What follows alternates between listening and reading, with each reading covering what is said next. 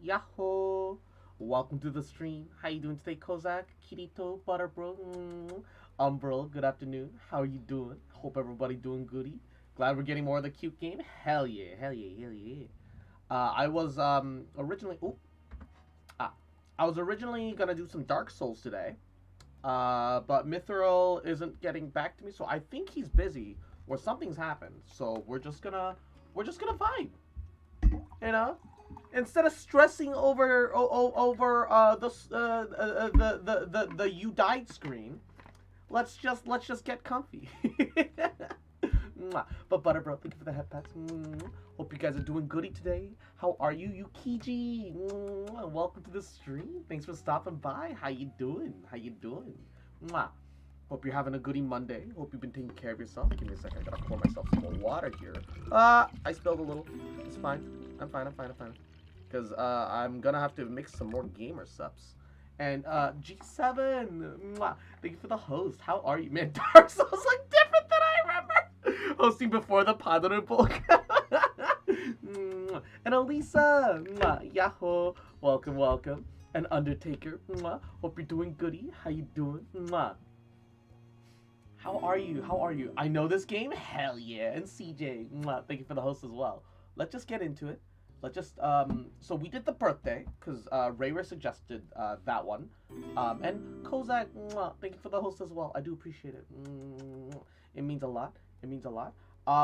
I think what we're gonna do is we're gonna alternate between base game, which is the top row, and the DLC, which is the bottom row. So I will leave it up to you guys. What do you guys think we should tackle next? I'll let you guys decide. The first thing that I see from the top half is the one we'll do. So this is a game called Our Life. It is a visual novel.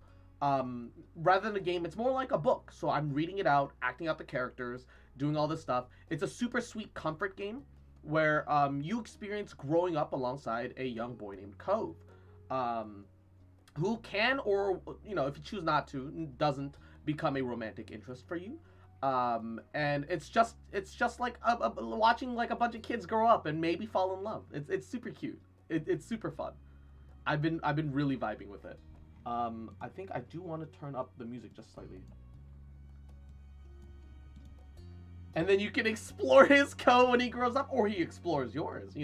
Why not both? You gotta trade, mix and match. Okay.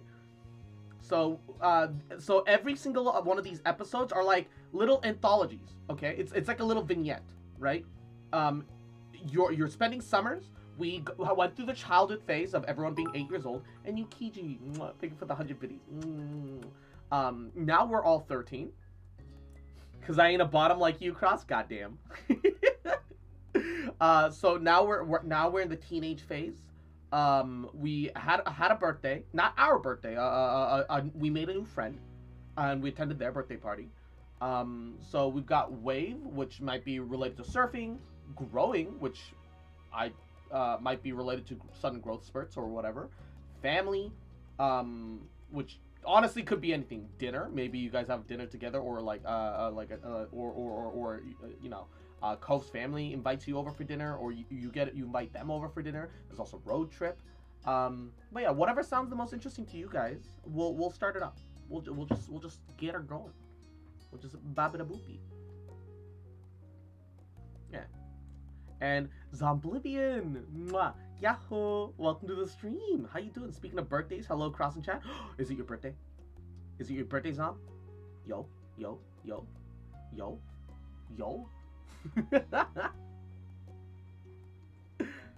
But yeah, any ideas? What of the top 5 you guys want to see? Just any one of them. Babida boopy, you speak the language of my people. I'm 20 today. Happy birthday to you. Happy birthday to you. Happy birthday, dear Zomblivian. Mwah. Happy birthday to you. Congratulations, baby. Mwah. Hell yeah. That's huge. Yo, happy birthday. I hope you're having a good day. Hope everything's been goody. Mwah.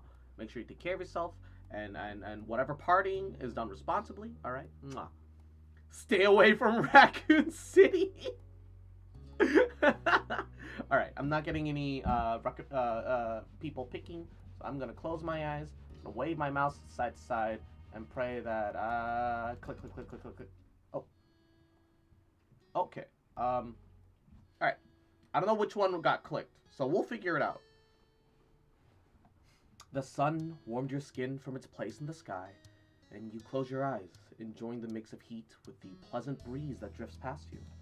You and Lee had spread out a blanket on top of one of the hills behind your house, and had been relaxing there for quite some time now. Lee had come over early in the day, while a range of activities had been discussed, from staying home to heading down to the beach, a picnic on the hill had been the choice that you both settled on. A small spread was laid in front of you, some bottled water, soft drinks, as well as chips and sliced fruit. You sat up and reached for a snack, listening to Lee talk about the musical she'd gotten to see a few days ago. It was unbelievable. There was singing, dancing, crazy stunts. It was all done live right in front of my face. By the way, this is Lee, your cousin. Maybe one day we could go together. I've got to see more shows like that. And you, Kiji, thank you for the alert. You smile at Lee's enthusiasm, knowing how much she enjoyed singing and performing. And she was good at it, too. You had actually gotten the chance to hear her sing a couple times, and you knew that she put a lot of effort into it. You also liked to sing, had a decent enough talent of your own. It was nice that the two of you could share that interest. I wonder, maybe we could put on our own show. Think of how much fun that'd be. We could perform for our parents and ask our friends and some other people to come and watch. Oh, it'd totally work. Sure, I'll give it a go. It wasn't something that you'd really thought about before, but if Lee wanted to do it, you could at least, well, give it a shot. Lee clapped in excitement and bounced on the balls of her feet, beyond happy that you were on board with her idea. I'm gonna sing. Do you want to too, or maybe do something else? I'll write the song, I guess. Ooh, I hope it's something dramatic. No, how about fun? Fun is better. What about both? Lee's face lit up at the idea. She gave you a broad smile. Oh, that sounds perfect. What? Gotta finish mixing my drink. Is there anything else that comes to your head? And Anna man, welcome to the stream. I'm out of antidepressant for some days. Oh no. I feel really awful physically and emotionally, which is, oh, I'm sorry to hear that. Relax, unwind. Go experience some comfy moments with us. No, that's about all. The two of you ran back to your house to grab the supplies you need, dodging your mom's amused questions before heading back out to the blanket to get started. You made sure you had a notebook and pen down in case some inspiration hit. Lee and you practiced the plans in detail, settling on a song first and then just practicing out parts for the show. The afternoon passed quickly, the sun dropping lower and lower into the sky, and after having thoroughly worked out how the show was going to go, you decided to take a break. We should have invited Cove to watch us practice the show. He could tell us if it's bad before we put on the real thing. Oh, that's smart. Yeah, we should ask him to watch us later. Okay. It's too bad Derek isn't in the neighborhood today. I like him. Yeah, he's a good person. I knew you'd think so. So, exactly how much do you like him? Or is there someone else that I haven't heard of yet? Lee wiggled her eyebrows at you suggestively, and you knew exactly what she was implying. There's nobody I, like that right now. Lee huffed in disappointment, pursing her lips together. Darn. But you promised to tell me if that changes, right? I'll do it for you. No, I'll tell. Yeah! It's a deal then. Speaking of crushes, there is one boy that I think is pretty cute. You lean back on your elbows, listen as Lee talked about a crush all in great detail. It was nice having her tell you a little gossip for once, rather than always trying to get it out of you. Finally, you both decide to pack up everything and head back home for the evening. Lee talked excitedly about the shows as you did, and his name is John Cena. Ba ba ba ba.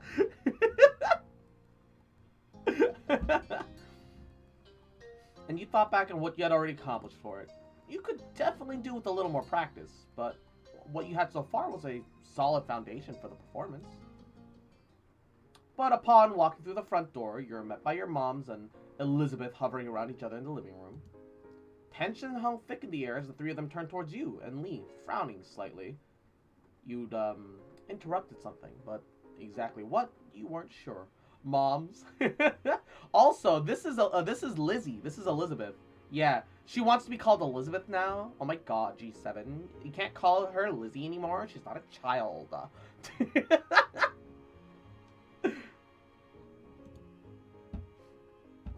Wow, who died? Ma winced. Almost immediately you knew joking was the wrong thing for this. You, really hoped no one was actually dead. Just you wait, Lizzie! 2 moms! Oh.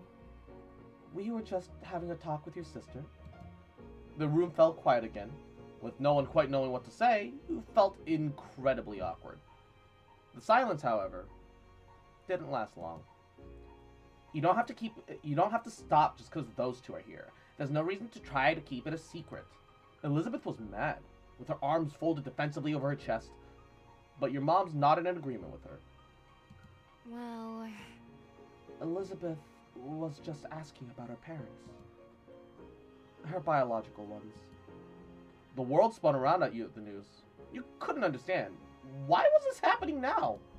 When you glanced at Lee, she shuffled her feet uncomfortably, as if though she knew as if she didn't know if she should be there or not anymore. And you didn't know either. Your moms had always been open and honest about the fact that neither of them had given birth to you or your sister. The details hadn't been fully explained before. It made sense that Elizabeth didn't know a lot about her biological parents and wanted to know more. You just hadn't ever actually thought you'd accidentally stumble into it. Elizabeth looked up at your parents expectantly, and she wasn't going to let an unintentional interruption derail things. We don't want to keep that information from either of you. It's your right to know about the past, but we did want to wait until you asked us to hear yourselves. Well, it's happening now, so? Your mom shared a nervous glance. Ma took in a quick breath before speaking again. I adopted you from the Philippines when you were just a baby. Elizabeth dropped her arms, her eyebrows shooting up in surprise. Wait, I wasn't born here? No. No, you weren't. You mean I wasn't born from 2 moms and built like a Lego? You could clearly see that your sister was appalled by this information, and you struggled even more with what to do or how to react. Am I going to, have to pass some tests to even be a citizen? No. No, you were adopted into the country. We took care of things. You're already a citizen. You have nothing to worry about. I mean... Zomblivian, sperm donors are a thing. I mean, also true. But, look, I'm pretty sure if you happen to be, a woman, interested in women, the idea of taking the sperm from a man that you don't even know and then raising that child is potentially uncomfortable, even if you want a kid. Adoption might seem more comfortable in comparison. So, it's just an issue of, sperm is against TOS, more or less. I don't know the exact nuances. And Tiny Void, Yahoo, welcome to the stream. Cute little fucker. Adorable little bitch. It's Monday. It's fucking raining as fuck here. It's cold. Get over here so I can have my little heat rock. It's time for snuggles, bitch. Little shit. Motherfucker. Cute bitch. Just you fucking remember. Trash. That I fucking love you, bitch. And I ain't never gonna stop loving you. Bitch.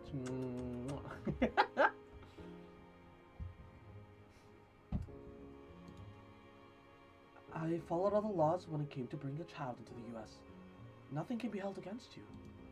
Elizabeth sighed, placated with the information, but still far from happy. Who are my parents? As, people. Why did they even put me up for adoption in the first place? Ma softly put her hands over Elizabeth's shoulders, trying to provide some support before she gave her the answer. I am so sorry. I'm so sorry, sweetie. Your parents were reported to have died. They didn't go into details on the specifics of how. But you were an orphan. I wish we had better news for you, Elizabeth.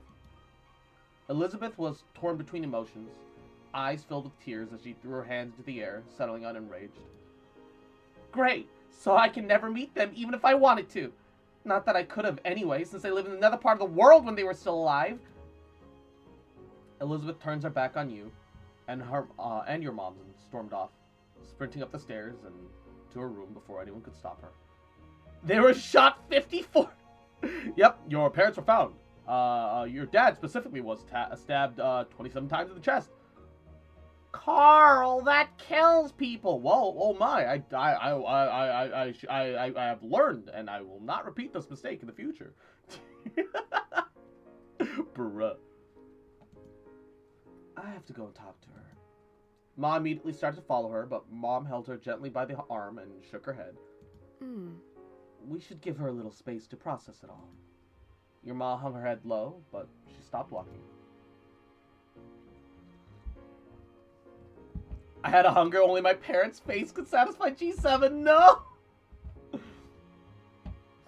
With Elizabeth now gone, the two of them seemed to remember you and Lee were standing awkwardly off to the side. I'm sorry you had to see all that. It's not how I expected it would have happened when the time came. But since it's the topic of the day, Garnet, is there anything you'd like to ask? You deserve to know, after all. Lee patted your back, gave you a supportive look. Okay. Yeah, I want to know. Your parents both nodded in sync to your reply, ready to talk. I can leave if you want to have things be private. I'm drinking all 5 cans of my energy drink. Tiny, no! Yamado! No, I want you to be here. I can do that. Lee shifted a bit closer to you in support, and you were glad to have her there with you. It made you feel a little stronger now, somehow. You turned to face your parents again. I'm on 3 hours of sleep, then go to bed, Tiny! Just get rest, cutie! Mwah. Who's Lee? She's my cousin. You turned to face your parents again, preparing yourself for what they were about to tell you. Ma was the first to speak, her voice quivering with emotion. I can't, I'll get yelled at by my mother? Oh no! You were adopted by as a baby, but 2 years after Elizabeth. We used a different organization at the time, and you were adopted inside the U.S. We're sorry to tell you, Garnet, your parents had also passed away, and no other family member took you in, if there was any. That's why we wanted to wait until you asked. We didn't want to suddenly drop that in your lap. We wanted you to be prepared. I'm sorry. I'm sorry, Garnet.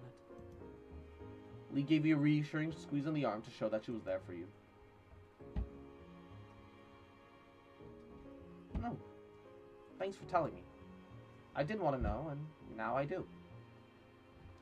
Started to think the moms are the ones who unfortunately killed their pets, bruh.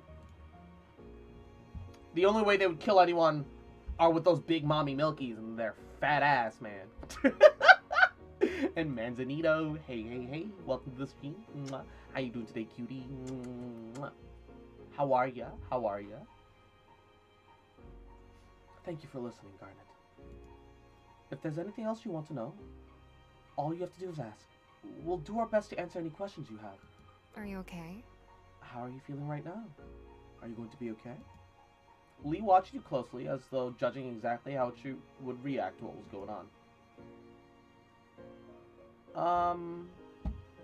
I feel fine. You spoke with a refreshed tone, as if you had gotten a load off. Ooh, hold up. I don't like how I worded that. As if though you had a load up. I don't like how they worded that either.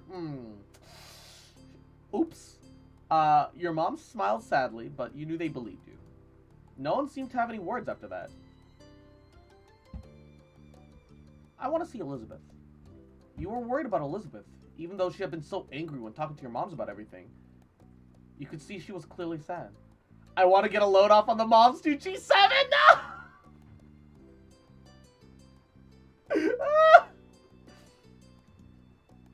You headed over to the stairs, up to her room. You left Lee in the living room. It'd be best to speak to Elizabeth alone. There was just more chance of her opening up to you that way. Elizabeth, Beth's sister? She's pushy, but that doesn't make her a bad person. We all become self-absorbed and selfish during teenage years. That's just pretty natural. Waiting in front of your sister's door, you raised your hand to knock on it. There was no answer for a good minute or two, and when you jiggled the handle, you found it was locked. Raising your hand again, you knocked louder this time, thinking she must have had her headphones on so she couldn't hear you. When she didn't answer the door a second time, it was clear to you that she either couldn't hear or was just straight up ignoring you. It hurt to be shut out, especially now.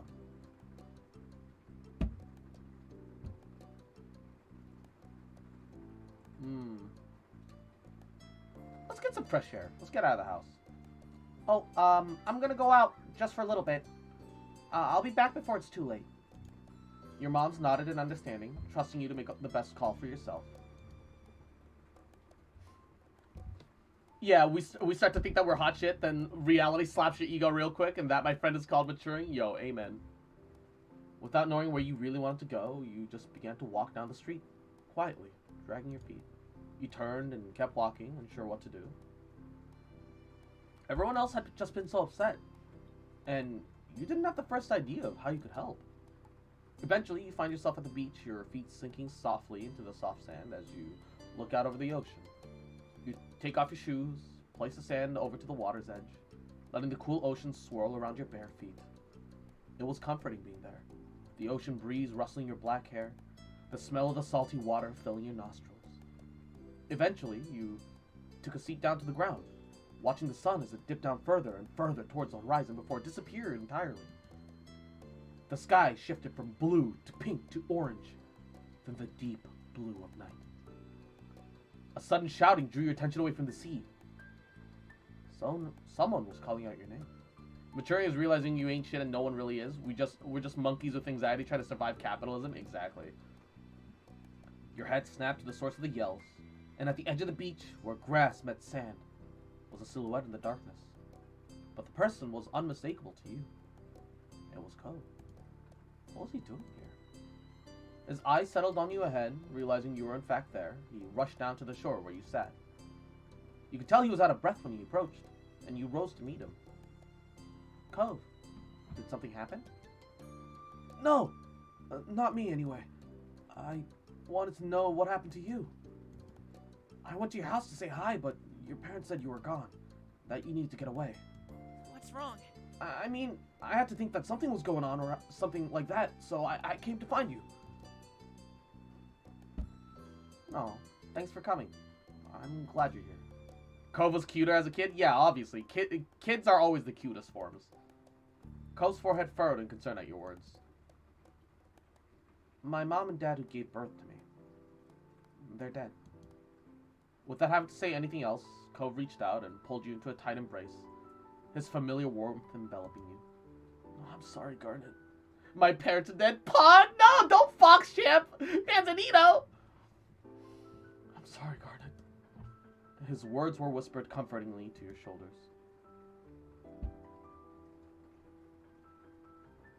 You start to cry. You press your face into the crook of his neck, unable to stop the tears. The hold he has on you tightened. Can you explain everything to me? You nod softly before taking a heavy breath and launching into the story. Cove sat quietly and listened attentively. Okie, welcome to the stream. Thank you for the lurk. I hope you've been doing goody. How are you? Can I get a shout out for Okie?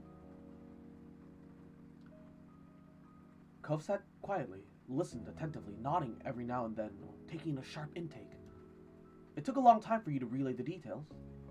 Dozens of stars pinpointed in the sky as the night wore on. And Indom! Mwah! Yahoo! Welcome to the stream. I hope you're doing goody. How are you? I pressed my face into his neck too. Silence was settled between you and Cove. He sat quietly for a moment, contemplating everything you'd said. When he finally spoke, his voice was quiet, drifting through the night towards you. Garnet, Garnet, I'm so sorry. I'm really sorry about what happened to your parents. I'm So sorry.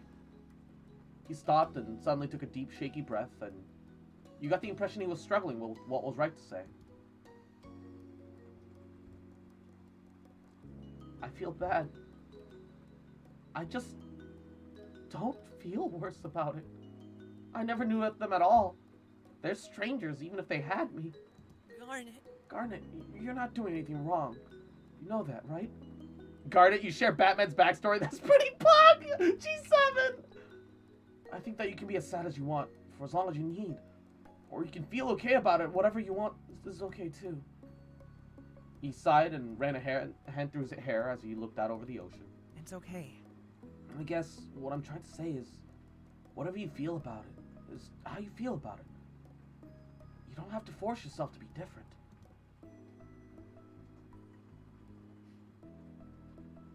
You nodded. You couldn't offer more than that, but he didn't need more. Cove smiled at you a little, and you could tell he was trying to be comforting. I've never heard this game before now. Yeah, it's good. It's free too. On Steam. It's called Our Life. And I'd recommend it. Genuinely. There's DLC, but you don't need it. Cove smiled at you a little, and you could tell he was trying to be comforting. And your moms definitely don't. It doesn't matter if you're not blood related. You're definitely family. I can see that. And I hope you can too. You felt the reassurance in his eyes. Hey. The sudden voice of your sister behind you made you jump, and you saw her standing a little ways away. She walked on closer, and you didn't quite know what to do or what she was planning on saying. So? Would you mind going? I just want to talk to Garnet. You can come back. It's not like it's going to be forever or anything. Cove seemed equal parts concerned and skeptical. Leaving now wasn't a concept that thrilled him. Dandalily! Mwah. Welcome to the stream. Thank you for the head pass. Can I get a shout out for Dandalily as well? How are you? Mwah. How's your day going? I hope you're doing good. Mwah, mwah, mwah. Oh, also, I forgot to turn on the redeems for Paddle. I can have it back on now. Not that G7's gonna be very happy about it, but I want to talk to you too. Cross Really? is so bossy. You didn't forget. Oh, then we're on the same page. And Bokash, ara, mama, o kawaii koto. Mwah. Kawaii da yo, Bokash-kun. Kawaii da yo. Ara, ara. Mwah. And thank you for the folly. Mwah. She made a little move-along gesture with her hands, and it was settled. I'm timing out anyone who redeems y'all award. Mataboos. You wait until the two of you are alone before fixing her with an inquisitive look. Mataboos, yes. Elizabeth folded her arms, looking you over. Did moms tell you about your parents too? My birth parents also died. Elizabeth broke eye contact after that. Sorry. Sorry. Why'd you want to talk to me? I went to see you. You didn't answer. Elizabeth raised an eyebrow at the news. What? I didn't hear anything. Shuffling everything out with loud music was pretty typical of your sister. You didn't feel much less confused, though. Why did you stop doing that, then? She shook her head, as though the answer should be obvious. I was worried about you. I was the one that brought it up. But, like, I made you deal with whatever was left after I was gone. She sighed, glancing upwards for a moment before settling on you once more. Time D's nuts, I swear to God. I would if I could see them.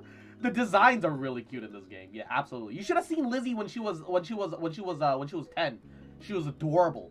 She's still very cute, but 10-year-old Lizzie was super cute. I wanted to pet her and spoil her. I wanted to give her like candy when her parents weren't looking and shit. Bruh. And Manzanito, thank you for the head pats. I started my break last week and instantly forgot grammar how to spell. Oh no. Well, congrats on being on break though. I hope your winter break goes well. I hope you get to spend some relaxing times.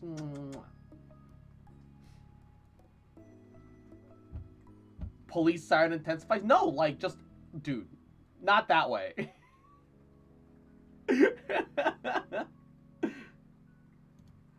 I, like, wanted to ask you what happened without, you know, everyone else breathing down our necks.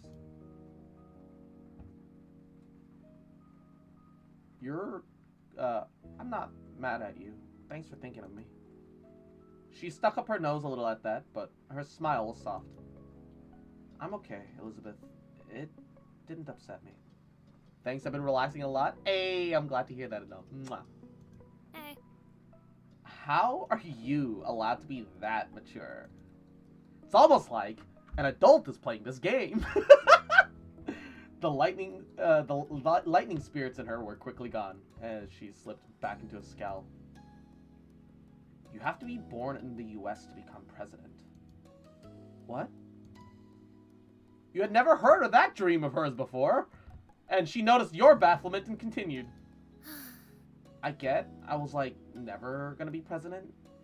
But it just feels weird. Having stuff being taken away. Not even getting a chance at it. I don't like having to know that, like, when I was born, I was gonna have a completely different life. So, like, different that I can't even think about what it would look like in my head.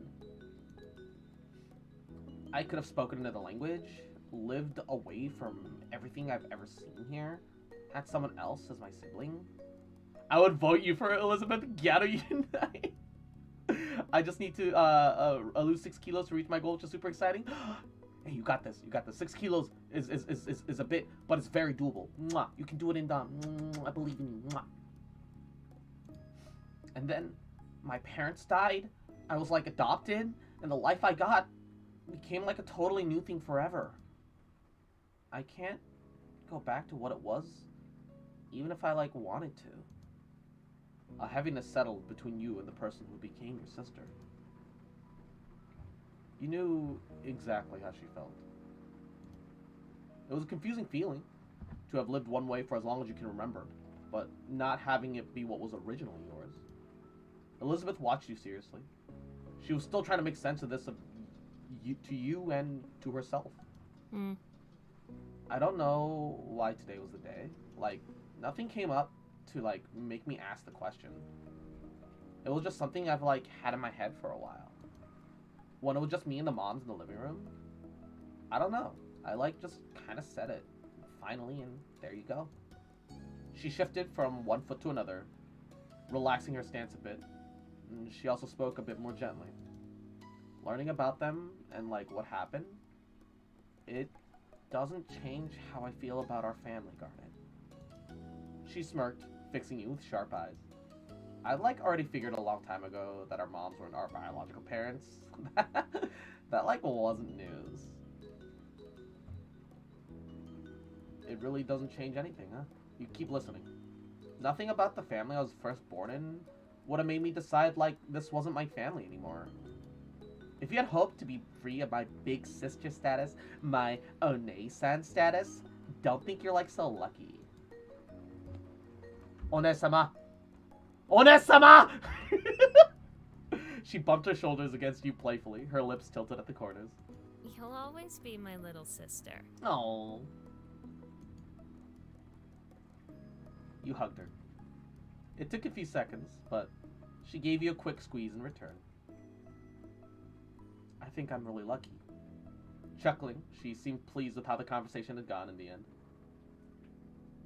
My net decided to be super weak. I had to hotspot. Oh no, it don't. Ready to, like, head back home? It's been a long day. You gave her a nod. Come on. Come on, you two. Let's go. You walked home together in a comfortable silence down that well-worn street. The familiarity of it all felt nice. When you stepped through that door, you found your moms quietly sitting together at the kitchen table.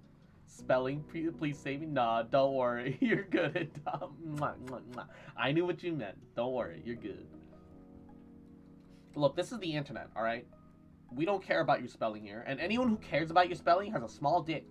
And they're not to be trusted, alright?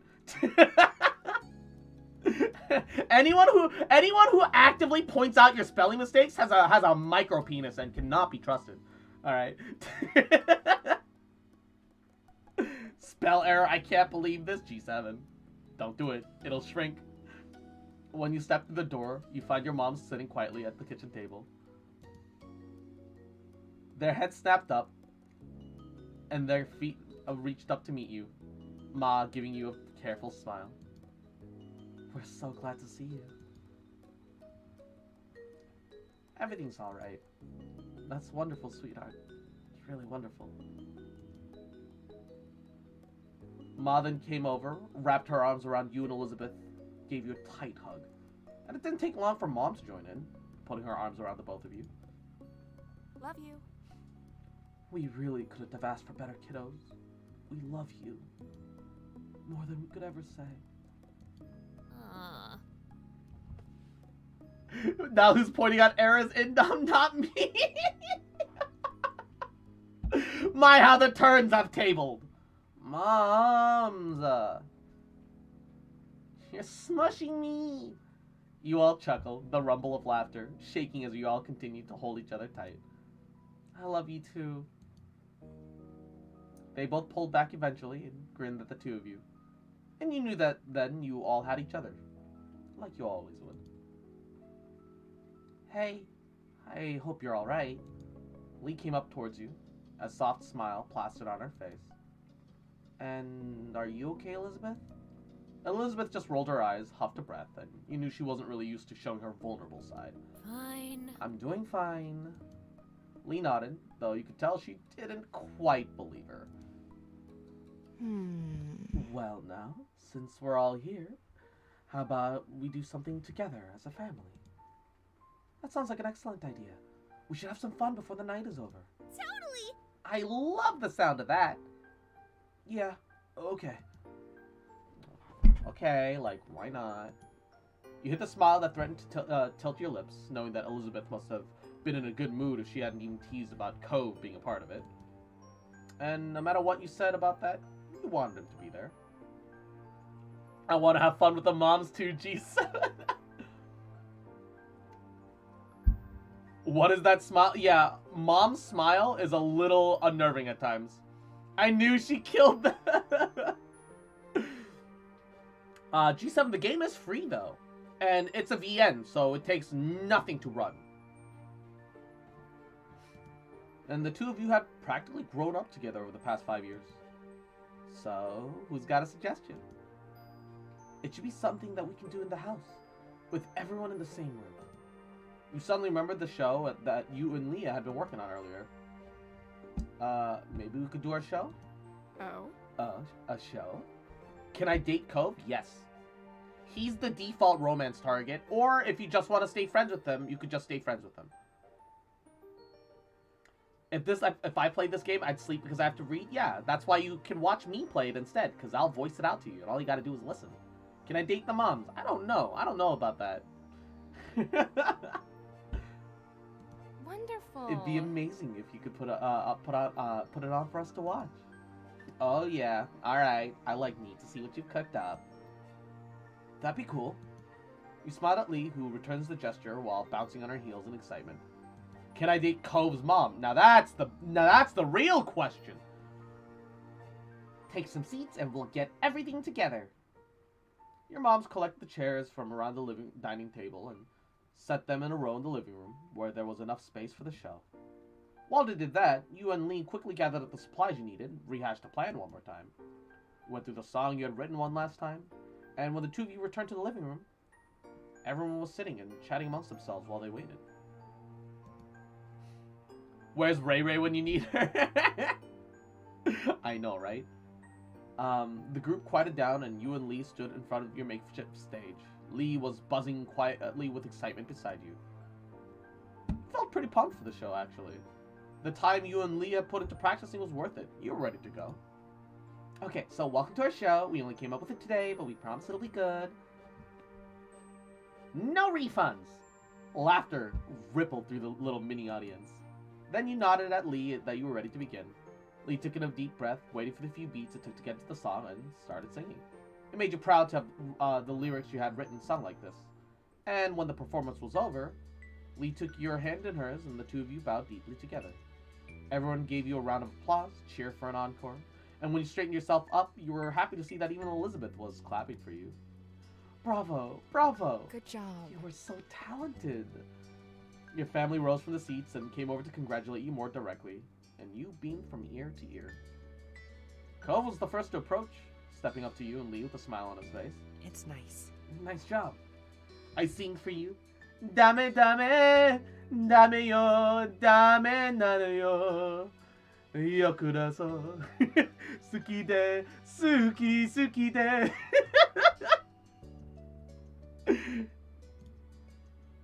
Thank you. Hey, were you the one that wrote the song? Yeah, that was me. Cove smiled, content over his guess being correct. Not bad. I thought so too. It was good. Wait, that was actually good? You couldn't help but to feel pleased that he could recognize your talent so easily. I'll play the Yakuza You Person Cat? No. I don't own it yet. Also, you want to hear what else is good? Ehe. Hashire sori yo, kaze no yo ni, tsukimi hara wo, padoru padoru.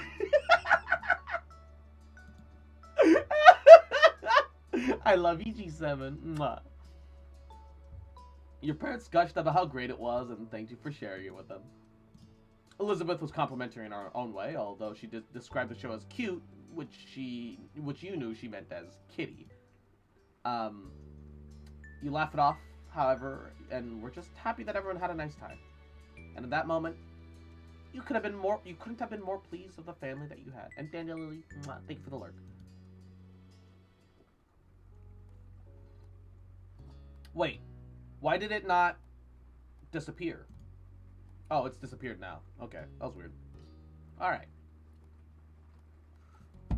Mall, summer work, escapade, soiree.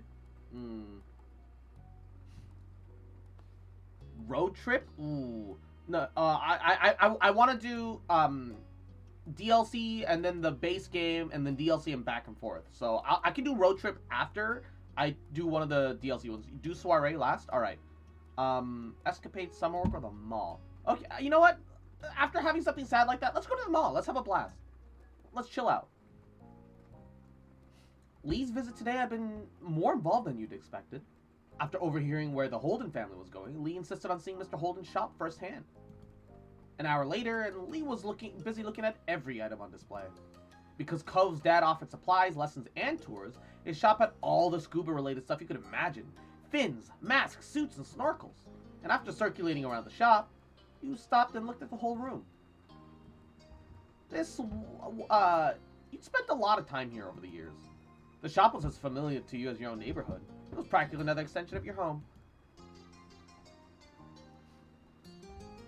You were in good spirits. This was a pleasant enough surprise. You enjoyed showing Lee about the shop.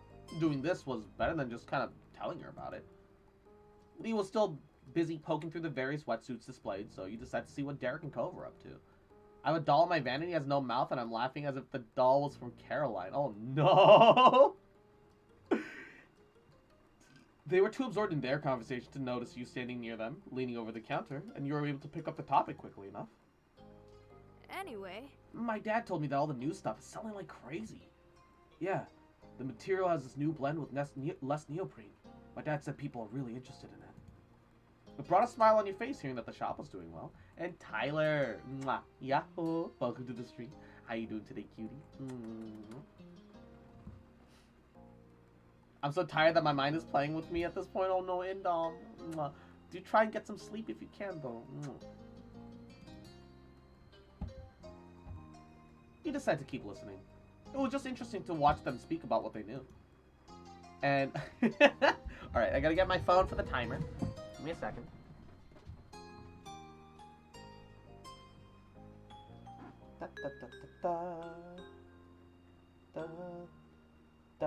Alright, where's my alarm clock? There we go. Aha! So, with this, bap! Hashire sori yo, kaze no yo ni, tsukimi hara wo, padoru padoru. I'm 1 a.m. I fixed my sleep schedule, but now I'm busy watching you. No, Try not to ruin your sleep schedule over me, though. Tyler, you padoed your last room. But really, there's just so much that I don't what to think about with the business. It's crazy. No matter how much I come, I still don't think I get it. Cove hummed and nodded in agreement, causing a good-humored laugh from Derek. I'll sleep at 1:30, wake up at 9:30. All right. Mwah. Oh no. I thought you only liked the scuba diving part, not the job part. I mean, that's just the best part. I think of the other things too. I gotcha. Cool. The business side, running it, honestly, that's my favorite. Out of the corner of your eye, you caught some movement. You realize that Lee's now standing in front of you. When your dads retire, do you guys think that you're going to carry on the store? Both the sons shrugged in unison. Well, there's tons of things that I could do. My dad thinks so too. He doesn't want me to plan on working here forever. Cove gaze fell to the floor, and you could see the conflict flashing across his face. I don't know. It's a lot. Being the real boss of something and being totally in charge. That art is so cute though. Who made it? Oh, somebody on Twitter was like, had commissions for it for like $28, and I was like, oh, fuck it, I'm in. And in Dom, mwah. Thank you for the head pats. Padoru.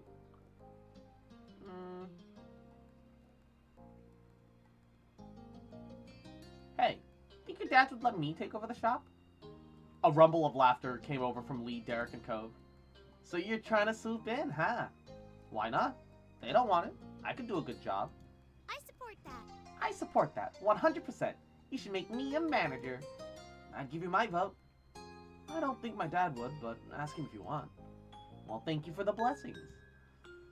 Smiling huge, you felt plenty pleased. And as much as you were trying to joke, there was a part of you that genuinely thought that, being a business owner would be kind of cool. And Kermit, mwah, yahoo, welcome to the stream. Padoru. How you doing? Welcome. Mwah. I'm in temporary Padoru mode. Hope you're having a goody Monday. Mwah. Cove's parents left the back office and came back, catching your attention. Woo! Mommy, sorry. Mommy, sorry. Sorry, kids. It looks like it's gonna be a long one. I know usually the others hold the fort down, but I really need to stay here today. I know that you just wanted a little visit, but it'd be boring getting stuck all day because of me. Kyra can take my car and go back to the neighborhood. Cove and Derek gave him an understanding look, and Mr. Holden crossed his arms and flashed y'all a big smile, trying to lift the mood. The one condition is that someone has to come to remember to come back for me later. You don't get to strand me here, no matter how much funny that might be. Kyra laughed and gave a thumbs up, and Mr. Holden seemed satisfied with that. He then moved on with the explanation. Is that tattoo a bullseye? Hey, yo, let me hit my mark, though. Derek, your dad at home has had his hands full today, so he doesn't have time to run you back home. it's okay. That's alright, sir. The title Sir got a bit of an awkward chuckle out of Cliff, which was cut short when Kyra elbowed him teasingly. What do you think? You already said I could borrow your car. Why don't I take all the kids somewhere fun for the afternoon? Absolutely. What is the point of the Padoru mode? I don't get the point out of it. I wasn't here for a bit, so pretend I'm completely new. So, it started as a meme, but when I'm in Padoru mode, hosts, follows, any donos, bits, subs, etc., I sing the Padoru song for, which goes like, Hashire sori yo, kaze no yo ni, tsukimi hara wo, padoru, which is kind of a big meme about the Padoru song. Some people hate it, other people love it, so it's just kind of fun. Just a little meme. It's just to torture me. Ignore what Cross says. That's the real reason. Oh, that's fine with me. Just please come back eventually. Sometime today, Kyra. After multiple jokes about being left with no ride, you had to wonder if that actually happened in their past together. For you, my good sir, I swear, cross my heart. I'll cross your heart. You got a nice little target right there. Oh, whoa. Happy with the promise, Cliff took out his big black wallet and offered a $50 bill to Kyra. Here, in case you need gas or anything else while you're out. Kyra smiled knowingly, accepted the bill without hesitation. Thank you. Same brain cell? Hell yeah, baby. Thank you. Cove's dad stuck the wallet back to his back pocket, and he waved with his free hand. Okay, time for me to jump back to work. All of you have fun. All of y'all have fun for me. Bye, Dad. Bye. Bye, sir. Bye. Bye, Mr. Holden. Goodbye, sirs and madams. He left the room with a wink and a flare, disappearing into the employees-only area of the shop. When Mr. Holden was out of sight, Kyra silently strolled over to the counter and carefully placed the $50 bill there. She turned back around and beamed a large smile at you and the others. Kershaw! Mwah. Yahoo! Welcome to the stream. How are you, cutie? Both of them shouldn't be that hot. Yo, I know, right? I hope you're doing well, Zhao. Hope you're having a goody day. Mwah. Hey, Zhao. 3 weeks and a day. Next patch. Chinese New Year's coming soon. Zhao Lantern Festival. Zhao rerun, baby. I hope you're excited, cutie. Mwah.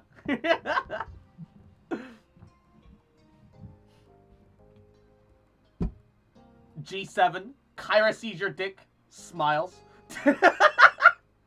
This smile. She smiles. This smile. What do? She turned back around, beamed a large smile at you and the others. Come on, gang. Let's go see if this town has a mall. Yeah. Yes! Unable to contain her excitement, Lee actually jumped with joy, while Cove and Derek just grinned. And I saw you to Colin almost joined. Yeah! Yahoo! How was Hacked by Daylight?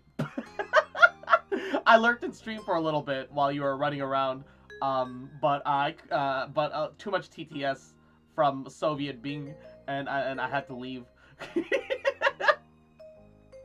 But how you doing? I wasn't hacked. I was just tilted. No, but you were saying how people can hack people easily with Dead by Daylight now. Also, yes, I did notice the tilt. Don't you worry. Also, can I get a shout out for Tia G7? Shout her out. She's a cutie. Also, she got big booba, big bahonkers, big badonkdonks, big mommy milkies, big mommy milkers, big padaru puffers. Padaru puffers. What is that? Why? Kozak, Yahoo! Welcome to the stream. Welcome. Hope you're doing goody. How are you?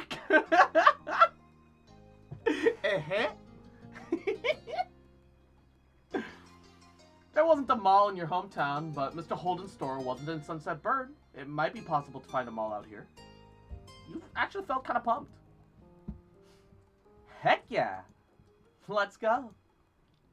She quickly herded you, the group out to the store and to the car. Cove. As the driver, I get to choose my partner in crime. Naturally, I bestow the possessive shotgun to my baby. Her comment had both Derek and Lee snickering. Cole was for sure embarrassed over the phrasing and blatant favoritism, but he took the seat by his mom without complaint. I gotta go now. It might not be 1:30, but I want some time to listen to some music just to calm me down before sleeping. Have fun with the game and take care of Lee. No worries, and mwah. Thank you so much for stopping by. You take care of yourself. Mwah. Sweet dreams. Mwah. Can you have smacks with her? I hope.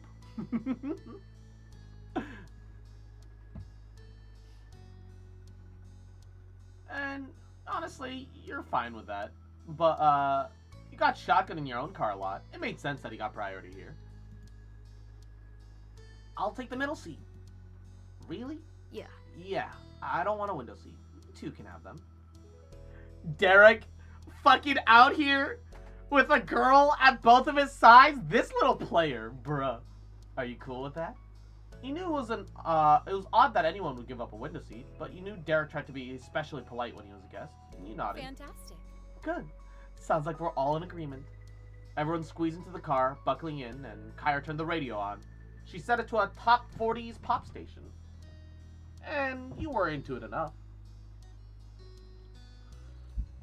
Oh, and Padaro Moon off. Give me 1 second. Ba ba ba ba ba. And Ray Ray. Mwah, yahoo. Welcome to the stream. Oh god, there was a weird little glitch there. How are you? Mwah. Why is our life on? Not that I'm complaining. Mithril's a little MIA, so we're just playing, can you date Ko's mom? No? Oh, no! But why not? Ah! Again, I don't know what's going on, but, can you date Ko's dad? Oh, can I? Can I? No. Ah! Quickly, you recognize the song playing, a new one by an artist you were listening to a lot lately. It wasn't long until your group realized that they were lost, but, you know, after driving enough circles, Kyra's struggle paid off when she found a local mall. There were more cheers from Lee as Kyra pulled into a parking spot. Flips Manzanito's table. I got you, bro. And once your group made it inside, the first order of business on this trip was checking what the mall actually had. Where should we go? Ooh, I think I see a makeup store up ahead. She rolled up on her tiptoes to get a better view, and meanwhile, Derek was eyeing the directory. Oh, there's a chocolate shop. Seriously, we have to go there. Yes! Wait, we need to find a decent jewelry shop. I need new hair ties and barrettes. Nice. I can't date the moms. I can't date Kyra. Probably not Elizabeth because haha sister. Sag. Why is Mithril MIA again? I'm not sure. He didn't get back to me, so I'm not gonna press it. It's all good. Things happen. Life is unpredictable. We also gotta at least look for a game store. There's tons of things that you can't get anywhere but for a store that's just for video games. Hey, what are you thinking, Ko? I want to look at the fish in the pet store. You could have guessed that much. Anywhere else? He smiled with some bashfulness. Can we go to a camping and outdoor supply shop? So... What about you, Garnet? Ooh, I also want to go to the video game store. And then, the camping and outdoor supply shop seems fun as well. I'm not huge about makeup, but I'm into accessories. So that'd be cool. The pet store would be, I mean, if we're gonna go to the pet store anyway, I'd like to go there as well. And also food. This iteration of me is into art, so art supply store as well. And that's all that really interests me at the moment. Oh, that's certainly a list. Good thing we have all afternoon.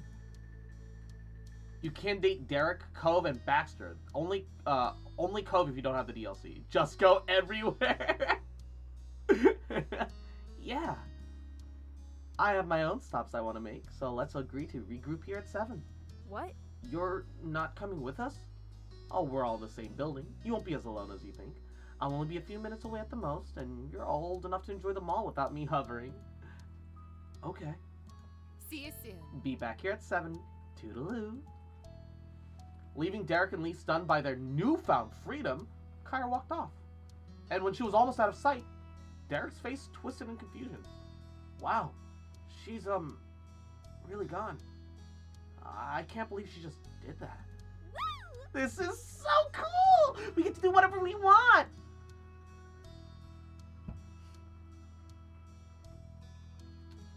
Well, it can't be that different than having a parent here.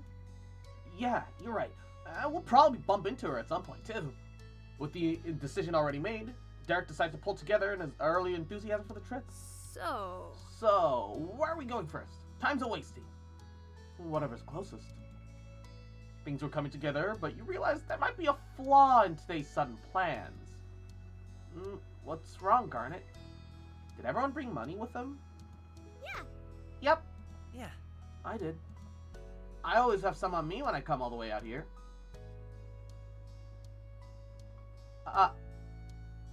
You left all your money at home. Original plan was just to visit Mr. Holden's store. No, I didn't think I'd need it. Derek looked at you sympathetically. I get it. I can lend you some if you need it. Ko smiled at you reassuringly. It's okay. You know I don't mind getting you anything if you want it. Yeah, don't worry. I can get your tab. You can pay me back later. Alright. Thanks for the offer. Thank you. We're here to have fun, not worry about anything. How often do we get to go to the mall together? Never, basically. It's special. Right. Right. Don't feel bad about it. Now that everything was squared away, you explored them all together as a group. Yeah, I definitely didn't carry money around with me as a kid. As a kid growing up, I pretty much didn't carry cash. $5 at the most. There was just no need to. I feel like I wouldn't have. I feel like I'd still relatively be roughly about that same. Now that everything was squared away, you explored them all together as a group. There are a lot of shops that you managed to venture into so far, and you all even went into a video game store, leaving with a pep in your step. This was better than you thought. There was still so much to see. And after hitting many of the top priority stores, you eventually found yourself passing by a small booth, decorated in wind chimes of various sizes. I didn't carry cash because we didn't have a lot of it. Cash, I mean, yeah, that's the other thing. I rarely had more than $20 to my name at a time, growing up. You raised a hand up to one of the smaller ones. What sparked your attention next was Cove. You thought for sure he was going to stop by the booth by the way he looked at it, but he kept going. Do you want one? It wasn't until Lee asked that you realized you'd stopped in front of the booth without saying anything. Lee just continued to encourage you. You should get one. I mean, you did want one, but more for someone else. They had caught your attention because it might make a nice gift. You wondered if Lee was planning on becoming a wind chime salesperson since she kept pushing it. I have one like this at home, and it makes the prettiest sound. Could I borrow some money? Totally. Of course. Your gaze traveled over to the boys, and they were paying you and Lee no mind as they continued along. You were gonna get one for Cove. I just want to get one for Cove. Can I get that one, please? Lee raised an eyebrow at you and for a moment, and then she giggled. All right, one wind chime for Cove. She dug her money out and paid for you, a large mischievous smile spread across her face. The shopkeeper carefully wrapped up your purchase up and handed it back to you in a bag. You accepted it and raced off with Lee to catch up with the boys. For Cove, you'd picked up a beautiful wind chime that had a dolphin charm. You had a feeling he'd appreciate that. And after leaving another clothing store, one that Lee couldn't resist exploring, you and your friends found yourself walking down the main hall of the mall again. And it wasn't long till everyone you knew had their eye on that smoothie kiosk up ahead. Should we stop? Yeah. As you approached, your eye was drawn to the dizzying list of smoothie combinations, and a part of you wondered how long it would take to try them all out. Hi there! Do you need a rundown on how this works? Yes, please. Okay, first you pick up to 3 options of fruits or berries, then I'll add the ice and the store's special smoothie base mix. Then you'll have your very own smoothie for $4, and there's only one size. Really? Cove leaned over the counter a bit. For several moments, he intensely studied the plentiful fruit and berry options. I want to get a strawberry banana smoothie.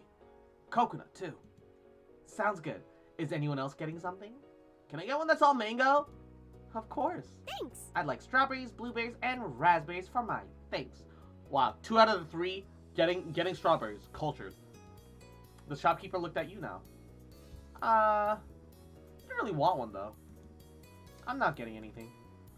And at that, the others went ahead and paid for their drinks. You waited over at the other side of the booth where the drinks were put when they were done. Derek bounced on his feet, excited for his to be ready. Oh, this is gonna be good! Lee chimed in with her own enthusiasm. Everyone says their smoothie base can make any drink great. Cove, while quieter, looked just as eager for his smoothie. Luckily, there hadn't been anyone else before you, so there wasn't a long wait. Your group collected the fresh drinks as they were placed on the counter. Straws were placed through openings at the top of the cup, and the first tentative sips were had. And Derek sighed in satisfaction after his taste. Mango is too delicious. Mine is super good, too. Cove nodded and hummed in agreement, his straw still in his mouth.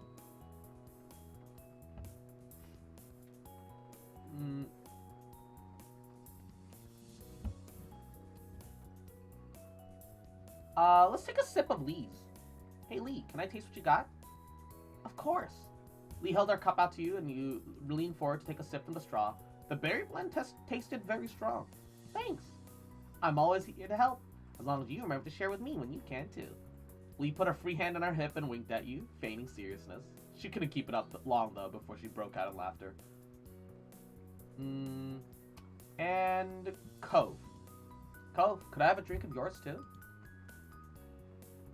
Not for 1 second since getting it, not for 1 second since getting it had its lips bit apart from the straw, but he did seem to be considering your request. Lee be sipping on that lean. Please, Cove. I want just a little bit of that smoothie. Cove smiled softly, and finally he offered the cup to you. You held the cup in both hands and took a sip. Thanks. You're welcome. You're welcome. It was kind of a sacrifice, you know. This was really good. Taking his drink back, Cove's smile seemed to grow bigger, his teasing tone making you grin. It is. And you were satisfied with that. As your group continued to wander the mall, you came to an area in the path that was wider. In the center of the opening was a collection of quarter-operated ride-on machines. Derek stopped as soon as he saw them, smiling ear to ear. Dude, no 13-year-old wants to get on these. I want to ride. I think we might be too big. No way! We're not that old yet. He eagerly headed over to the machines, wanted to get a better look. He went along with it, smiling. You didn't care one way or the other. Whether we're too big or not, I guess it can't hurt to check it out. Reconvening around Derek, you watch as he focused on the various brightly colored rides. Most of them were designed to look like real vehicles, but there were also some horse-shaped ones too. One of them could even seat 2 people. I call the helicopter! Why? Cool. It's the coolest! I think it'll move the most. He started digging through his pockets, pulling out whatever money he had left. Wait. Is everything okay? I need 4 quarters, right? Yeah. I only got 2! Well, there has to be more between all of us. Hold on. Pockets, wallets, purses checked over. Derek had 2, Cove had 1. Lee had ended up with the most at 3, and you didn't have any. Don't worry about it. You can have mine. Thanks, but you don't have to. It's not enough for me. And even if it was, it'd be dumb to ride it while you had to watch.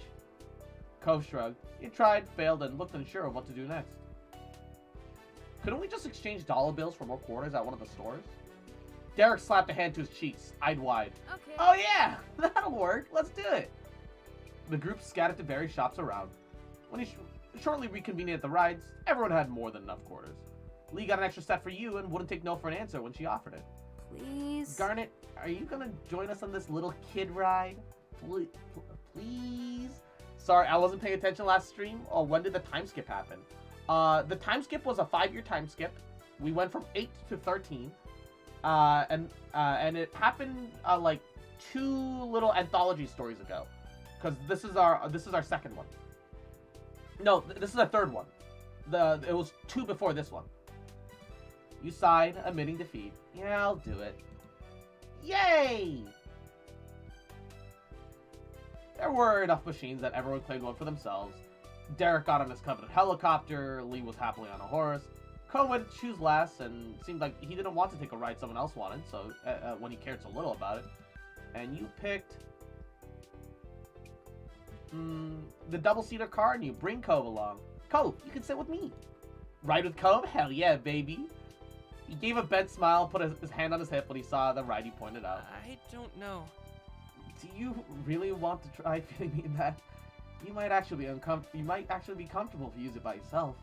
That doesn't matter. I just want to ride with you. Alright. Lee winked at the 2 of you from her pony as you squished next to one another in the child-sized seats. Looks were exchanged across the way, and you each popped the coins in at the same time. The little ride stuttered to life. And as the machines began moving up and down and side to side, Lee and Derek couldn't contain their laughter. Derek started waving from the window of the helicopter, and Lee reached out to see if she could touch anyone as a little machine jolted closer to hers. Cove, on the other hand, just gripped the side of the car. He was struggling to remain in the seat, looking very uncomfortable.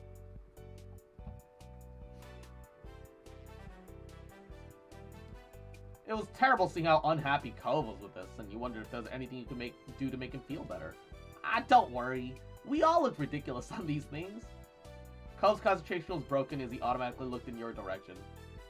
You thought he caught him rolling his eyes at your words. Are you worried you're gonna fall off? Cove shook his head, but you felt like you were going in the right direction. I know some people talk about how tall you are, but you're not a giant. Some people are like 7 feet tall. Cove looked at you, clearly fighting a smile, but his hands were still gripping his ride like his life depended on it. I gotta be back. Got a call to see if I can get my car this week. No worries. Best of luck. Hope everything goes well. And Ray, thank you for the host. Mwah. Meanwhile, G7 left the chat due to the lack of moms around. Please call when mom is back. Okay, if you do fall, I'll jump off and make this a bigger scene, I promise. The thought of that finally broke him into a laugh. His smile remained for the rest of the ride. Soon, all the rides came to a stop and the group dismounted. Derek looked absolutely pleased at the conclusion of this pit stop. Then you notice something out of the corner of your eye. You tilt your head to look directly at it and burst into laughter. What's funny? You turn your back to the group and nod in the direction of where you're looking. Isn't that one of those kinds of machines that takes dollars and gives quarters back? The kind that exists for people who don't have quarters on it? Everyone's heads moved that way and saw that you were right. Derek chuckled awkwardly. That's exactly what it is. Oh. We're kind of dumb. We have to be to miss that this whole time. Come on, let's just put all of this behind us. There's still places open. We haven't been everywhere yet. Totally. Here. You move along from one stop towards your next, still jovial from the experience. Shortly into your walk, Lee ran over to a nearby trash can, tossed in her smoothie cup. Derek went after her and threw his cup away. Cove was the last. He took one final sip, making sure he got every last drop. The clock inched closer to 7 p.m. as you all went back to the directory. It was hard to believe how fast the day had gone by. And Buggy, yahoo! Welcome to the stream. Mwah. How you doing today? I'm doing pretty goody. Just enjoying our life, relaxing, vibing, comfy. So, Where do you think your mom ended up today? We didn't see her anywhere. I don't know. She's just like that. Ooh, it's a mystery. I'm good. That's good. I'm glad to hear that. Despite having vanished for the entire trip so far, when 7 p.m. hit, you spotted Kyra coming right over, waving cheerily. And as soon as she was close enough, she pinched Ko's cheek. Hey, yeah. Hey, baby, and friends. Hi, Mom. He pushed her back with one hand and rubbed his cheek with the other. Did you have a good Will day, it burn gang? me faster? And Buggy, thank you for the folly. Mwah. Welcome to the stream. Yeah. Today was awesome. We did so much. Not bad. It was fun. You really enjoyed the day. And no Kozak. Alright, give me a second. Let me get to the timer. Babada boop and bap. Hashira sori yo kaze no yo ni tsuki ni hara wo padoru.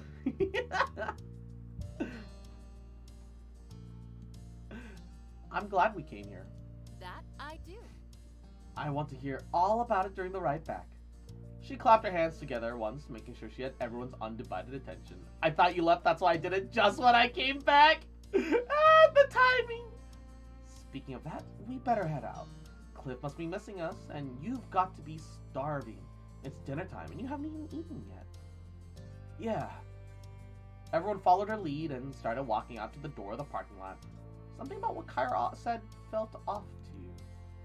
There were tons of places to eat. It's a mall. You could have had dinner. You wondered if it was a good guess, but you could feel your eyebrows raise when it dawned on you. She might have been keeping an eye on you after all. That's actually kind of slick. If she hadn't made that comment, you'd have never known. You found it hard not to be impressed. Hold up, what exactly was the... That I Oh, she knew that we hadn't eaten, I see. Not once did you recall catching a glimpse of her hanging around. Though, now that you think about it, not seeing her ever was suspicious in of itself. Shaking off those thoughts, you caught up with the others. Keeping the same seating arrangements as earlier, you all pile into the car and head back towards the store. And Yaga! Mwah! Welcome to the stream. How are you, cutie? My sub ran out, but that's okay, because Cross gets like 14 cents for an ad I watch or something. Damn, I get 14 cents for one ad watch? Yo, fuck, let's go. But also, Yaga. Mwah. Can I get a shout out for Yaga? I hope you're doing goody. How are you? Mwah. The drive went without problems, and it was filled with chatter about the various things that everyone saw around the mall. Soon enough, you'd arrive at your destination. It was a much faster trip, considering this time Kyra knew where she was going. Hearing the light jingle of bells from the front door being open, Cliff poked his head out from the back, and he lit up, seeing who was here. Hey, sport. Did everyone have an adventure? Hi, Dad. We had a blast. Yes. We found the mall. Aw. The mall. Wish I could have joined. He deflated in an exaggerated way. His shoulders sloped. Kyra put a hand on his arm and smiled. Howdy, Hoosies. There'll be other times. Are you set here? Almost. Mr. Holden sighed for real and then pulled himself together, standing up straight. Do you mind? I need a little more time to finish up. Will you all be alright killing time for just a little bit longer? It's okay. Yes, sir. No problem, Mr. Holden. Sure. We can have some fun here. And Joshua, mwah, yahoo, welcome to the stream. Have you ara the dad yet? Yo, I wish. Also, our characters are like 13, so wait until we're 18 for them, alright? Wait until we're legal, alright? And then I'll ara the dad, alright? Don't worry about it. Look. Just because it's fan fiction doesn't mean it's not real, okay?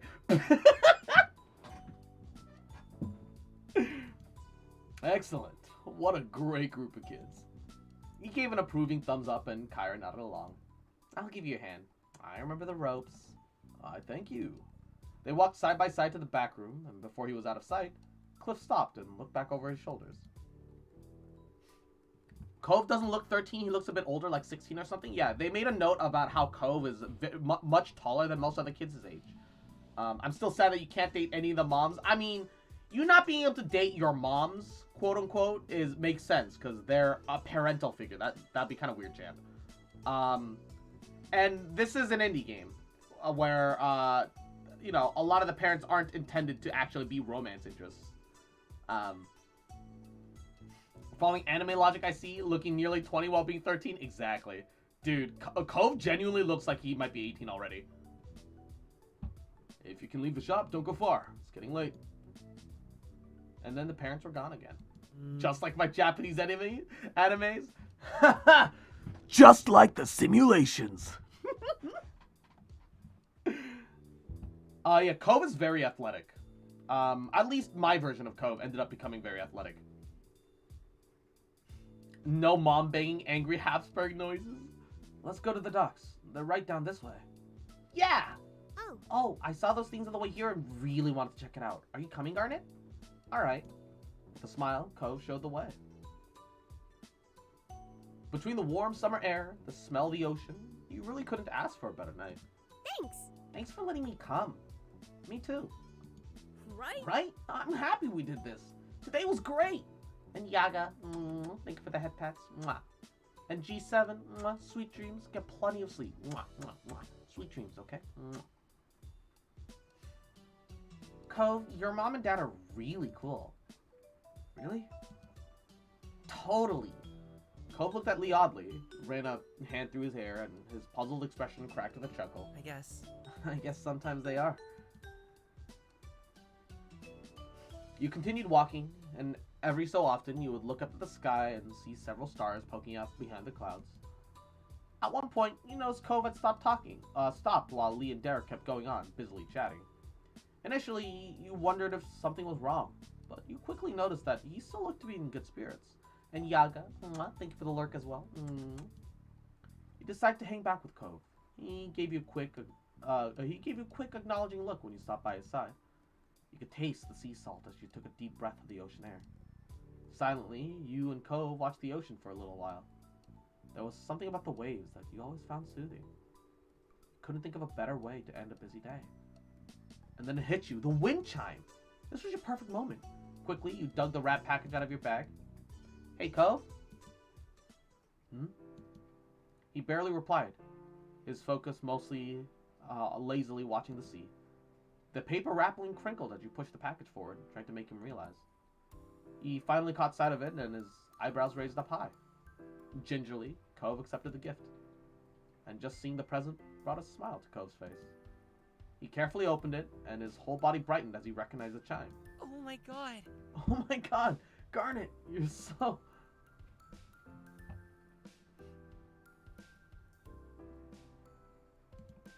I just thought it suited you, so I got it. Really? That's all it took? Cove's smile seemed to grow even bigger, and he looked sincerely happy. Way too nice to me. I can't even believe it. He started getting shy over his giddiness and put a hand over to his mouth. You were so happy that buying the wind chimes was the right call. I'm gonna find the best place to hang this. Thanks, Garnet. You're welcome. Not much time later, Derek's chipper voice caught your attention. You and Cove both turned your gaze down toward the pier. What are you doing there, slowpokes? Get over here! Hey! Hey, come on! You look at Cove in the same way he looked at you, and you grinned, nodded your head in the direction of your friends. He gave you a small smile in return. Your footsteps echoed against the wooden planks of the dock and into the night as you ran to catch up. Oh. Alright, somebody wanted road trip. So let's, I believe it's Bocash? Road trip. And Endorphin! Mwah. Is this the VN game? Yeah! Road trip. How you doing though, Endorphin? Welcome to the stream, cutie. Mwah. Even though you were awake, the sun had barely peeked its head above the horizon, and the sky was still dark, though lightning by the minute. Usually you wouldn't be up so early, especially during summer vacation, but today was different. Today, instead of the lazy days you were used to, everything around you was a flurry of activity, as both your family and Cove prepared for what lay ahead. Because parked in the street, just outside your house, was a massive RV camper. So big, you couldn't even see Cove's house behind it. My heater won't turn on. Oh no! I guess I survived the night, so it's okay. Oh no! Get extra blankets, extra layers. Keep yourself warm while you're sleeping. His parents had rented the RV for a few days to take him on a short road trip to see Redwood National Park. Ooh, Redwood Park is good. You glance at Cove, who was standing nearby to taking the scene from in front of them. So this is set in California for sure then. Our life is set somewhere in Cali. Alright. The prospect of the trip had been a mixed bag for him. It was only 3 days, so it seemed he was dealing with it the best he could. Especially now that you and your family were joining them. And you weren't exactly sure how it had happened. You knew your parents and Cove spoke to each other often. And somewhere along the way, plans were made after Cliff offered to share some of that space. The parents all thought it was a fantastic idea. You'd gotten a good look inside while helping load everything in, and you have to admit, it was a really big car. Fitting that many people inside, though, was gonna be snug. Oh. I can turn off Paddle Cross. Bah! Let's go. Move it or lose it, kiddo. Mom bustled in with a cooler in one hand, a large bottle of water with the other. She was upbeat for this early in the morning. And got a...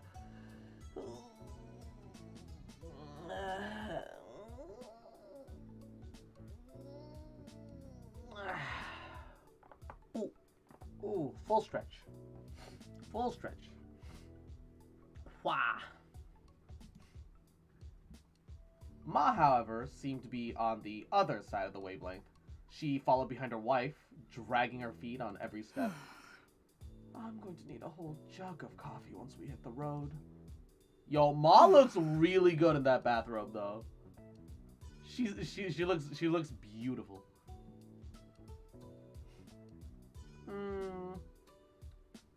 Personally, you felt you were more of a middle ground between the two. Ma always looks good? Hell yeah. You just try to keep up and took in some deep breaths. The air was still a little damp from the dew, but you didn't mind it too much. And then at the end of the chain came your sister. She had a bit of a bone to pick before the trip officially started. Her rattling off critiques added to some level of normalcy to everything else new going on. Ugh. I don't get why I can't just sleep in the bed tonight. Garnet's the youngest, and I'll never fall asleep in that loft. We're trying to make things fair on everyone. If you want to play the older card, you should be offering to take the loft both nights. It's important for big siblings to make sacrifices for their younger ones. Elizabeth huffed, not happy with that answer the slightest, and folded her arms, leaning her back against the side of the RV. The trip plans had been nailed down prior, the sleeping arrangements included. Elizabeth still held on to her objections with them. There was a main area of the RV with a couch, loft, and some floor space, and at the end of the car was a room with a large bed. Your moms were sharing the bed, Kyra on the couch, and father and son intended to sleep on the floor. The adults determined that you and Elizabeth would switch between the small loft above the driver's seat and sharing the bed with the moms. And Manzanito, mwah, good night. You have a very, very good night's rest. Mwah. And James says, good morning, honey. Mwah. Welcome to the stream. How you doing, cutie? Mwah. And Manzanito, thank you for the head pats. Yay. Yay. Ooh. No messages back still. Babadaboo.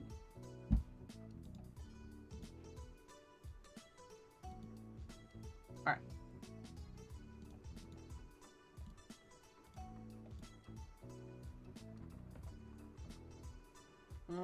Honestly, you thought it was a bit unfair that Cove had to sleep on the ground.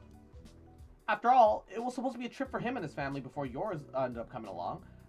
And now you'd kind of been kicked out of everyone's bed space and put on the floor. There had to be another way to organize things so it was better for him. Suggest sharing the loft with Cove. Cove and I could share the loft. When I'm up there, I don't mind making room for him. You take a look at Cove, and it'd be fun to have a little sleepover just with the two of you. No. That loft is too tiny for two people, even if those people are teens. The last thing we need is one of you rolling off and crushing poor Cliff behind you. We'll take over his driving shifts. The three other parents laughed at your mom's jokes. Cove simply shrugged with a relaxed smile, and you sighed as you were forced to admit defeat. Alright, you lot. Does everyone have everything they need? We're headed out in 5 minutes now. Now's the time to double check. You don't want to forget anything important. And at that word, Elizabeth yelped and dashed into the house, her bedhead hair bouncing behind her as you went. Ma came over and gave you a smile, setting her hands on her hips. How about you, Garnet? Did you get all your clothes packed, toiletries, deodorant, floss, anything you can think of?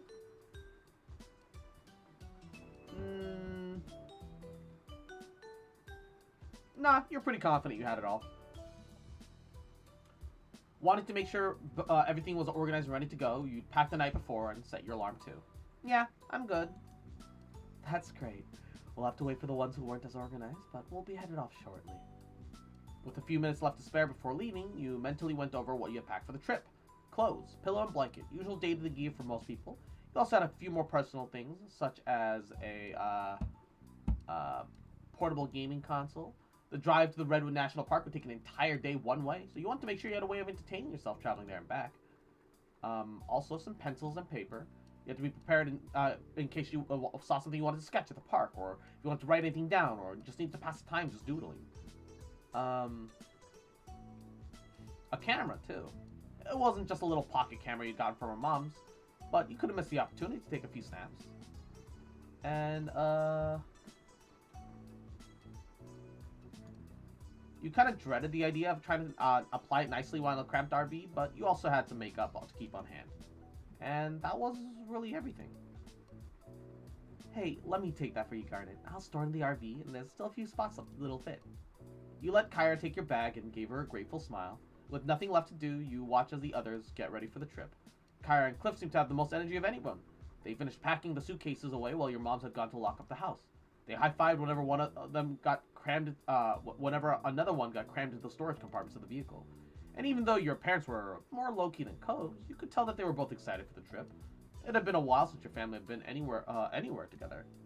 Elizabeth skipped towards the RV, bag slung over her shoulders, and you were surprised to see she seemed more optimistic about the whole ordeal now.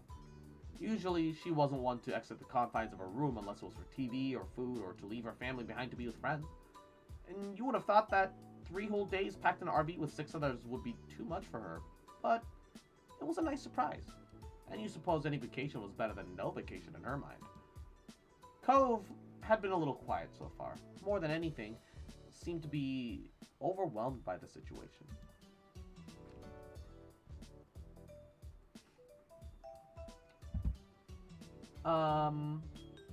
Curious about the RV. You'd never stayed overnight in one before and wanted to know what it'd be like.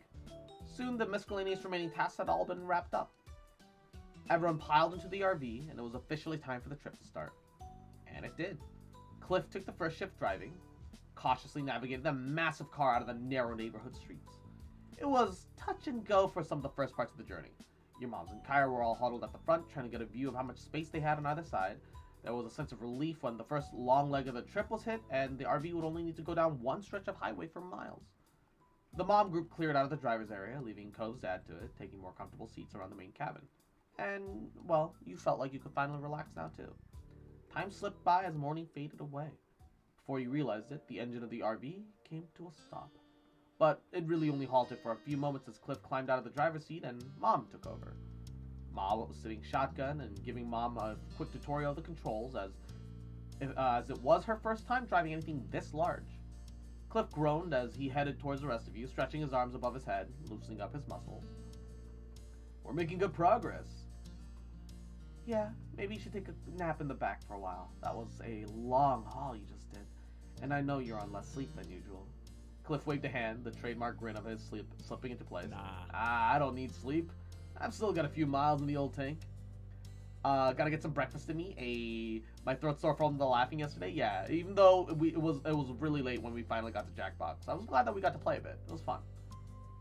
He flexed an arm, showing off his muscles to drive to the point about how resilient he was home, and Kyra rolled her eyes in amusement. Dad, everyone has to sleep. Cove shook his hair at the tough guy act, and Cliff simply chuckled and ruffled his son's hair. So? Are you, gonna be driving again anytime soon, Mr. Holden? I want to, know so I can prepare. Did anyone pack some rope? I might need it. There's, no seatbelts up here. Elizabeth called down from where she was lounging above in the loft in the driving compartment. She was laying on her back, her hair falling over the side and swinging around as the RV started back up again and took down the road. A bag of potato chips was balanced on Elizabeth's stomach, and she tossed a couple in her mouth as Cliff held a hand to his chest, pretending to be offended at the remark. Kyra laughed lightheartedly. Don't worry about that. Luckily for all of us, we have enough adults to cover the shifts today. He won't be driving again until tomorrow. Hey, just in time to write up my last will and testament. Aw, not you too. The rest of the group laughed while Cliff pouted and you gave him an apologetic shrug. Mom then shouted back in her seat to join in the conversation, a playful smile tilting her lips. What I'm more worried about is this old monster getting us there and back before we'll be falling apart. It looks like it was built in the early 90s. It must be older than some of the occupants. That's just the aesthetics of the decor. It's not that old, I think. Did you ask what year the model was before you rented it? Kai wrinkled her nose and thought. Hey! Yes, I did. I just can't remember what the answer was. Cliff chuckled at her while the rest of you let out a collective sigh. The RV lurched a little bit as it picked up speed, and you held onto the ladder of the loft to keep your balance. What ladder?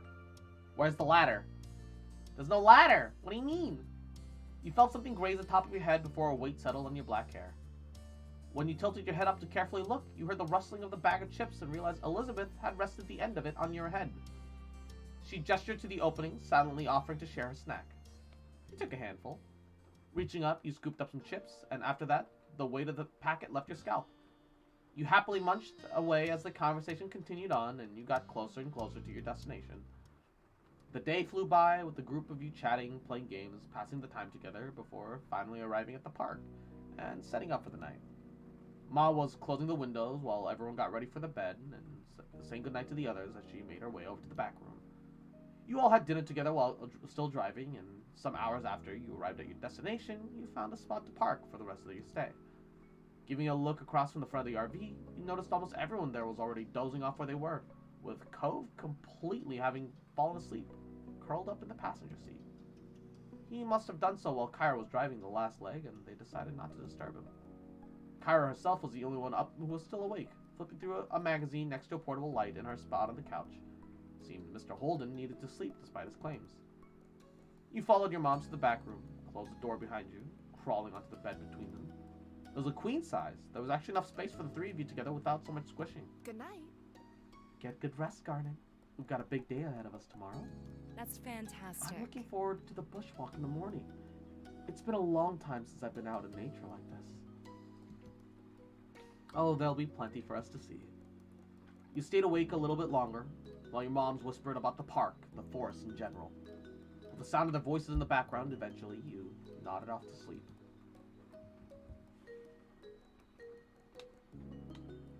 The next morning, you were up bright and early, preparing for the day ahead. You actually slept really well. You fell asleep before you knew it and woke up well rested. Ma whined about the firmness of the mattress, but Mom only had encouraged her to enjoy the trip while she could. While looking for a spot to get ready, you had some trouble finding a space of your own, as the others were doing the same thing. Cove was perched on top of the counter, brushing his hair, tucking his legs every time someone wanted to move past. The parents were checking, double-checking, triple-checking that you had everything, to the point where you stopped listening to them altogether. And you knew that you wouldn't be returning to that RV all that day, but by the looks of the backpacks that were packed up and ready to go, you doubted anything was missing from them. It didn't take much long until you all exited in the RV in the bustle and headed to Redwood National Park. Yo, okay. All of my camping trips as a kid were to Redwood National Park. It's in Cali. It took a bit of a trip, but we could get there. And man, for some reason, I feel immersed. Like, bro, oh. Yo, Redwood trees are gorgeous. I really like. Although, I'm a little upset, because these trees are massive, sure, like redwoods, but they don't look like redwoods at all. And it's kind of upsetting. I feel like they drew the trees and then decided it was going to be Redwood National Park after. Like, they decided, like, oh, yeah, let's make this West Coast. It feels like an afterthought. I don't like that. I've got a lot of fond memories of that place. Wow. Cove had his head tilted up towards a canopy of trees, his eyes wide as he took in the massive trunks on either side of you. You knew that the redwood trees were considered the tallest trees on Earth, but you weren't exactly prepared for how huge they'd be on person. Come on. Smile, you two. You spin around just in time for Kyra to snap a picture of you and Cove together, before she pointed her camera at Cliff, trying to get a shot despite his weak protest that she should just enjoy the moment. Your parents were walking behind the group a little, with Mom telling Ma some information she'd read about the park in a brochure. Ma listened happily while looking around and taking in the sights, and Tyler, you little shit, motherfucker, cute bitch, little bitch boy, little shit, motherfucker. I'm reminiscing on my childhood here, you cute little fuck, little shit, trying to weasel your way in, motherfucker. Just remember, cute bitch, I fucking love you, bitch. That I ain't never gonna stop loving you, bitch.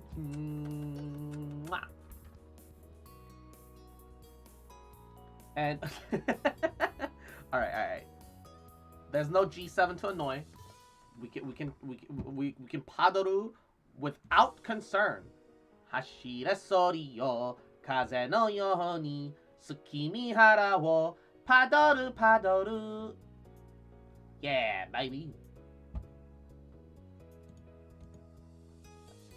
Maybe you should come here and work as a tour guide if you know so much about the place, Mom.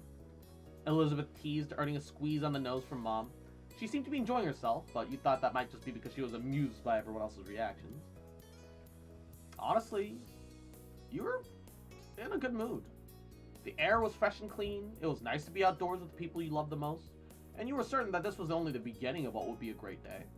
The adults had decided on some casual nature walks rather than any serious hiking, and you strolled along at your own pace, taking in the scenery. What is that dance gif? That's so weird, but I love it. Elizabeth sped up a little, smirking at Cove as she fell into place between the two of you, and immediately you could tell by her expression she was gonna say something taunting. I can't believe our families are actually on vacation together. She threw her arms out, speaking a genuine sense of bewilderment. I mean, I would have joked about something like this happening, but I'm not sure if I want to give them any more ideas. G7 is the Grinch? I mean, look at me though. I open my mouth and I turn green. I am also the Grinch. I'm the Grinch that's gonna sneak into your bedroom, give you the soft ooh-woo. Cove smiled at her, even if it was a little awkwardly, and continued walking along. Just watch. Next year, they'll be talking about their next new amazing idea. She put on a fake voice deeper than her own. We should just sell both our houses and move in together. Think of how much we'd save on the mortgage. It was clear that Elizabeth was being sarcastic. Cove simply shook his head, not really being bothered by it. And you suppose he was just used to it by this point. But seriously, they really do act like we're like all a single family just because we live across the street from each other. Elizabeth gave you and Cove a look, her eyes glinting with mischief as she leered at you. Yeah. Maybe one day we'll be related. Legally, anyway. She said it as if she was a gossipy old lady. Maybe. I guess you and me could get married, Elizabeth. What? What? Like, me? Yeah, that way Gardner could be my sister-in-law. It'd definitely be fun. Elizabeth stuck her tongue out at Cove as if the very idea were ridiculous.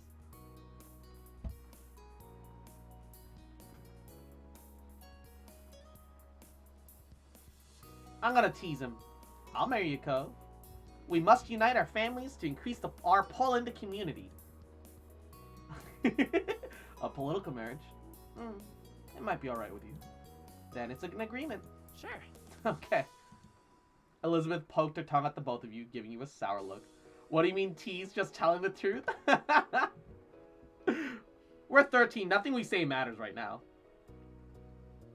She walked ahead, obviously not getting the responses she was looking for, and Cove swapped amused looks. The day continued on with plenty to see and experience. You passed a few different activities that you would have liked to try out if you had the time. Kayaking, rock climbing, but Ma said that would have to wait for another trip.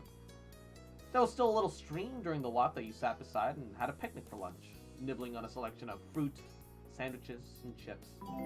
And, oh, Jobara Joko, Yahoo! Welcome to the stream! Thank you for the raid! Hashira sori yo, kaze no yoho ni, tsukimi hara wo, padoru padoru! Welcome, Raiders! How are you guys? How was your stream? Welcome, welcome! Hope you had a goody time. How are you? Can I get a shout out for Jobarako? Jobara? Actually, let me click here. I want to see. I don't. What? Mute tab real quick. Oh my god! The banner art! The JoJo reference! That's good! Oh, you're playing Osu! Yo. I can't get into Osu, only because I'm bad at rhythm games. But yo, I respect it. Bah. Take a folly. Hell yeah, baby.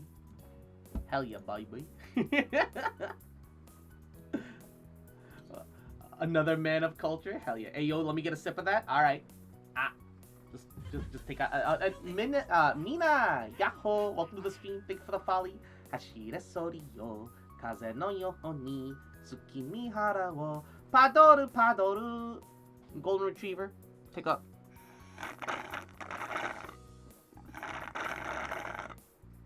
Big ol' sip. Little sippy. I've got a beefy JoJo Part 3 model, bro! That's amazing. That's hilarious. I haven't really like gotten into JoJo myself, but I appreciate the memes. I appreciate the memes that have come out of it. How you doing? I'm doing goody. Just having a comfy stream. This game is super cute. It's also free, by the way. It's called Our Life. I'd recommend that you take a look at some point. Well, more than a game, it's more like a book. It's a visual novel.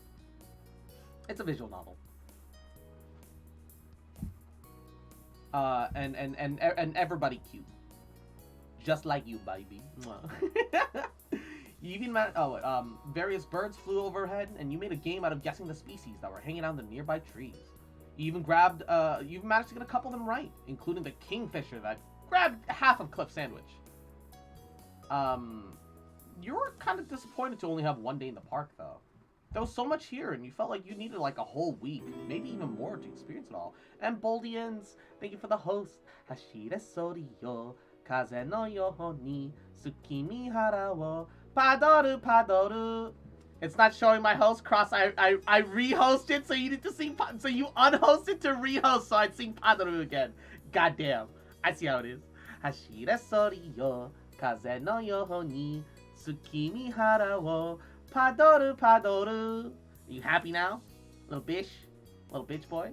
No, I said hosted? Wait, I'm confused. I haven't hosted yet? Wait, at it?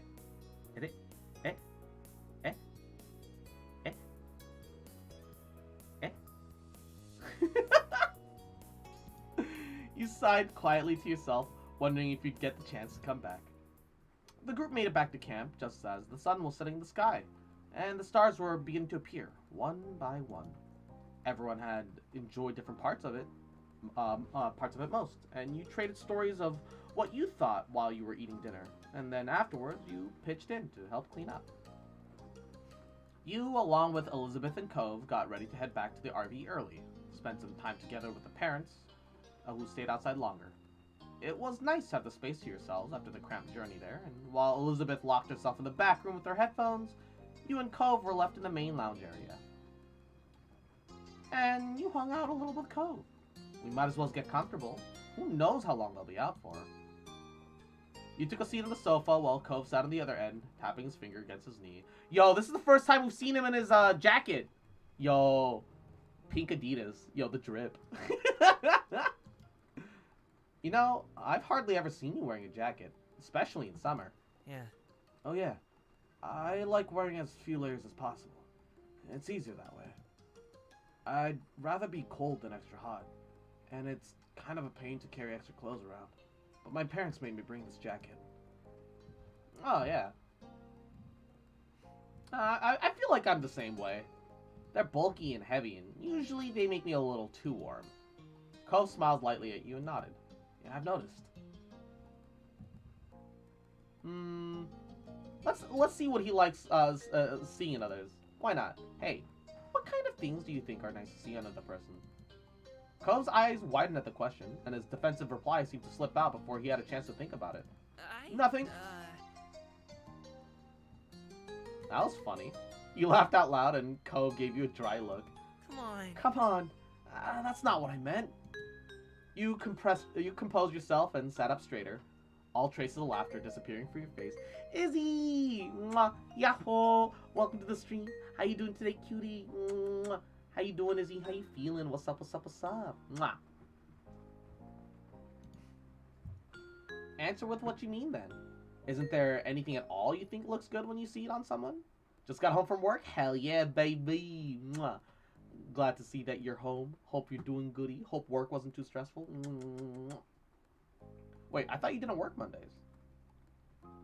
Doing well, hanging out with D-Skate. Ayy, vibing, let's go. Also say hi to D-Skate for me. D-Skate, hello. Mwah. Got to host an anime watch-along, but I'll be lurking. Have fun with the stream. Hey, no worries. Thank you so much for rating again, Jobara. You take care. Mwah. You have fun. We'll see you later. Mwah. Have fun with the anime. And Izzy, you little shit. You little pie little fucker. Get in the bag, bitch. Mwah. Little trash panda. This bag's where you belong. Cute bitch, little shit. Just fucking remember, trash. I fucking love you, bitch. And I'll never stop loving you. Oh, pilot mode off, bitch. Also remember, I remember seeing this game on Twitter. It was pretty interesting. Definitely have to look more into it. Yeah, it's free on Steam. The DLC does cost a little bit, but hey, winter sales are coming out soon. I'm certain that some of it's gonna go on sale if it matters to you at all. But yeah, the base game is entirely free. Have fun, have fun, have fun. Mwah. And Mina, you have a very, very good night. Mwah. Thank you so much for stopping by. You get plenty of sleep as well. Mwah, mwah, mwah, mwah. Oh wait, you're also a VTuber. Hold up. My smooth brain did not notice the VT at the end. Let me take a look. Hello. Hello. Ooh, your banner's adorable. Wow. Ooh. Cute. I'm following. Don't mind me just shrimping in the middle of stream while I should be streaming. Don't mind me.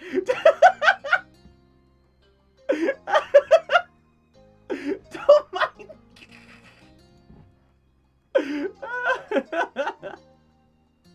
Alright, let me... Yes, I am still PNG. Hey, there's nothing wrong with PNGs, okay? Mwah. Look, I fully embraced the Padaru, alright?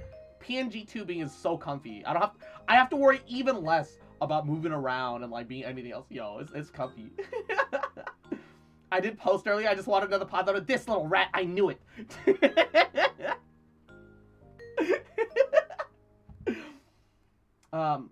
Answer with what you mean then. Is there anything at all you think looks good when you see it on someone?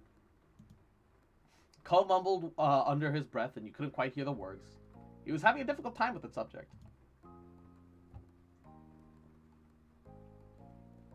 Look, I swear I won't make fun of you. That's not really it. Cove seemed a bit pretty grumpy about your statement, but you weren't ready to give up quite so easily.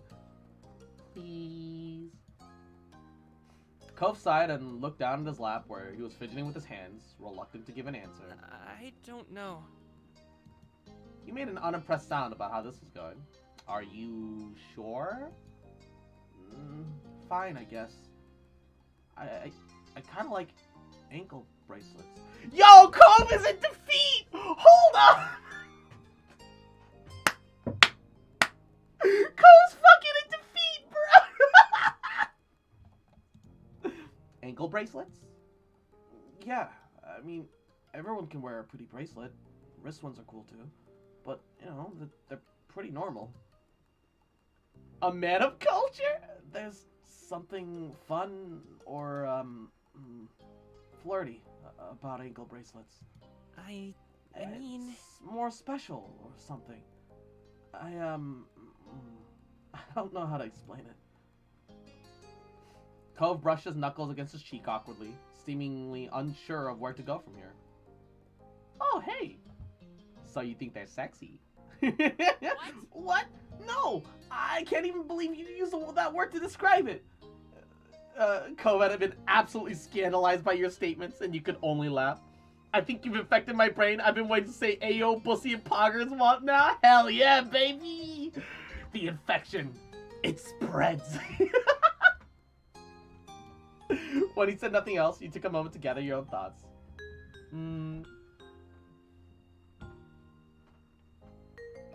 Maybe you'd wear your anklets more now. You had a couple of different ones at home. With this new knowledge, you might slip them into your daily outfits in the future. But Cove looked again, feeling awkward about all this. You gave him an understanding look, and soon enough, he was smiling like normal All right. again. Well, now you have to answer too. What do you like for another person?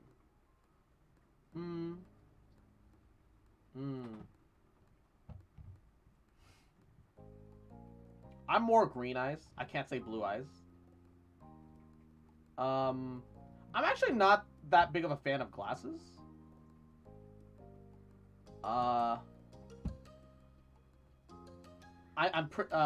Hair and muscles are both nice. I guess muscles, why not? Cove chuckled as if as if though you had said something highly amusing. Good luck. I hope you find someone. And with that topic abruptly dropped off, Cove officially had no more to say on it. The parents all arrived soon after, each of them climbing to the RV and finding some place to sit down and rest their legs. Elizabeth, having heard of the commotion, came out of the room for the first time after seeing the family arriving and joined you all. You spent the evening chatting away, playing a few games, and enjoying the last evening of the trip together. Bedtime arrived in the blink of an eye. As the group hunkered down for the night, your mom did a final round to make sure nothing had been left behind. She explained that Cliff was going to start driving early in the morning like on the first day, but would be letting everyone else in the group sleep since there was no need for all of them to get up. Now was the time to check you hadn't left anything outside. You, as well as everyone else, were confident you had it all packed up inside the RV, which meant it was time to get some rest before the journey home tomorrow. Your moms and Elizabeth said goodnight, heading back to the room while you climbed up to the loft. Cove and his family got situated below in the previously set arrangement. You tried to get comfortable as a million thoughts were running through your mind. It was hard to believe that the trip was practically over, and before you knew it, you'd be back in your own bed at home. But you enjoyed this little mini adventure. It was short, that was for sure, but you got to see and do so much during your time here. All in all, it was a nice break away from home. The minutes ticked by silently, and it didn't take long for the soft snores of Cliff and Kyra to drift up to you. They were asleep now. You wondered if Cove was still awake and poked your head off in the loft to find out. You blinked through the dark. Looking down the hall, you noticed Cove laying on his back, his eyes staring straight up at the ceiling, his seafoam hair spread over his sleeping bag. He must have felt you watching him, because suddenly his eyes locked onto yours. Poor Cove stuck with the snores, I know, right? He must have felt you watching him, though, because suddenly his eyes locked onto yours. It was difficult to see much in the dim light, but you could make out the crooked smile on his face well enough. You grinned back at him. Cove shrugged in his bed while smiling, or at least you thought he did. Gesture for him to come over. And thank you for the head pats. Cove looked unsure about it, but you were happy to see him slowly start to sit up anyway. His sleeping bag rustled as he moved, though he tried to go slow and froze up like a deer in headlights every time he made a sound, watching his parents for any sign of movement. Eventually, he maneuvered around his sleeping dad and made it to the ladder, standing on the bottom rung where he looked up at you and whispered, "What? Come up, come up, come up. Do you want to come up?" His eyes widened just so. You could only tell because he had come to where you were. Cove glanced behind him quickly at his sleeping parents before turning back to you. "Okay." You broke out a grin, scooched back as far as you could, making space for Cove to crawl in. He was very tall, so it really wasn't a great fit for him, but he managed to squeeze himself in. Luckily, you were short enough just to leave him with some room. You laid down a bit next to each other on your sides, face to face. Yo. He got under the blanket a bit. One of his arms nestled under his head for comfort. The other had nowhere to go and rested alongside his chest on the floor of the loft. And Cove spoke to you softly. "So, what am I doing here?" "You can sleep here instead of the floor." Cove raised an eyebrow, not having expected you to bring up the topic again. It's okay. "You're still thinking about that. You don't have to worry about me like that much, Garnet.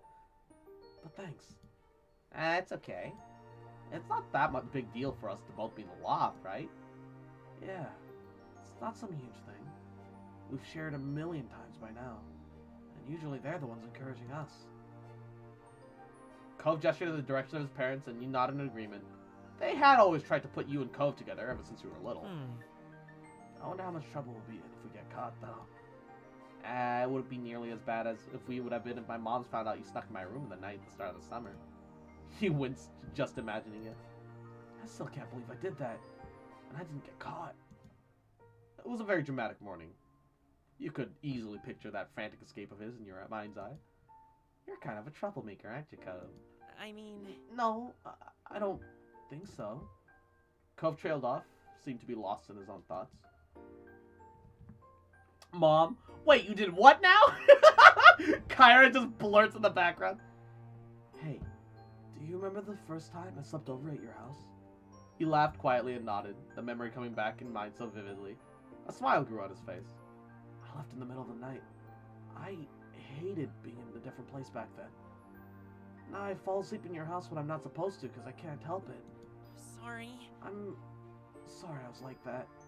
I couldn't take any more changes when I was little." You don't have to apologize. That wasn't your fault." You smiled at Cove, showing that it wasn't a problem, and he gratefully returned it with one of his own. "And Malik, mwah, yahoo, walk through the stream. Hashire sori yo, kaze no yoho ni, tsukimi hara wo, padoru padoru." How you doing, Malik? Mwah. Hope you're having a goody day. Hope you're taking care of yourself. You spent the rest of your nights smushed up in that little loft together, whispering about past memories, trying not to giggle too loud at the silly things you'd gotten up to over the years. Eventually, the chatting trailed off, and you noticed Cove drifted off to sleep, and you followed soon after. When you woke up the next morning, it was to the rumble of the RV as it traveled the long journey home. You noticed that you weren't as warm as you had been during the night, and when you checked next to you, Cove was gone. Blinking sleepily, you peeked over to the edge of the loft to find where he had gone. Maybe he had snuck back to his spot on the floor during the night? However, you soon noticed him sitting on the couch talking quietly with his mom, head hung in embarrassment. He got caught! Your movement gave you away, and Kyra suddenly looked up and caught your eye. She simply smiled and mused at you, and it was obvious what happened. Cove hadn't gotten away with it. They found him there in the loft when you, and then you woke up while he was trying to explain. And Ashton Grata, thank you for the head pats. You knew it was going to be a long, long time before you lived this one down, if you ever did. And soon your moms and Elizabeth emerged from their room, dressed and ready for the day of travel. You spent most of the day hanging out together in the RV, savoring the last few hours of vacation. Kyra suggested a few different travel games that she used to play along with Ko when he was younger, and you all had a great time competing against each other. A little later in the day, you tried to talk to Cove about what happened in the loft, but he simply apologized and changed the subject. It was a bit too much for him to try speaking on, especially now, you understood. When the RV pulled up to your street, it was well into the night, and you were looking forward to crawling to your own bed after the last few days away. Everyone else must have been feeling the same because it was mutually agreed that unpacking and cleaning the RV would wait in the morning. Once home again, you went straight up to your room, dropped on your bed, shoes and all.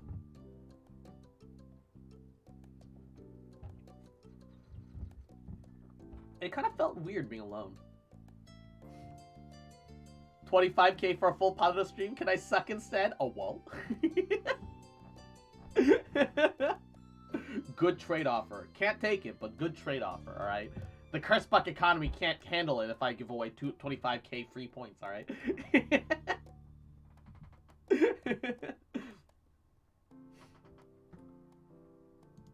With these last few thoughts drifting through your mind, it wasn't long before you dozed off to sleep. Tomorrow, life would go on like normal. Yo, road trip was good. Alright. Summer work or escapade? Because it was recommended a soiree should be last, because it's like a big party. Summer work or escapade? Ooh. I feel like maybe summer work, because it's like a way to wind down after something exciting like a road trip. Because you still need to do it, right? But escapade sounds more exciting, so that's hard. Escapade? Alright, let's do it. You looked up, noticing the sun was finally setting. You had been trying to delay the end of the day for as long as possible. The evening breeze tickled your nose as you sat on your front porch, munching on fresh watermelon slices. You weren't even sure why you were eating it, to be honest. But it didn't stop you from munching on the sweet snack.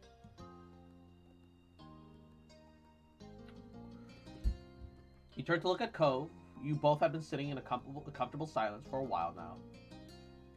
He sat next to you, close enough for your shoulders to touch. I prefer Cove's dad, also me. He was happily absorbed in his thoughts at his own slice of watermelon. Chuckling, you watched as his face twisted in discomfort. You had to stop chewing to spit a seed into the bush. Bet I could spit a seed further than you. Immediately, you shoved the majority of what was left of your watermelon slice into your mouth just to get a seed to prove your point. And as soon as you could, you sent that seed sailing into the middle of the street. Did you see that, Cove? Cove burst into laughter, and that slowed into a wide grin. You could tell he was equally part surprised and impressed. Can you do that again? I didn't really see where it landed. Ah, of course I can. You popped another seed in your mouth, focused on where the last one landed. Letting the seed free, you got it to go even further this time. Not bad. Not bad. Not bad. You had Cove chuckling again. It was taking a lot of focus to stay looking serious and not break into laughter yourself. I'd like to see you try. Oh, I will. Cove took a mouthful of watermelon, face grimacing when he had the seed. Then, his expression morphed into a focused look. He sent the seed flying, landing in a similar spot to yours. Wait, you got to do too. I need another try. He spoke before you even could comment on his non-victory. His determination got you laughing. He quickly sent another closer to the second one that had landed. It seems we're evenly matched. For now. Yeah, for now.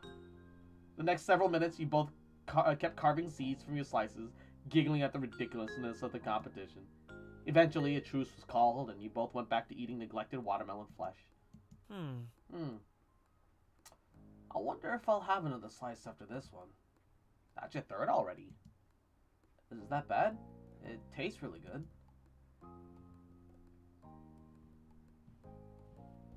Nah, it's alright. It isn't super filling, there's a lot left. Why not? Alright, that's all I needed. He quickly picked up a fourth slice with confidence and looked at you. His smile stretched ear to ear. A little while later, Ko flinched, making a confused sound. He slowly put his current slice down on the plate next to him. You okay? Yeah. He stood up, tilted back to look at the sky. and his feet took him to the middle of the street. Did you notice anything? What do you mean? Huh. I thought I felt a raindrop. The sun's still out. You put down your watermelon slice, hopped off of your front step. Immediately, you felt a tap of water on the crown of your head, making you yelp. You're right! Cove was staring up at the sky, and you watched as he began blinking more rapidly. When he turned in your direction, his face was bemused. It's a sun shower! It seemed crazy, but you couldn't avoid the drops that began increasing in a light shower. Booming with laughter, Cove kicked off his shoes towards his front door and reveled in the moment. You closed your eyes, threw your head back, letting the rainwater shower over you. The cool drops felt so right after the warmth of the day. Feeling energized, you ran over to Cove and laughed how soaked he already was. Not that he cared, because he was busy spinning in the middle of the street. Following his lead, you spun yourself until you were dizzy. And just as the sprinkling started, it stopped. Left you with dripping with the smell of wet asphalt and soil tickling your nose. Cove caught your eyes, running a hand through his wet hair, combing it back, and he frowned. Aw, it's over. The drops of rain clinging to his face could have almost been mistaken for tears. He sounded that disappointed. I wish it lasted longer, even if just for a few more minutes. And there were a few more on top of that. He looked at you with such enthusiasm that you couldn't help but chuckle. Then you looked over at your door and smiled, and you knew Ma wasn't going to be happy to see you trailing water to the house. Cove rubbed his arms awkwardly. He must have been thinking the same thing because he watched you sympathetically. It's okay. You can dry off at my house if you want. My parents won't mind. Oh, you're the sweetest guy I know. Thanks. It's not a big deal. It is. I can already hear my mom's cries over my wet footsteps being all over the halls. Yeah, it would be bad to put a dampener on the day. He chuckled at his little pun. Yo, Cove's house is fucking stylish. The hell? Woo! Woo! Cove led you inside and you stayed close to him. We've got a ton of spare towels. I just gotta dig them out of the hall closet. I might have to borrow some clothes from you too. Cove didn't have any of the towels yet, but he came back into eye shot so you could see him stare at you flatly, roll his eyes. We're not even the same size. You'd be swimming in my clothes. Oh, I'm not joking. It'd be nice to borrow a shirt. He raised an eyebrow and a thoughtful expression appeared on his face. Oh. I'm just gonna dry my stuff off, but I guess that'd be okay for you. I'll just go get something. Thanks, Cove. With that, Cove disappeared and returned in no time with towels in hand, plus what seemed to be one of his pajama shirts. It was bright pink in color, the dark brown seashell patterns all over. Very him. There. Hope that works. Thanks. You accept both the towel and the shirt, and you wrap the cloth around your neck temporarily and took a trip to his bathroom to change. The soft was old, but very soft. You already felt more comfortable just thinking about having it on instead of your current damp attire. You left your shirt over the shower curtain rod to dry, patted yourself down with a towel, and slipped Cove's shirt on. You wrapped your arms around your torso, and this change didn't completely fix your predicament, but it was definitely an improvement. And despite Cove's prior comment being pretty on the money, it was huge on you, but it was dry. Not wanting to keep Cove waiting, you promptly returned to the living room. He looked up to greet you after hearing you come back down the hall. How'd it go? Is it good? Cove didn't need you to tell him that his shirt looked like a big sack on your frame. You weren't going to complain, though. He was just trying to be nice. Uh-huh. Thank you for it. You're welcome. You're welcome. Just remember to give it back sometime. A sudden call caught both your attention. I thought I heard voices. Mommy, sorry, mommy, sorry, mommy, sorry. Cove's mom strolled into the living room with a curious grin. Huh? What happened here? You're both wet. Oh, there was a sun shower. Badass. Cove smiled back at his parent. We came inside to dry off. My moms don't want me going inside the house when I'm wet. Right. So I took Garnet to come back here. Oh, that was very sweet of you, baby. She ruffled Cove's wet hair and laughed at the droplets of water that shook off. Then a light came to Kyra's eye. What do you think? I have an idea. Why don't we go for a drive? It has to be standing around the house, and it'll air it dry in no time. Cove only offered a shrug, and Ben smiled to his mom. He looked at you for a real answer. Yeah, let's do it. Fun. This'll be good. Kyra pulled out a cell phone from her pocket to call your moms. They had swapped numbers earlier in the summer. See you soon. Head on out to the garage, and I'll meet you there in just a minute. Sorry. Sorry, my mom can be so pushy. She gets an idea in her head, and that's just what she does. That's okay. Thanks for letting me come. I didn't do anything. That wasn't true at all, but you let him get away with that. Come on. Cove let you to the car, and Kyra wasn't too far behind. Okay. Okay, back to the back, you two. Once the three of you were situated inside, oh my god, they didn't draw a new one, they just flipped the images. Suddenly we're in a British car, or a Japanese car maybe. And we're on the wrong side of the fucking dashboard, bruh. They just flipped the image. Why? What's the point?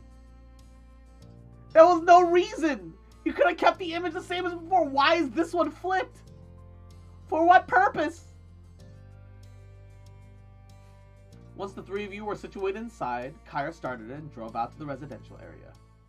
When she hit a main road, the car sped up until she rolled and she rolled the back windows down all the way. Hey! Hey! I didn't notice that on my playthrough, so it works. Cove started laughing as he kept trying in vain to keep his hair from flying into his eyes too much. Meanwhile, you closed your eyes as the wind whipped against your wet clothes. I said this drive was going to be good for getting air dry. Yeah, but I didn't agree to this much air. Cove tried pressing down the window button, but nothing happened. His eyebrows furrowed in frustration. No way! What, you disabled the back?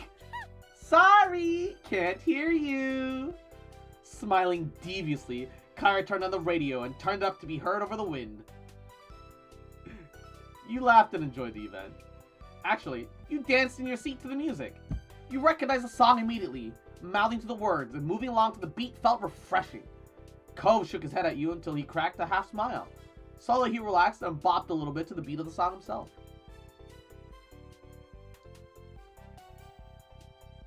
Uh-oh. Then something struck the side of your leg. Several papers were freed from under the car seats and were blown about. Oh, no! They can't go out the windows! Cove started to haphazardly reach around the space to try and get it all back under wraps. You helped frantically, jumped to his aid immediately, trying to snatch up every single paper crashing around within your reach. As much as you caught fistfuls, there was no stopping a few that got sucked out of the windows, and Cove gasped. Mom! Close the windows! Kyra offered no response other than a chuckle and kept driving. The both of you had sour looks after that. I mean, we got most of them? I know, thanks. The sun set completely, and Kyra rolled up the windows. Cove let out a big sigh and released the random bits of paper he had in his fist. My mom is crazy. He ran a hand through his windblown hair and laughed with a bit of exasperation.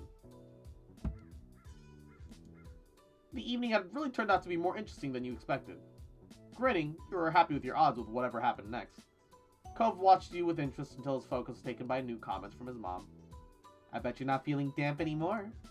No, but now I feel tricked. You shook your head and just looked out the window. Kyra continued driving. The radio volume was adjusted for the closed windows, and everyone was sitting more comfortably. And Queek Main! Mwah! Yahoo! Welcome to the stream. How you doing today, cutie? Welcome, welcome.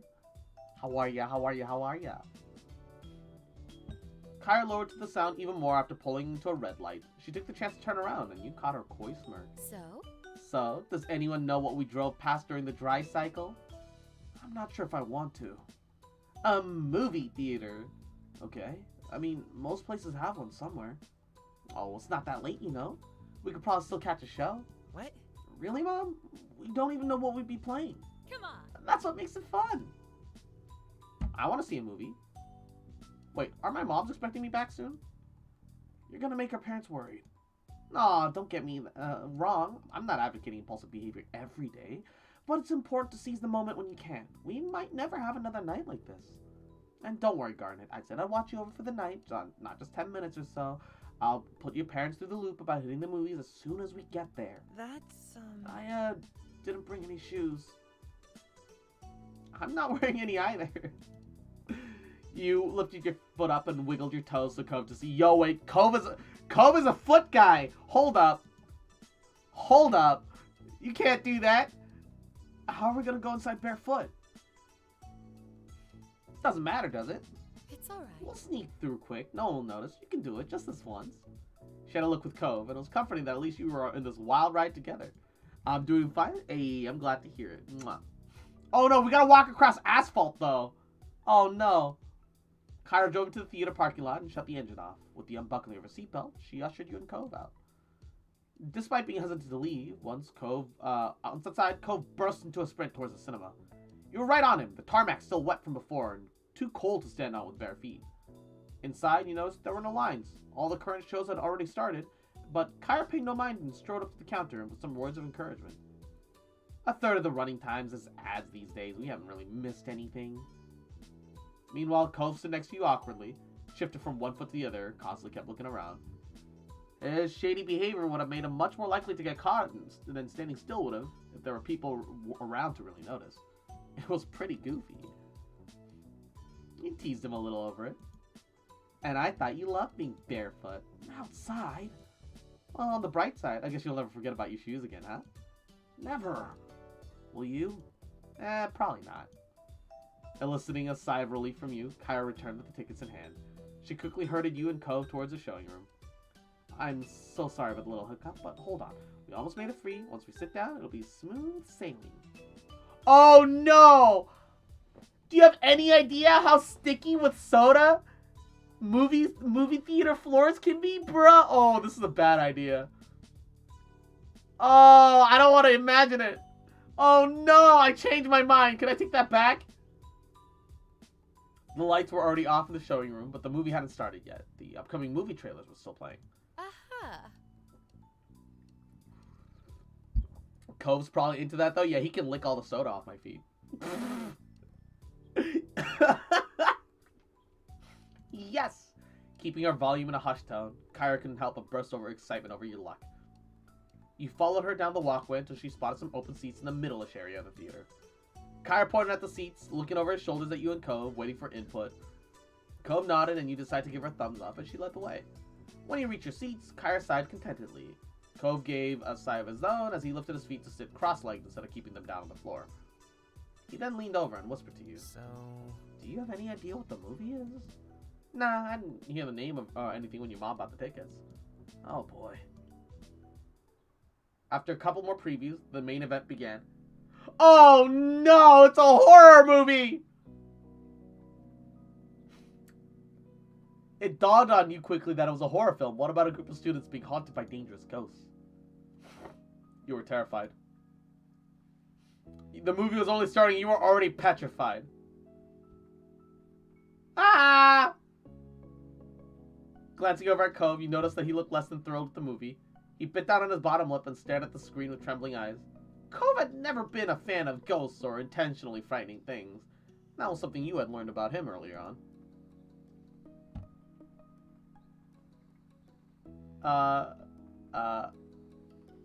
Grabbing his hand. Your fingers wrapped tight around his and his jumped slightly at the unexpected touch. But his expression softened when he peeked out at you at the corner of his eyes. He watched with the unspoken question all over your face. Will you be okay? Shook your head no. His face grew firm and he mouthed out something you couldn't make out. Then he did something you could understand. He got up from your seat. Oh wait, I don't want to leave the movie over it though. I don't want to leave the movie over it though. Yeah, I'll be okay. He gave your hand to squeeze silently to voice support. I lied. I'm not okay. That made you feel good. Sometimes the other people in the theater screamed or jeered or clapped depending on what was happening. Your heart was pounding in your chest when the movie finally came to an end. The main character resolved the hauntings, but in a dark conclusion, they didn't make it out alive. You stayed to let the credits roll for the theater to clean out, and then it was time to head back to the car. Both you and Cove took the same seats in the back of the car again, and even though it was late, Kyra was exuding an optimistic energy. We survived it! Your nerves were still calming down from that movie. Cove gave you a worried glance, and then a hard look at his mom. The movie wasn't ever going to kill us, it was going to make us unhappy. She deflated a little at the chatizing. And Norax! Mwah! Yahoo! Welcome to the street. How you doing, cutie? Welcome, welcome. Hi, hi, hi. Mwah. I'm sorry. Sorry, gang. I didn't know it'd be that bad. It really made me tense. I guess that's the point of horror stuff, but I kind of don't want to have to feel like that. Oh, there's nothing wrong with that. It's not for everyone. He narrowed his eyes defensively at the attempt to encourage him. Yeah, it wasn't just me either. Oh, Garnet, how are you feeling? It really scared me. Kyra frowned at that. Oh, I'm really sorry. I should have asked if there were off-limit genres. I think I have some making up to do. Who wants desserts? Or just some regular food? What? What? You were surprised when you realized Kyra wasn't on her way home, but turning into a drive-through burger restaurant. Ooh. Burger. Borgir. Yeah! That's the spirit. Just get whatever you want. Ooh. I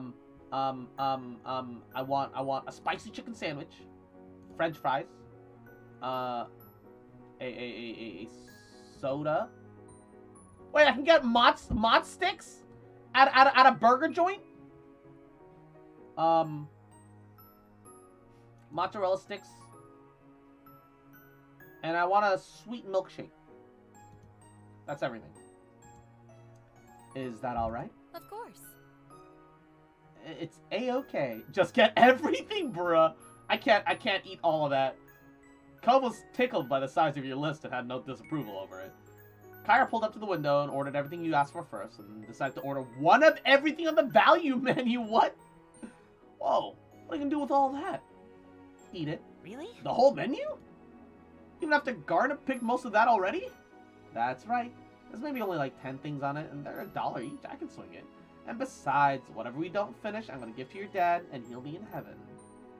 Cove sighed affectionately at his mother's antics. Just get everything, Marika? Thank you. You're welcome. You're quite welcome. A few minutes later, Kyra exchanged her money for multiple bags of food, which she quickly tossed to you in the back seats, and drove off into the night. Oh, could you pass me something? What should I grab? Surprise me. You chose one of the wrap sandwiches and handed it to her. You have no idea it was a burger or something else. Thank you. Thanks very much. Accepting that this was what was happening, Cove shrugged and started pulling out food from the bags for himself. Cove ended up with some onion rings and happily munched on them. He made sure to grab something that you liked. You weren't even questioning Kyra's crazy ride anymore. But the adventure continued. I like her. Yeah, honestly, Kyra's great. I do feel that way. You do have to seize things in the moment. You do have to try new things. Sometimes you don't like them. But then you do something you like afterwards, cheer yourself up, and move on. If you don't experience something, you won't know whether you like it or not. That's the reality. The adventure continued, but you were so preoccupied in the back that you almost didn't realize the car had stopped. Kyra turned to look over her shoulder. Okay, party people. Seems we've reached the end of the road. Confused, you checked out the windows and saw nothing except empty road ahead. And you noticed it. The now leaving sign. Kyra took you through the entire town. Wait, what are we doing here? Kyra turned the car around and parked it along the side of the road.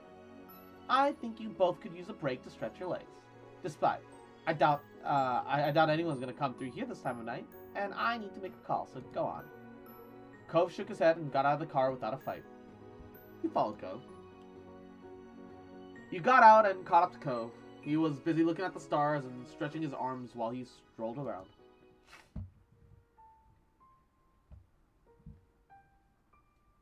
Being there was kind of cool in your mind. This was a good place to stop. She was going to take us all around town. At least it wasn't done halfway. Cove smiled, glancing from the stars to you. Shortly after, you noticed Cove's expressions changed. His eyebrows furrowed, and it seemed like he was thinking really hard about what he wanted to say next. I'm so sorry. Garnet, I am really sorry for my mom being crazy tonight. She isn't always like this. Seriously. So, why is she being like this now? I think she feels like she has to get out there and do things with me when she can. And she wants to make the time memorable. The visit has been really different from the others, and, well, it didn't start out good. Thinking about how Kyra began this trip this summer, you can understand why Cove was thinking along those lines. She probably wanted all the trouble to be worth it in the end. Are you having a good time with your mom around? Yeah. It's still weird having her and Dad in the same house, but I love her. She's my mom. I like hanging out with her. Most of the time. It went silent between you two, so you jumped when you heard the sound of the car door closing. Cove! Garnet! You turned to see Kyra by the driver's seat, waving. The sight brought you a smile to Cove's face, and she quickly made her way over to where you were both standing. Thanks for waiting. I didn't mind. My baby. How did I end up with such a polite boy? She ruffled his hair, and Cove lowered his head, accepting the compliment. He thought about how interesting this was to see how Cove interacted with his mom. And then the memory hit you. The first summer. Cove ran away to this very spot, trying to find his way back to his mom. Now they were here. Together. You said it out loud. Hey, Cove. This is where you went to try to see her when you moved to Sunset Bird, do you remember? Huh? What does that mean? Cove gaped at you, and it became clear his mom hadn't known about that adventure. You came here to see me? Kyra's eyes grew large as the words fully sunk in.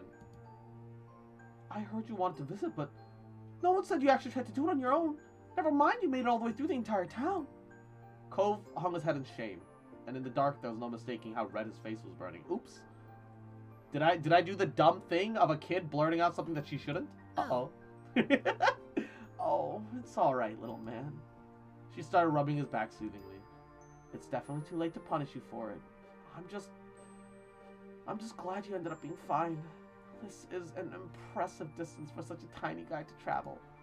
And while Kyra spoke to him positively, there was still something sad in her tone. I hope you never feel like you have to run away again. Sorry. I don't want to run away anymore. Don't worry. She offered him a small smile. Look. It's closure, all right? It's closure that he would have never gotten. I'd rather him be a little upset at me and get the closure.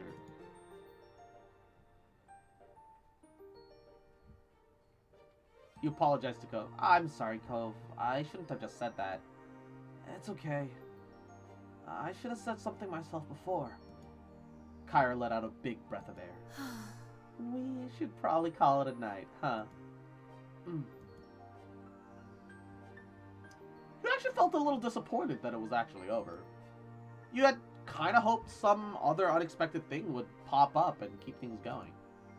Kyra shyly smiled and gestured to the car, and quietly you made your way back to it. Cove naturally followed you, taking the seat nearby in the back with the collection of fast food bags being strewn about. You rested your head on the seat as the car roared to life, and as you did, Cove leaned in close to whisper. Hey. I can talk to your moms if they do get mad about tonight for some reason. It was my mom's idea. You didn't really have a choice. Nah, this was worth it even if they get mad. Your mouth pulled into the biggest grin, getting a laugh out of Cove. If you say so.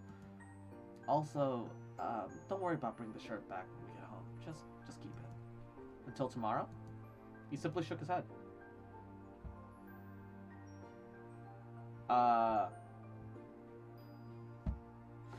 You're the best. Cove smiled bashfully at you, but said nothing else. The drive home was smooth and uneventful. The radio was off completely, and you felt your eyelids getting heavy. And your head came to rest on Cove's. You're too tired to keep your head up, and it felt quite comfortable there, and Cove didn't have any issues with it. He leaned into it. He must have been exhausted too, and you were happy to stay close like that. It was warm and comfortable. When you opened your eyes, you expected to still be in the car. Not your bedroom. It was somehow already morning, and you couldn't remember how you ended up there. Sitting up in bed, you thought about how last night was, quite an experience. It would almost have felt like a dream, if you weren't still wearing the shirt that Cove had let you take. That definitely happened. And, you were glad to have a spontaneous escapade this summer. Oh. Dinner, growing or wave. Well, we just had food, so let's ignore dinner for now. Growing wave, growing wave, growing wave, growing wave. You know what? We're gonna do summer work next, so let's leave the wave for after that. because it'll be like you did homework and then you get to go to the beach and have a fun time growing. Early one afternoon, you find yourself in the living room with your family. It was one of those summer days where it felt too hot to go outside, but it was too uncomfortable to do anything inside either. Growing is awesome. Ooh, I'm excited now. The air conditioner was cranked up as far as you could negotiate it, but everyone else was still being pretty lazy. You, your moms, and your sister were all lounging around while the TV blared in the backdrop, ignored by Alia. For different reasons? Ah, I see. You specifically, however, were perched on the arm of the couch, sitting cross-legged on the floor, spread eagle on the carpet, draped over the coffee table. I like all of these. Fuck, I can't decide. I like all of these. I can imagine myself doing all of these. I'd argue that the cross-legged on the floor is like kind of the most bland and boring. I want to pick something a little more funky and exciting. Spread eagle on the carpet or draped over the coffee table seems the most exciting. Then perched over the arm of the couch. Spread eagle or draped? Eagle versus drapes. Someone pick one. I will allow it. Anybody. Draped? Alright. The surface had been nice and cool to touch at first, but now your skin was sticking to it. Elizabeth broke the silence with a loud groan, and you glance over. She was lying on her back on the couch, massaging her calf with one hand. Ugh, I feel terrible. I'm dying in this house, and my legs hurt. Mom looked up from the magazine she'd barely been flipping through and frowned concerned. Could you have strained them somehow? Elizabeth flailed briefly, then flopped over to her side with a heavy sigh. I don't know. It, just hurts. Sweet. Oh, she's having growing pains. Oh, no. Oh, sweetheart. Ma got up from her seat at the kitchen table and walked over to your sister.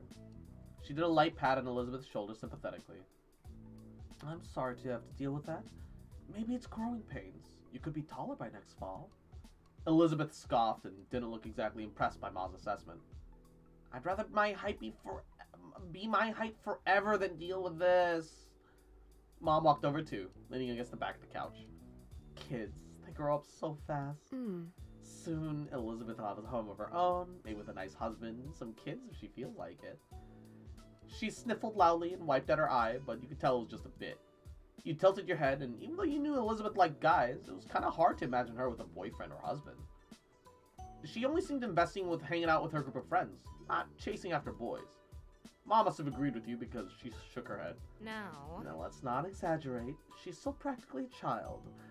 But if you ever do pursue romance, Elizabeth, you can come talk to me about it. Definitely. We're always willing to lend an ear. Elizabeth's features contorted in disgust. No. Oh my god, no way. I am, not talking to my moms about that. Mom's jaw dropped and she gasped in an exaggerated display of shock. Her hand came up to rest against her chest. Ma only grinned. She didn't look offended by Elizabeth's quick response at all. It really wouldn't be too bad for you to come to us. I know what it's like to have a crush on a pretty boy or two. I don't, but I can listen anyway. Oh, so mom is mom is just mom is true lesbian, but Ma is bisexual. Ooh, interesting. I would have found it fascinating if it turned out that Elizabeth was actually Ma/Mommy's kid, and that if she was actually the only one that was vaguely related to anyone at all. It's kind of a shame that wasn't the case. It would have been nice if Elizabeth could have had a little bit of closure in that regards. But you know, their adoption stories are also fine. Although it's a little ironic how both Elizabeth and my character both are true orphans. Like both of us. Like there was nobody else that could have taken us in. Like, Mom snorted at her own joke while Ma burst into giggles. They were having a little too much fun at Elizabeth's expense. Elizabeth was certainly not feeling the amusement because she rolled her eyes and sat up. Thanks. I'm going back to my room. I'd rather melt alone, thanks. She strode off to the staircase, taking the steps 2 at a time. Your mom stared after her and then turned to each other with raised eyebrows. Whoops. Looks like we scared her off with all that romance talk. The moms made sure there was no one to take them other than themselves! No! Well, Oh, well, we'll get her next time.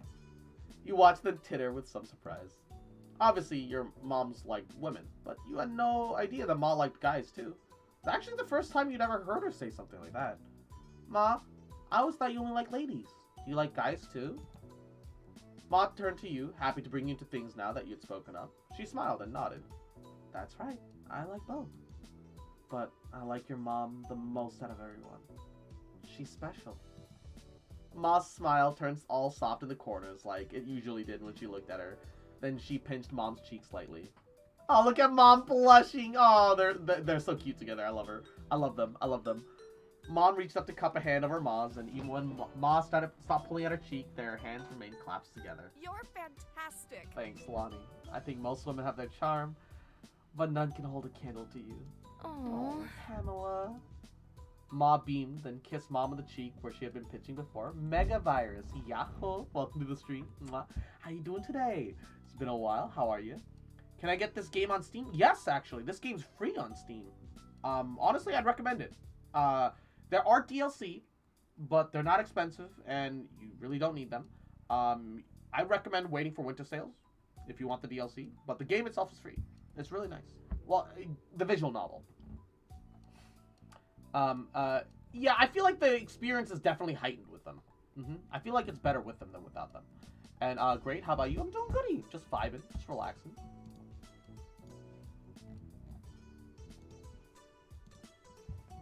Ma beamed, then kissed Mom on the cheek that she had been pinching before. You thought your moms were very sweet. You smiled to yourself at the sight, and no matter how often your moms expressed their feelings for each other, it was always nice to witness it. Ma looked down to you, letting Mom's hand go with a brief squeeze. She settled down next to you, and Mom followed soon after. You know, I'm also here to listen to you whenever you're ready. That offer isn't just for Elizabeth. She bumped your shoulder with hers, a reassuring smile in place. There's no rush, of course. You can take all the time you need to figure out, or what, or who, if you want. it's okay. Don't think you have to stick with whatever you can come up with right now, either. Life's nice like that.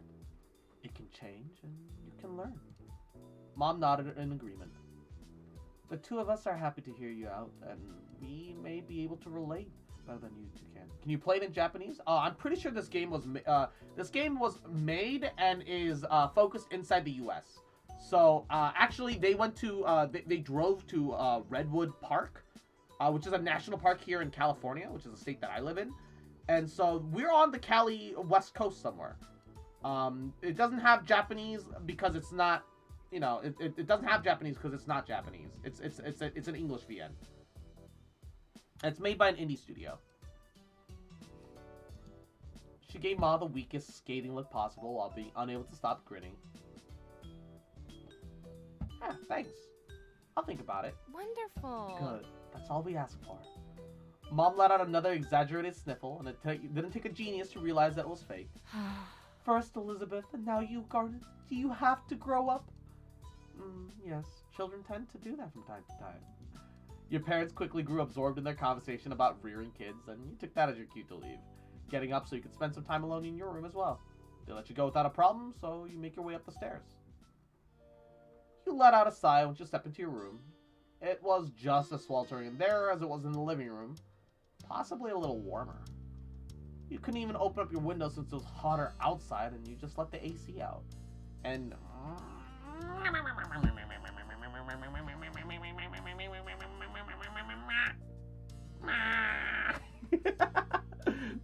keep her frosty. Yahoo! Welcome to the stream. How you doing today, cutie? How are ya? How are ya? You drag your feet as you cross the room, checked your current sweltering condition in the mirror as you passed it. You thought back to the conversation you had downstairs about growing up and all that. After a moment, you stepped a bit closer to the mirror, and you stare at it and then turned away to the surface to look down at yourself. You were definitely growing alright. It was weird thinking about how you were now in comparison to what you had been when you were younger. When it came to your body, it was slender. You shifted to the side, your head facing forward, and continuing the self-evaluation for this appointment. Born intersex? I actually don't know what that means. At birth, you were assigned female, and you were starting to develop breasts. Standing sideways, it was easier to notice the slight increases in that area. You ran a fingertip over your birthmark. That had something been consistent for you. You took a step backwards, finishing with your impromptu inspection. You locked your eyes with your reflection. I love how inclusive this game is. Yeah. It takes a lot of things into consideration. I do think, though, that despite how I would want my kids to, you know, like if I had them in the future, be whatever they want it to be, hormone therapy when young just has no solid, just doesn't have any solid foundations behind it yet. I would say that that's, like, hormone therapy, I personally think, is something that you should wait until you're a little bit older.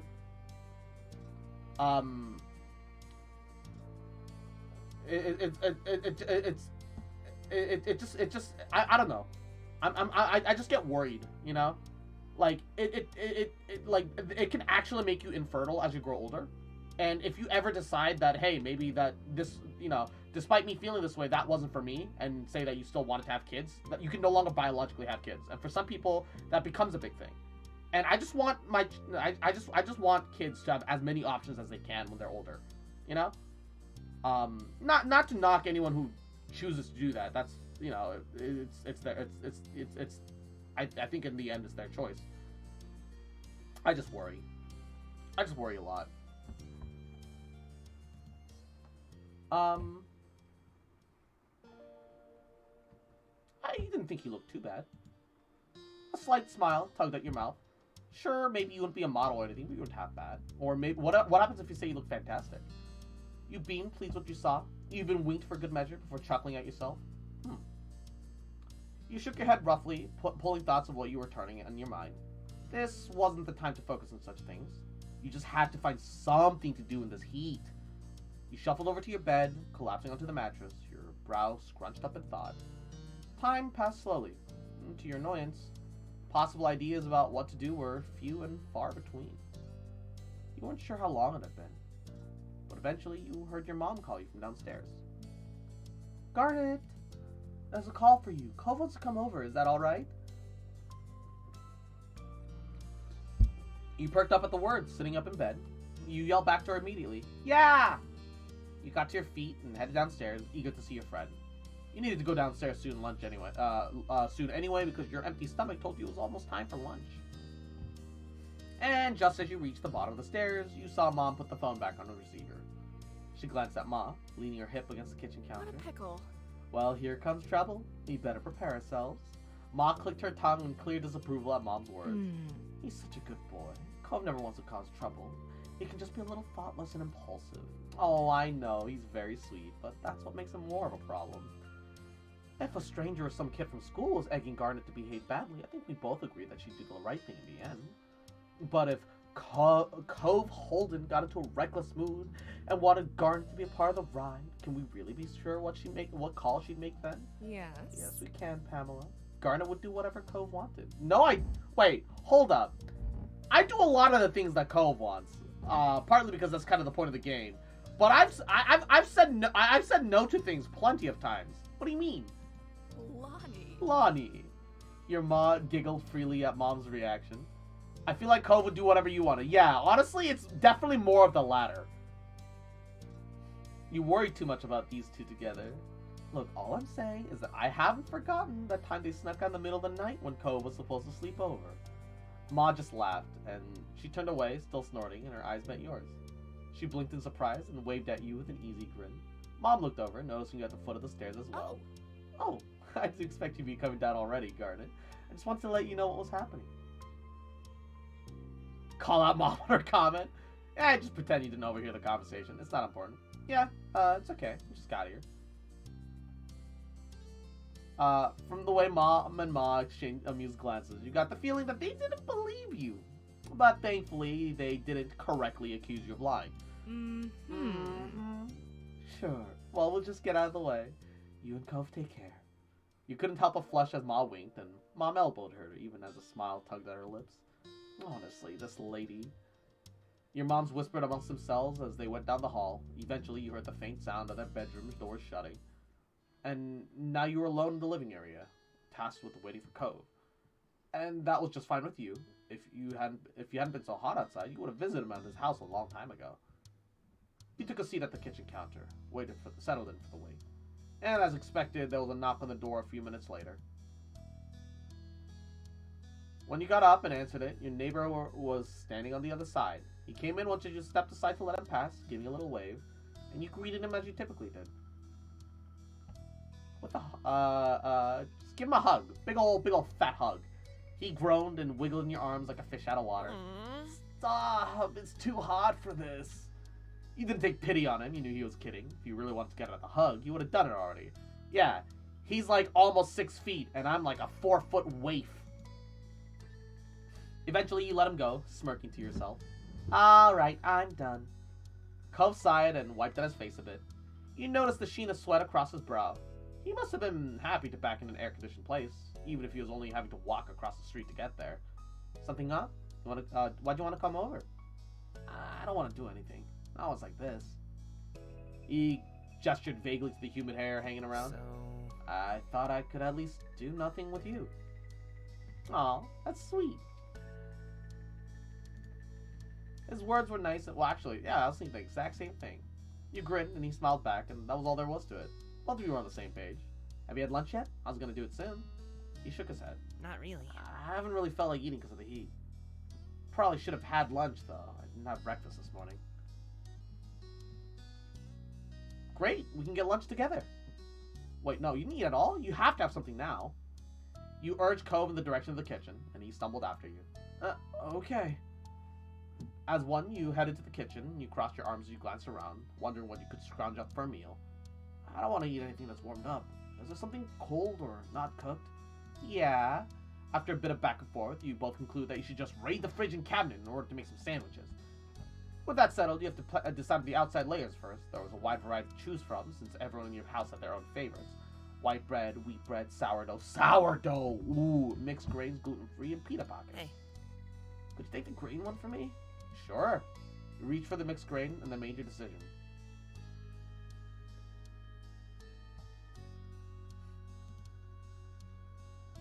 Oh, wait, it's my own decision. I choose sourdough. This game gives me the sad boy hours. Oh, mwah. I don't think I'll sit out the stream. Have a good time, everyone. Bye, Nora. You take care. Mwah. Take care of yourself. Mwah. Your mental state is important. All right, a little cutie. We'll see you next time. Bye. Mwah. You pulled out the sourdough too, setting both items on the counter. Then you decide what main direction the sandwiches would go in. Gotta make a savory sandwich, alright?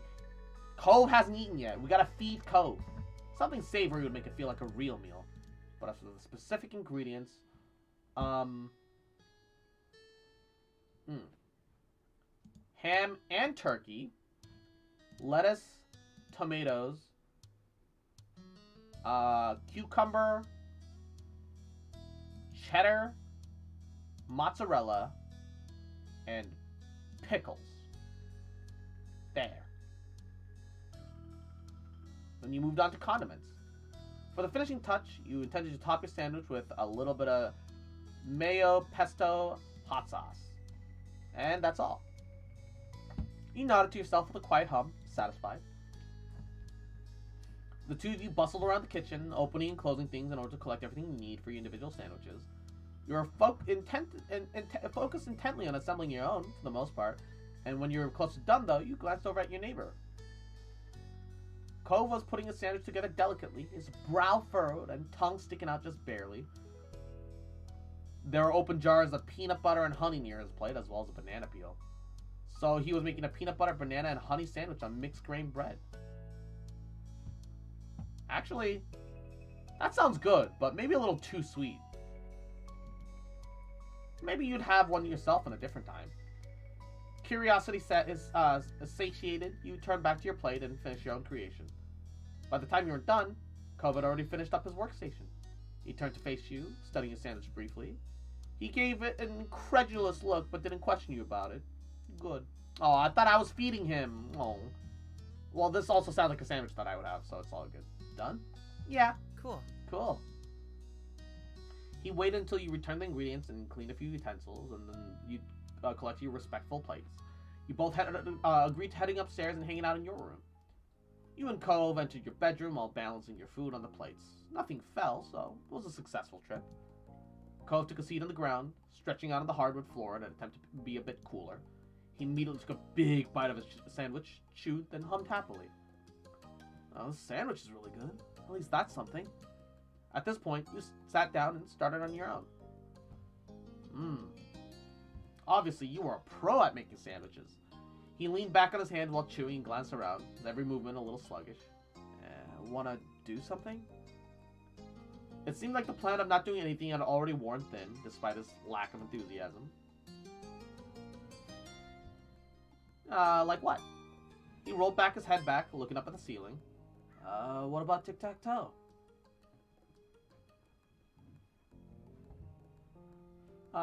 Sure, why not? You put your plate to the side, pulled out some markers and scrap paper. As you laid everything on the floor, he scooted back to make more room in front of you. Cove picked up one of the markers with his right hand while keeping half a sandwich in his left. And Ashen Grotto. Thank you for the head pats. Hey. Alright. I want to be X, so you can go first. Think that's fair? Alright, that works for me. You prepare to note down your first move, your marker hovering over the paper. Bah! With the first round, you were about to take another bite of your sandwich when a thought occurred to you.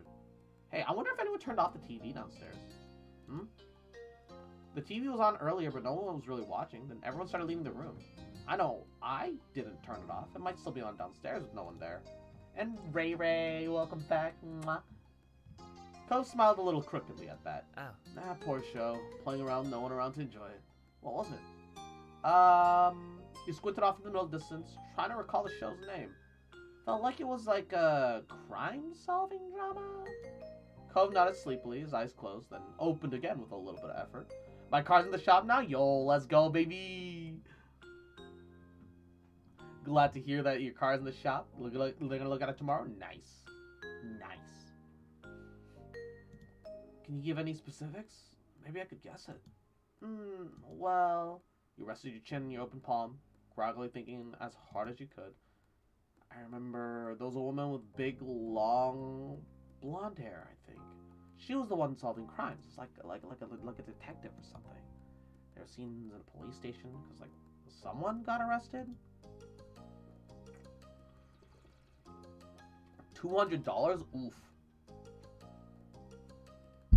Considering that it's 2 whole tires and a realignment, that's not too bad. Out of pocket, that would run you closer to like $700 to $800. That's with the oil change. Okay, you know what? With the oil change included, it's unfortunate, but it's not like it doesn't sound like it's being overcharged right now. You already got the new tires on the car. Oh wait, they're charging $200 for realignment and an oil change? That's a little sus. Realignment should be like $100 tops. I thought they were replacing tires too, and I was like, yo, you're getting tires cheap then. Like, this, wow. It's a little weird, champ. Why is the green hair guy sleepily looking at you? It's summer, it's hot. There's nothing to do. We're finally eating lunch. And we're just grabbing sandwiches together. We're so bored we resorted to tic-tac-toe. Oh, okay. They're checking for other damages. Okay, so it's labor. Because anything can pop up. That's unfortunate. I feel like it should still be like a little bit cheaper than 200. But I also don't know too much about mechanical prices. I've only ever gotten a realignment and wheels changed like once, like a couple times, so I just know the rough gist of what the prices I got. The tires cost me a little over $200 for 2 tires, which is pretty cheap. That I know, that I understand. Which is why originally I was like, wait, you got the tires changed, you got you're getting realignment and an oil change. All 3 of those for 200. I was like, that's a good deal. I was like, that's a really good deal. And Jade, Yahoo, mwah. Welcome to the stream. Thank you for the alert. Nothing to do when it's hot. Well, I know something that 2 people could do in this situation. Automat, they're 13. They're too young. Exactly, they can play Hangman. Exactly.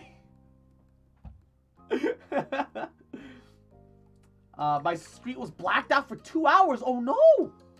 Oh, that's terrible, Jade. Or push-ups. It's too hot for push-ups. You laughed at the silence, both of you thoughtful. Cove chuckled. It really wasn't that funny, but joined in on the laughter anyway. I don't know. I don't know what that is. Me neither, and I just saw it.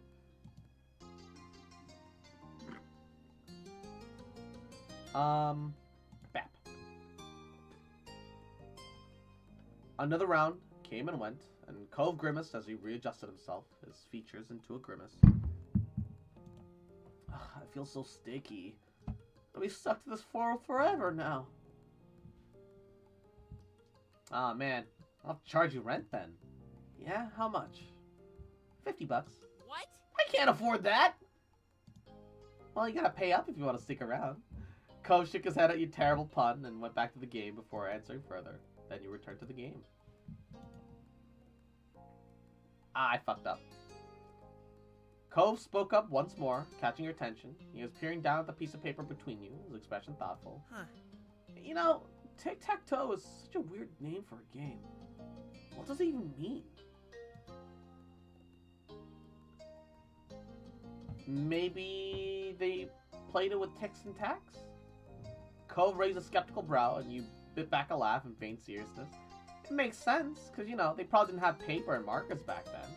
What about the toes? You couldn't say anything to that. We kind of had you there, and with no answers to be found, you returned to the game. Oh, I think we're both in a situation of no win. Yeah, there's no way either of us are winning this.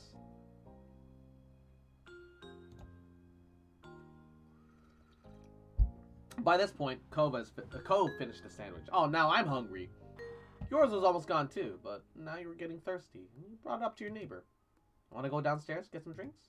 I was thinking that too. I don't really want to get up. Me neither. You look over at him, narrowing your eyes with false suspicion.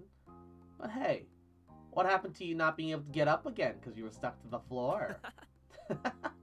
That's still true. I mean, we're not actually going, are we? I only thought about it. You rolled your eyes and dropped the issue, defeated. Cove grinned a little at the disappointment over his victory. Oop, it's a tie. Were you out of it? I know I didn't try that hard. He smiled at you in an amused way. You somehow weren't surprised by that, despite Cove being the only one who suggested the game in the first place. He started to yawn, his hand coming up over to cover his mouth. It quickly transitioned into a small laugh. You understood why. Yawning just as he said he was feeling disinterested was just kind of a funny coincidence. You laughed along. Cove just grinned, flopped onto his back, leaving his marker on the floor beside him. You stayed seated, looking over your friend as he stretched himself out. You really are so tall now. Cove snickered a bit at the random topic, and he propped himself onto his elbows to meet your gaze. Why are you even bringing that up? He shrugged. It just kind of made perfect sense for you to bring it up. My moms were talking about how me and Elizabeth growing up, getting bigger and stuff. Oh? What kind of stuff? Well, Ma only likes women, and Ma likes women too, but not just women. Yeah? Since the two of you were engaged in conversation, Cove got back into a sitting position. He brought a knee up, rested his arm on it, a wistful expression overtook his face. I wonder when I'll know how I feel about that kind of thing. You don't know? Cove shook his head. I heard at some point you're supposed to start liking types of people. Guys, girls, or whoever. I don't know. But I haven't. Nothing's changed. Maybe I have to grow up more. Oh, he doesn't have crush, I said. Well, maybe just don't like anybody. Or maybe like all types of people. That's pretty normal too. Cove seemed to appreciate that thought, if the smile that appeared over his lips was any indication. Okay. What about you? Who do you like? He turned his attention to you, looking encouraging. You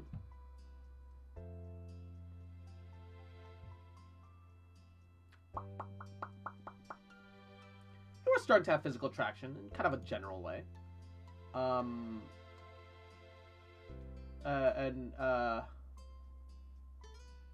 But you only seem to feel romantic attraction in specific cases or situations. Specifically when it came to boys. I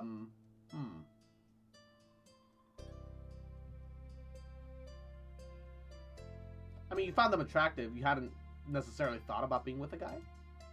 And how you felt towards girls. You found attractive, but you hadn't thought about the... wait.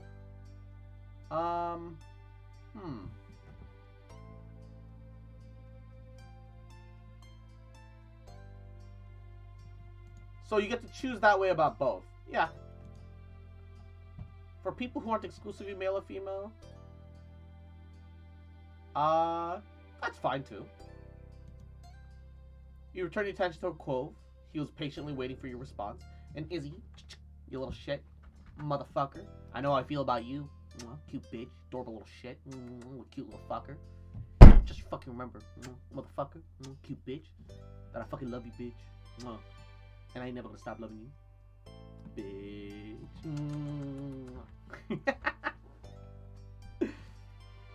You explained how you felt to Cove. He nodded understanding, and as you attempt to describe how you felt. Then he scratched the back of his head, sheepish. I'm not really sure how we ended up talking about all that when we just started out playing tic-tac-toe. But it was good, I think.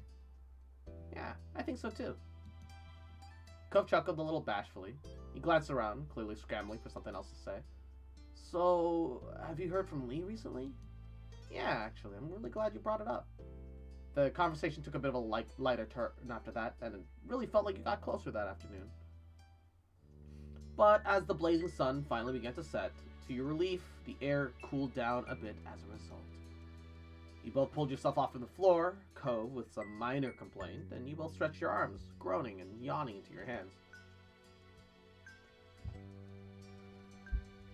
You glanced out of your window briefly, taking the soft reds, pinks, and purples of the late afternoon sky. Somehow, you made it through the scorching hot day in one piece. An anonymous cheerer, thank you for the 50 biddies. Mwah. I do appreciate it. It means a lot. Mwah. Thank you, thank you. Want to go outside? It might be better out there than it is here now. That sounds good. I could really use some fresh air. The two of you took your time heading downstairs. And have you watched Arcane? And do I need to play the game to understand the show? You do not need to play League of Legends to understand Arcane. It's self-contained. And nor did League ever take its own lore seriously enough until this point. It used to have a much more solid and foundational lore, but they gave up trying to keep track of it. Don't worry about lore. Just watch it. Just watch and enjoy it. And Leary, Yahoo! It's been a while. Can I get a shout out for Leary? How are you? How's your day going, Leary? Welcome, welcome. You should have played League anyways. Lol, League's stinky. I say that, but I also play League on occasion. I do enjoy TFT more than League nowadays, though. It's a much more casual experience, and I just don't have the time to like commit into League games. You played League last night, Cross? Yeah, I said I play it on occasion still, just not as much as I used to. You stepped outside, one after the other. I've been very lurky recently. Hey, no worries. But I hope you've been well. Hope you've been doing goody. How have you been? How have you been? Things are good though. How are you? I'm doing pretty good. I've been really enjoying Our Life. Oh, which is free, by the way. It's got some DLC and it's nice to have, but I wouldn't say that it's a deal breaker whether you have it or not. But if you're interested in like a casual like a wholesome, feels good kind of BN. I'd recommend it. I'd honestly recommend it. It's really cute. It's really goody. I'm having a blast with it. I played the demo of this and it's so wholesome. Hell yeah, baby. I do not give a singular fuck about League unless Victor's in it. I don't know who Victor is in this context. There is a Victor in the game who's like half machine, but I don't know if he's the same Victor or not. You stepped outside one after the other, the destination being the familiar hills behind your house. Glorious evolution, yes. This time of day, it was quiet outside. The flowers blew gently in the wind, petals trembling but stubbornly hanging in there. You felt the cool breeze on your heated skin and relaxed your shoulders. Cove closed his eyes, releasing a deep breath. I really love it here.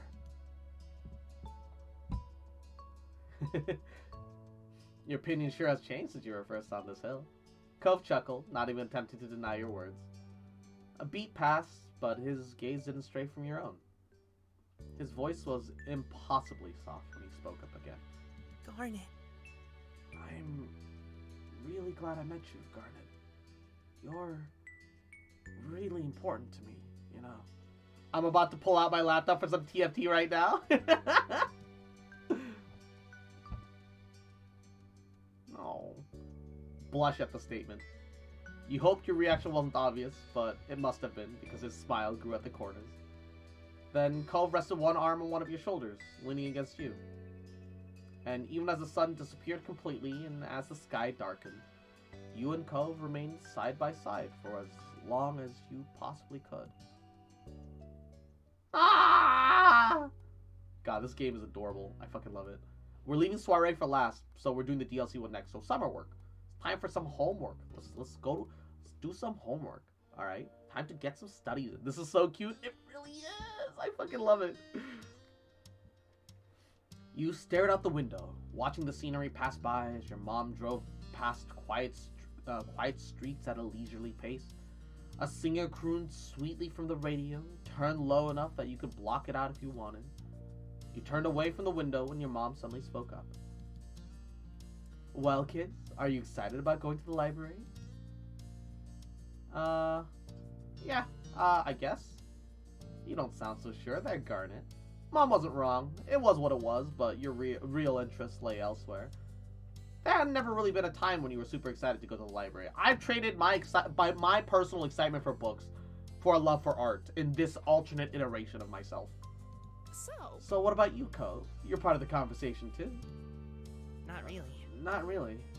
If I didn't have school stuff to do, I'd probably be somewhere else. I see. I get it. I wasn't so keen on the library in my day either. Really? Well, no, unless you count under 6 years old as my day. She grinned over at the two of you briefly.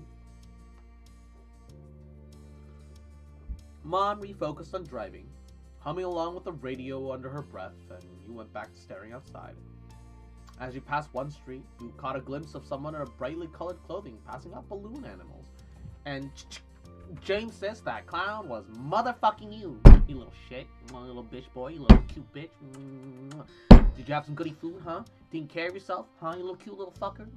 Better have drinking some goody tea, huh? Take care of your throat, you little cute bitch, you little shit. Just fucking remember. Trash. I fucking love you, bitch. And I ain't never gonna stop loving you, bitch. Oh, God.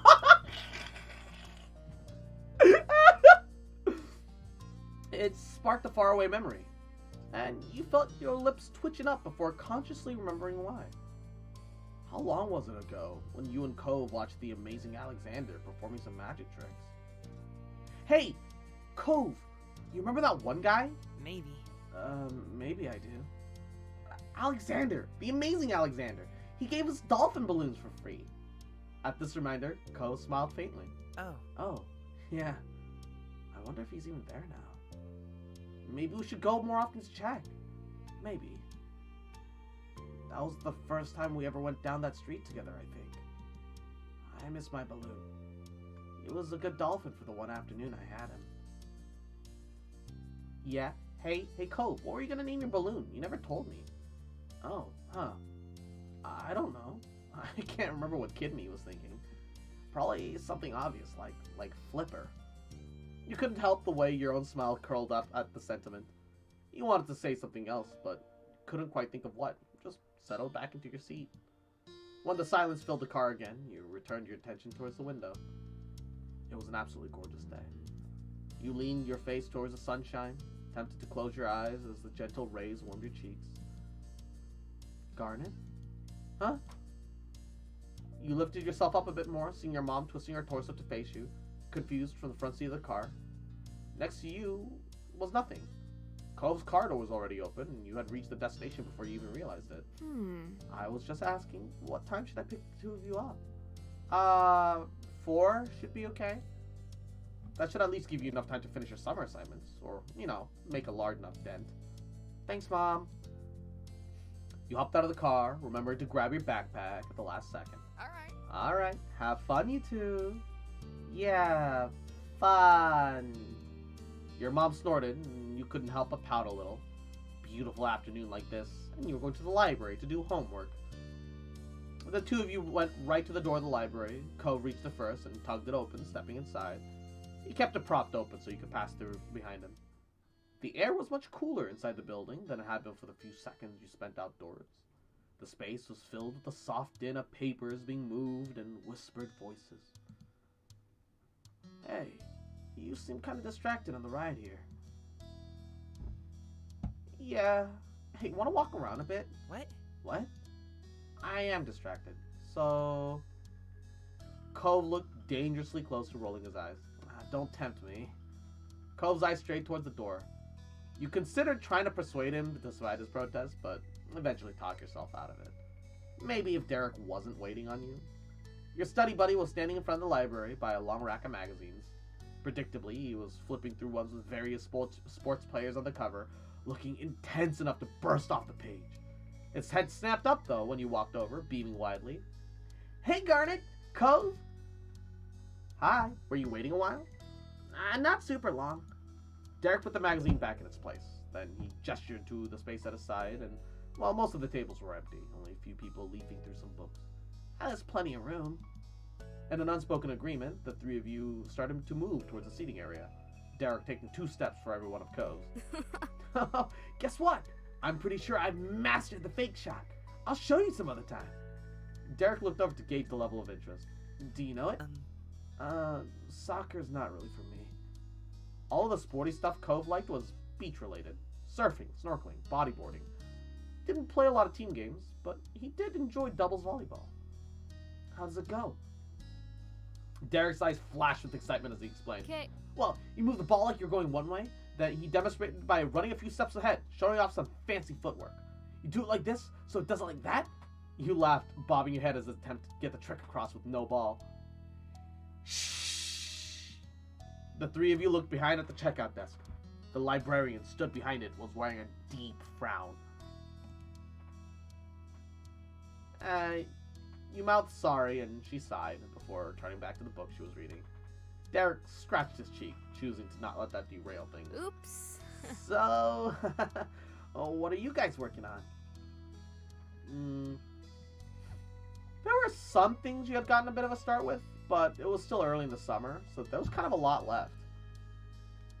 I guess I've got some math problems that need work. The atmosphere was good for studying, and you felt motivated to tackle them. Should have chosen to throw a book at the library. Oh shit, you're right. Let me scroll up. Didn't think it was a big deal. Throw book. There's also some summer reading to do. I need to go through an assigned book, but I'm gonna do that like later because it doesn't need any extra reference or anything. What about you two? I've got a few worksheets. They look pretty easy. My school gave us 3 books to read. Ugh, can't they just stick with one? I'm doing a timeline for history. You all found a table so close to all the tall bookshelves and set up camp. Within seconds, pencils and folders and books were strewn over the surface. You focused on your work. You were pretty confident you could get it done before your mom was set to return. Get it done now, don't have to worry about it later. You checked the requirements on the homework sheet your teacher had given you, opened up your textbook to the pages needed. After some time, though, Cove shifted in his seat, twisting his back as if trying to work some knots out of it. Feeling cooped up? Yeah, I'm gonna get up for a little while. Okay, I'm gonna stay here. I'm making pretty good progress. Yeah, I'll stay too. You don't want to break your concentration and have to get back into it. Got on with your work. Kept your head down, try to keep your mind to the task at hand. Derek's pen continues scratching at the paper as you stare down at your own work, trying to figure out what to do next. You didn't even realize that Derek had stopped writing until his question caught your attention. Weird to think we'll be back in school soon, huh? Yeah, new school year. Are you looking forward to it? I wouldn't say I was looking forward to it, but this year's gonna be the year. The year of what? Right. The year I'm on the team! He pumped his fist again in the air and momentarily became too loud for a library again. The team? Which one? Football or soccer? Well, why not both? That'd be pretty sweet, but I need to give it all my all, whatever it is. Can't split my focus forever. Thing is, I haven't figured out how I'm gonna pick. I just have more time to practice and get real good if I stuck with one. I don't know.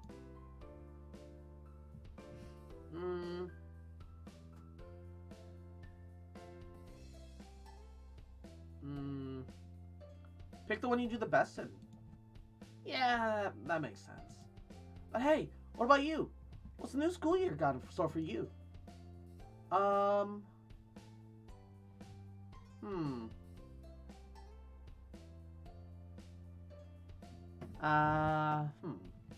a good question. I don't think my character is a very sporty type, nor am I, despite my interest in, despite the fact that I enjoy being with sporty people. I guess I want to learn a new skill, I suppose. Really? Really? I'll help you practice with it if I can. You continue swapping visions of the year ahead until Cove returns. With the start, you realize a solid 15 minutes had actually slipped by, but it only felt like a few moments. But with fresh minds, you all turn back towards your work. The sound of shuffling drags you out of your head, and you look up, surprised to see Derek packing up. You're done? Derek casually shrugged, but you could tell he felt proud to be the first one finished. Uh-huh. Told you it wasn't anything hard. Wish mine was that easy. Want me to look over it? Maybe I got some tips that'll help. Yeah, sure, why not? Thanks. I gotcha. I gotcha. With a smile, Derek leaned over to your part of the table. He took some time to get over the gist and point you in the right direction before turning back over to you. Derek leaned on the back of his feet. Okay, I'm gonna look around while you guys finish. See ya. Bye. Bye. See ya. Later on, Cove shuffled in his seat, closing his books as he looked over at the notes he'd been taking. And, oh, Ray redeemed Padoro mode. Give me a second. Ba-ba-ba-ba-ba. Ba-ba-ba-ba. Ba-ba-ba-ba. Hashire sori yo, kaze no yo ni, tsukimihara wo, padoru padoru.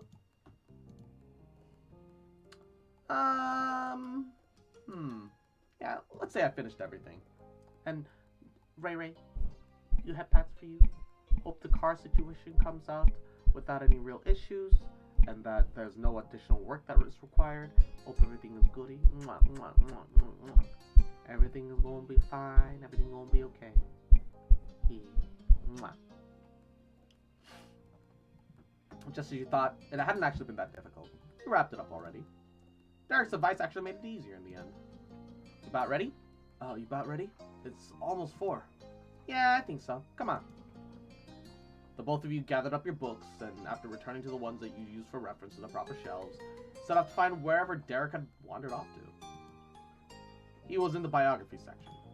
His back towards the two of you, one hand above his head and the other supporting himself against the shelf as he strained to grab one of the books. Hey, Derek, we're ready. Okay. Oh, okay. He glanced at the sound of your voice and then towards the shelf he was trying to reach. That was a struggle you knew all too well. You need any help with that? Derek frowned, eyes flicking to Cove just for a second before shifting to look at the floor. Yeah. Thanks. Which one? Derek directed Cove towards the book that he wanted. It was an autobiography of someone you'd never heard before.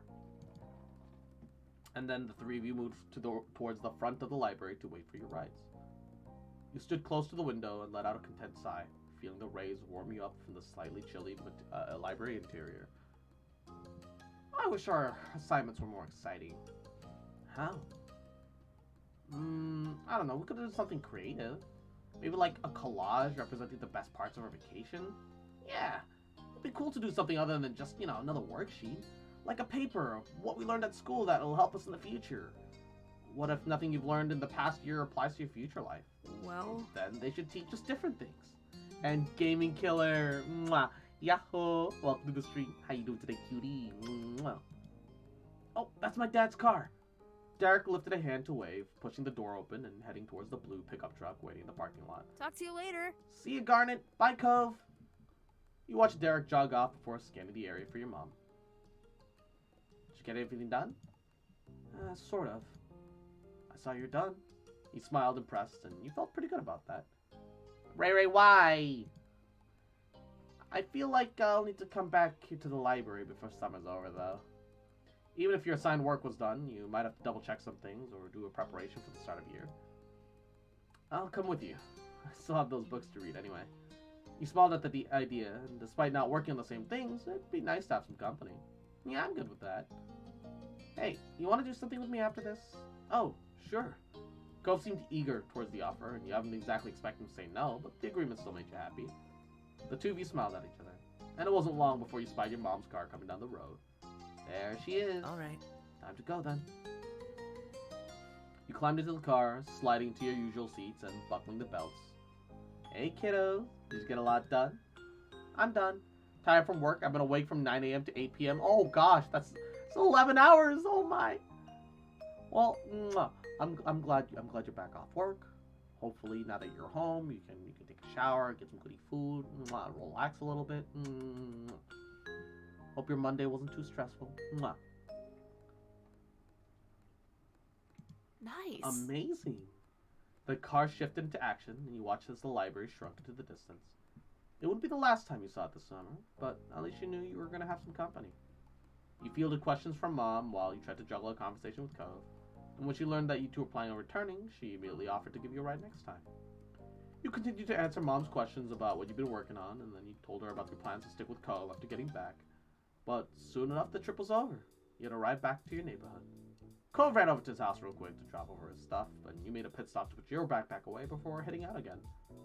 The two of you were grouped in the middle of the road, halfway between your two houses, and with I have free from you're gonna be free from work tomorrow. Yo, day off. Let's go, baby. Mwah. Nice. Take some time to relax. Take some time for yourself. Mwah. Take care of yourself, baby. And thank you for the head pats, Killer. With everything wrapped up, you can now freely enjoy your afternoon. So your conversations resumed as you both began walking down the street together. The afternoon came and went, dinner was eaten, and you cleaned up dishes left behind from it. Cove elected to stay for a meal today. He passed you a couple plates to rinse in the sink, even though he didn't have to. Cove asked at least, asked to do something to help. You scrubbed the last of them, let out a satisfied sigh. Alright, they're done. So I'm gonna go upstairs now. You addressed your guests for the evening. You gonna come with? Yeah. Yeah, I don't have to go back till later. Take it easy, kids. Thank you for the help. When you got back to your room, you noticed your backpack from earlier. You figured it'd be best to unpack the stuff needed for going to bed. I'm so happy that and relieved that my car's gonna get fixed tomorrow. Oh, that's good. I'm glad to hear that. Hell yeah, baby. Mwah. Cove plopped onto your desk chair and it spun around a little bit as he got comfortable. He watched you contentedly as you walked across the room. He didn't need or expect you to try to entertain him constantly. It was just nice to be near each other, even when nothing was going on. You hefted your bag up to the bed and it sunk into the comforter, and with that, you start to sort through books and paper packets. Not all of it were things you need anytime soon. The pink-haired girl is getting her shit rocked? Pink-haired girl? Eh? A small pile of the most important assets began to grow at the side of your backpack until you got over it all. Oh, wait, are you talking about Arcane? I haven't seen it yet. I am planning on actually seeing it, but I've been lazy. You had actually finished flipping through the contents, but that wasn't all your work. You instinctively pulled up the opening close to you and peered inside. A second look commenced, and then a third, and you began to open the smaller pockets. You're missing your math assignment. I just joined the Discord server. 8. Welcome, Gaming Killer. Welcome to the Homadachi. Let's go. Let's go, boy. Garnet? By this time, Cove could tell something was wrong. We spent the better part of today completely finishing it, and now it was gone. It hadn't been that noteworthy before, but the bag wasn't really zipped up when you began to look through. It could have fallen out somewhere if you had it in the first place. You start to panic. The assignment could be anywhere. You're never getting it back. It's gone, and you're gonna have to replace everything that you did with it. My math work isn't in my backpack. At your word, Cove jumped out of his seat. No way! Oh crap! Is there somewhere we can look? The bag was kind of open, so he winced sympathetically. That left a lot of options for where it might be, and most of them bad. You made a sudden bolt to the other side of the room. You start to scour the spot that the back was originally left in. With nothing left in sight there, you expand the search to the rest of the space. Cove did his best to stay out of your way while keeping an eye out for your missing work. It was a frantic and ultimately futile effort. Your assignment wasn't here. Let's check downstairs. It might still be in your house someplace. Guess where it was? In the car. Fine. How are you? Well, hello again. Is everything alright? You gave a rambling explanation of the situation. No, it was. I had it, I did it, but when I was getting it out there, and then I don't know. What? What? My schoolwork is missing. This was definitely getting to you. You have things that you want to do, that you need to do, and instead now you have to worry about this. I'm so sorry. Oh, sweetie, I'm so sorry. What's missing? MILF? These are my moms. Welcome, welcome. The purple-haired, the purple. Well, it's dyed. It's brownish purple.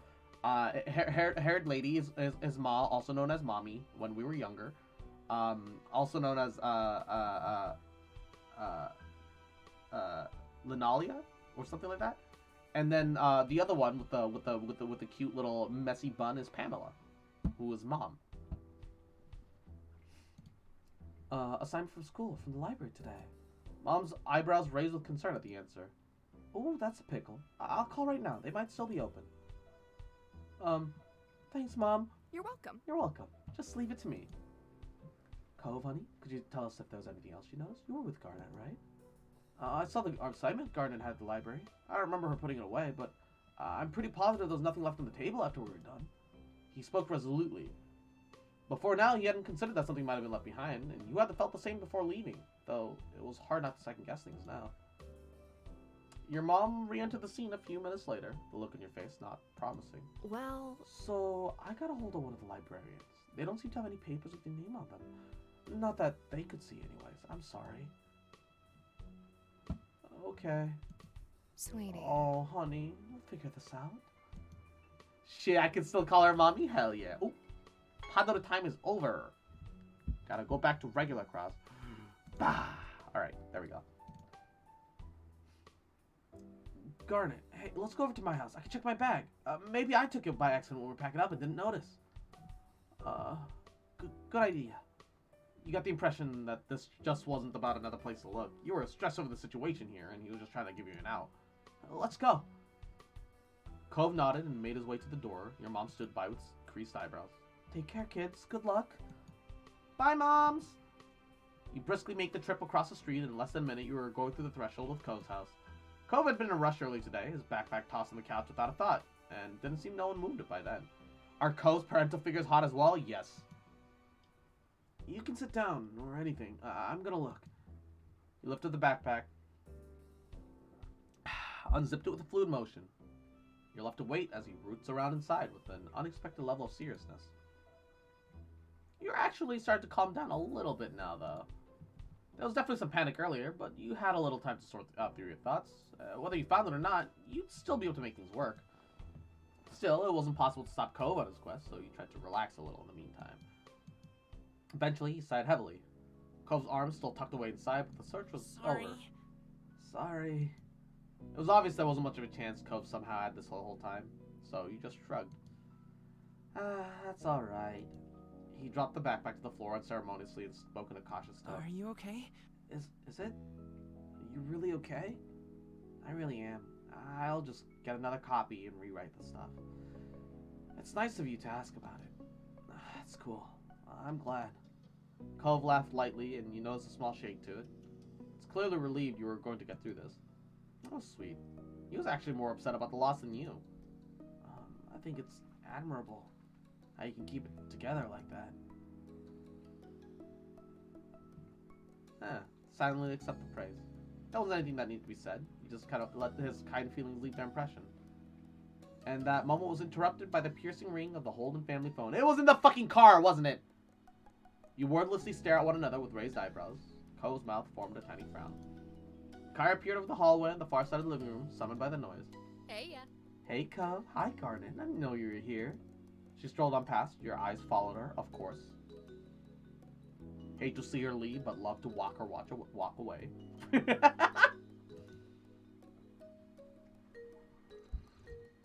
And Dandelion, welcome back. Thank you for that. Hope your lurking's going well. Hope you're doing goody. Cove's mom answered the call, giving a chipper greeting to whoever was on the other end. A few uh-huhs and mm-hms later, Kyra thanked the person and placed the phone down once more. Daily pet? Yay. Garnet, that was your ma. She said your stuff was in the car. I fucking knew it! It's always in the car. It's always in the car. What? Really? Oh, that's what I was told. Now, I'll just return to the guest room. We can return to have your privacy. Cove's face cycled from shock to sour as his mom made her escape, laughing. He shook the interruption off and refocused on you. Oh, they've got it. As you guessed, it wasn't that big of a wasn't that big of a deal. They've got it. Cove smiled crookedly and shrugged one shoulder. We should probably head back to your house. Your moms might want to talk to you. Yeah. My parents really care about me. They had kept searching even after you left, and because of all that, it all worked out. Cove nodded in agreement. Cove, it means a lot that you stuck with me. Thanks. He brightened up with sparkling eyes. Don't worry about Nah, it. anytime, Garnet. And while stepping towards the door, there were those thought in your head that you knew to be true. You were going to be there for one another, with the small things and when it came to big things. Alright. Oh shit, I realized I mistimed a couple things. I'm gonna have to do wave and dinner before soiree. Alright, you know what? We did our summer work. Let's go to the beach. Let's get a good meal and let's have a big party to end it all. Wave. The family shopping trip had taken most of the morning, and you still had to unload everything from the trunk before you could go enjoy the afternoon. You cradled another bag in your arms as you head back towards your house. It was one of the heavier bags from the grocery store, loaded with fresh apples, ripe tomatoes, bunch of carrots, and even half a watermelon. Alright, does anyone actually do that? Buy half a watermelon? Like, just buy the whole thing. I hate the whole half watermelon stuff. I don't like it. You're letting all the juice out. I like my watermelon sealed and contained like an SCP, okay? You gotta keep a lock on that bitch. Ma came out the front door and paused just ahead of you. It's no trouble. Need any help with that, Garnet? I can bring it the rest of the way if you want me to. Nah, I got it. You were doing fine. Even if it was large, it wasn't too much of a problem for you. Ma gave you an encouraging grin and rustled her fingers through your black hair. You set the next bag at the counter. Your older sister began to root around for the contents with a sigh. Ugh, like how much is left? Well, still a few more bags. With a huff and a puff, Elizabeth continued putting away the groceries, and you retreated out of the kitchen before you could become the target of her bad mood. Be careful. Careful, Garnet. You had been looking where you were going and bumped into Mom, almost stepping on her toes to boot. Ooh, sorry. I can give you a pass this time, but be sure to watch where you're going. If you run into the wrong person, you might get your license revoked. She grinned at the bad joke as you walked through the door. Outside, Ma had started organizing what remained and putting away any loose objects that had fallen out during the trip. When you stepped up to the trunk beside her, she took in a big breath of air, her dress gently swaying around in the breeze. It's a shame. Oh, it's a shame we had to spend the morning cooped up in that shopping center. It's a beautiful day, don't you think? You tilted your head to the sky, gazing at the clear blue expanse. Yeah, days like today are my favorite. Ma smiled at you, her amber eyes glinting with affection. You and your sister are a lot alike in that way. Me too. Gave her a familiar look. But eventually, you turned to help her with the latest of the bags. Oh, hi, Cove. You noticed Mom wave up at Cove, who was just exiting his front door, surfboard propped up under one arm. Let me guess, surfboard and wetsuit. Where might you be off to on this beautiful day? Cove flinched at being called that so suddenly. He hadn't realized that there were people out already, but he quickly recovered. Yo! Cove with the drip, though. Good one, Miss Cross. He crossed the pavement, proper to say hello to you and your moms. Hello, honey. It's a beautiful day for surfing. I haven't been out on the waves in a long time. I'm jealous. Seriously, the smiles of these moms are uncomfortable.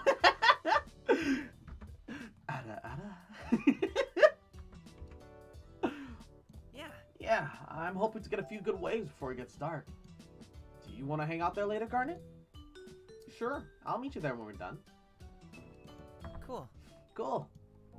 Oh, can I help out with anything? No. This is our job. You go back and enjoy the beach. Garnet can catch up as soon as she's finished here. Alright, I'll see you. Yeah. You watch as Cove head off towards the beach, unable to hide your grin, knowing that you'll be joining him soon. Once everything had been taken in and put away, you got ready to meet Cove at the beach. I presume I'm not great at it, but if I live by the coast and I have a friend that's into surfboarding, I'd have picked it up at some point, right? You had a surfboard in your room that you wanted to take with you. I thought you played as Cove? No, I'm playing as my. You make your own character. Cove is a potential romantic interest, or just a friend, depending on how you want to play it. After grabbing your board and getting everything ready, you head down towards the beach. Have fun. Have fun, honey. Stay safe. When you arrive at the shore, you are greeted by a crash of waves and the soft calls of seagulls. Taking a lungful of ocean air, felt your peachy skin warm in the sun. You notice a small setup nearby with a towel, some sunscreen, a bottle of water. That must be Cove's. You spot Cove himself nearby. He hadn't gone out to sea yet. He was just sitting at the sand at the water's edge, his board propped up beside him. You stroll up beside him. Hey, I'm here. Garnet. Garnet. He looked up at you with a smile and quickly hopped to his feet. I was wondering if you were still coming. Yeah, couldn't have missed it. He chuckled shyly at your insistence. Okay. Then he cast his eyes out towards the waves. Cove, I'm not that good at surfing though. He dragged a toe through the sand, feeling a little bit silly, but worthy nonetheless. He gave a bent smile. So, we're just gonna have fun, right? Yeah. His words made you feel a little bit better, and the two of you headed out to the water together. You paddled out to the sea where the good waves are, the water cool against your skin. It's nice. It's not too calm, but nothing crazy. It looks perfect today. He smiled at you, and you couldn't help but smile back, feeling totally content. Until Cove kicked the water a little too hard and inadvertently splashed you. Hey! Sorry. The apology didn't come across as especially repentant, as he was practically laughing when he said it. Splash him back. You laugh, but waiting for an opening revenge. The second he looked away, you kick him back, spraying him. It quickly devolved into a splash war. You had no idea who was winning at the point, but the ocean decided to throw its weight around, douse you both with a tall wave. Cove laughed, his smile infectious, and you couldn't help but join it. Draw? Yeah. You nodded at one another from your boards, bringing the war to a peaceful end. Cove pointed out, looked out in the distance. You followed his finger to see some nice-looking waves. Hey, let's get going. You agreed. No doubt there was room for you to do something good. You were ready to have some fun. You started taking on waves. Cove tried doing a few tricks, and you got into the rhythm of just finding the right waves. Have you ever thought of what the fish and ocean think what the fish and other ocean animals think we're doing here? Have you? Not really. Not really. Okay. It seemed that it was all he was going to say on the topic. You started to turn away to paddle to the next wave when he spoke again. Oh, that's weird. Cove reached into the water, pulled out something small and brown. Was it a tiny stick? A clothespin. Cove looked at it in disbelief, blinking slowly. Then he raised the clothespin with a mischievous look in his eye. I guess it's needed. How else would dolphins hang up their flippers? They gotta be stored somehow. I actually love that. You've got good taste. You played around for the rest of the afternoon, kept chatting in between the waves. You thought about how you surfed today. You did pretty good. You're improving. Maybe. A while ago, you'd had never been to ride some of today's waves, and you were really learning. If you kept this up, who knew how good you'd be at the end of the summer? Cove also gave you a lot of encouragement about your performance. What an afternoon. The setting sun was visible on the horizon, and every time you would look away, it sunk a little lower. The beach was darkening, but still pleasantly warm. You knew you should get out of the water, before it was completely dark in the sea.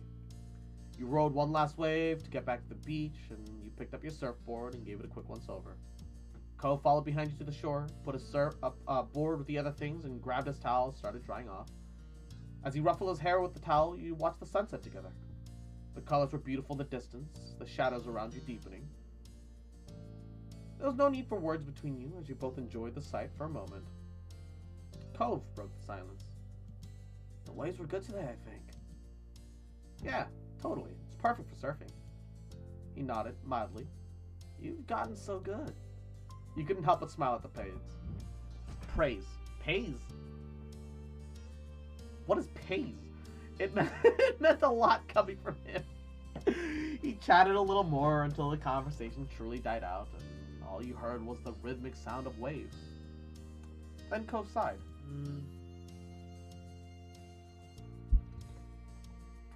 The day can't be over. Not yet. He scowled into the distance, as if the sun exiting the sky was more of a personal offense. Don't you think it should be longer? Yeah. And, hey, Cross, I changed my name, Disbean, by the way. Hey, Scythe wasn't here now, though. Hey, Scythe, how are you? Welcome to the stream. Hope you're doing goody. Welcome. Hope you've been well, though. How are ya? It's been a while. It's been a little bit. I'm not gonna go home just yet. I wanna go somewhere. I don't know. Cove was still dripping in salt water, so you weren't sure exactly what the alternative was. Wetsuits were fine for the beach, but not really much else. It also wasn't a very good idea for him to lug his surfboard around town either. Yeah, you'll be real cute in that wetsuit wherever you go. Cove's face and ears flushed as he looked down and inspected himself, crossed his hands over his chest self-consciously. He'd been so used to wearing it that Cove hadn't given his current choice of dress any thought. At least that was until you pointed it out to him. Stop it. He looked down to the shore with wide shining eyes. Oh, there's at least one place that's always okay to hang out in, no matter what time it is. The park. You nodded. The park was virtually empty. Even Elizabeth only went over there nowadays if she was looking for you. Times have changed. She used to be so protective of the place. In fact, the only kid there was a chance of running into might be that Jeremy kid again. You brought up the idea to Cove and he cringed, but I'm still going. I mean, the sun's still there a little, and I'm staying out long as it is. Yeah, I'll tag along. Okay, let's go. Cove took a minute to get his stuff in order, and he made sure to get it all, although he didn't take much care to shake the sand off. You dealt with your own things as well. I don't want to keep him waiting. Just stuff everything quickly together. Alright, I'm done, Cove. He rolled his eyes with a bent smile at the announcement. And as a final touch, Cove plucked his glasses off the beach and put them back on his face. He looked a bit more like himself now. He led along the way to the beach of the park, and it wasn't that far, so it didn't take you that long at all. The sun still hadn't completely disappeared yet, just when you made your arrival. Cove stuck his surfboard right in the sand and tossed a towel over the top. By now, the two of you were mostly dry, the summer breeze on your skin keeping you pleasantly warm. Cove idly went over to the monkey bars, grabbed him, feet flat on the ground, and pretended to go across. He really had grown in the past few years. You were still short enough to use the monkey bars yourself. Sometimes being tiny had its perks. And Chibi Envy! Mwah! Yahoo! Welcome to the stream. How you doing today, cutie? Hashire sori yo, kaze no yo ni Tsukimihara wo padoru padoru. How you doing, cutie? Mwah.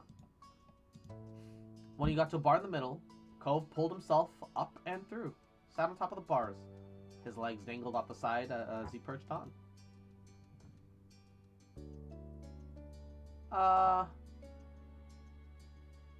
Yeah, I'll join him on the monkey bars. You looked above to inspect the monkey bars. Might have been short, but that just kind of gave me more experience in climbing things. You leap up, grabbing one of the bars. Shopping is exhausting. It can be, yeah. What you go shopping for? What you do today? You leaped up, grabbing one of the bars, using the momentum to swing yourself up. It took a little more scrambling, but you made it to the top, and Cove seemed pretty impressed. Just waiting G7 to come in and be like, yeah, not the stream, it just dips. G7 has actually already got off to bed. He's settled on the monkey bar like it was a throne. He didn't really get to be above everything often. Guess what? He smiled broadly and raised an eyebrow. He's not here. Right, it was true. There wasn't a single sign of Jeremy. Looked like it was just going to be you two tonight. Cove hung his head and groaned dramatically. And your eyes widened when he whipped his head back No up. way. I can't believe how dumb my parents are for forcing me to come to this stupid place. You were taken aback and blinked for a second and you realized he was quoting Jeremy. Grocery and getting Secret Santa gifts, which they didn't have. You'd think that they'd have Pokemon plushies? All. You'd have to go to like a proper toy store for that. But Secret Santa, huh? Ooh. Is it like an online event that you're participating in, or are you going somewhere in person for it? Ugh, parents don't know anything. Cove glanced back at you, amused. You looked around. The old park, the streets you knew like the back of your hand, the beach. Now these were your stomping grounds. You wondered how Cove actually felt. How much of his joke was just a joke, and how much he was sincere of his dislike of the place. Moving had never been his choice.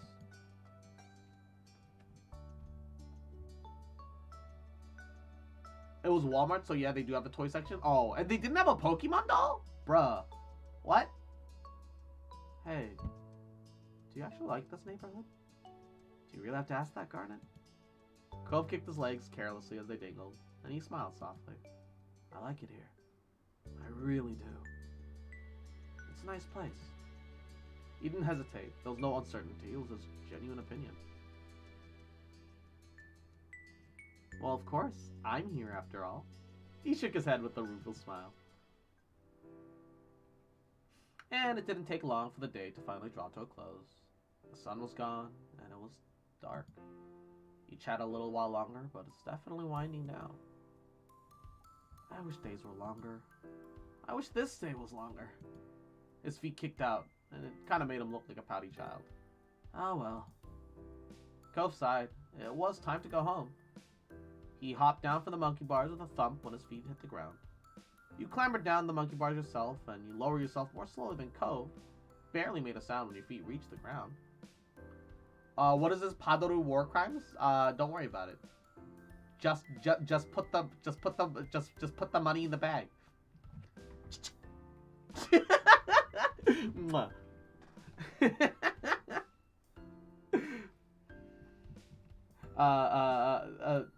Cove grabbed his surfboard and threw his towel around his neck. And with the water bottle in hand, he was ready. You both began your trek up the road, and it was a quiet night. You didn't run into anyone else. In what felt no time at all, you'd already reached your street. And as you walked, Cove smiled to himself. It was a soft expression, and you couldn't help but wonder what put it there. Everything okay? I just remember when we were younger.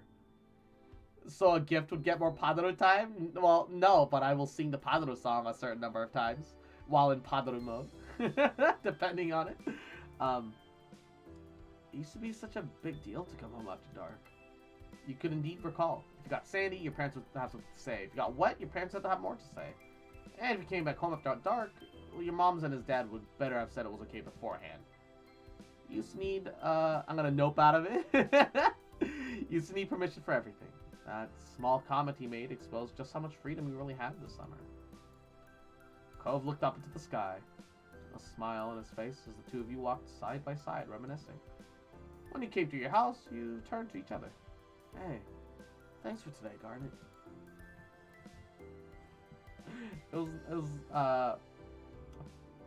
Yeah, it was definitely, yeah.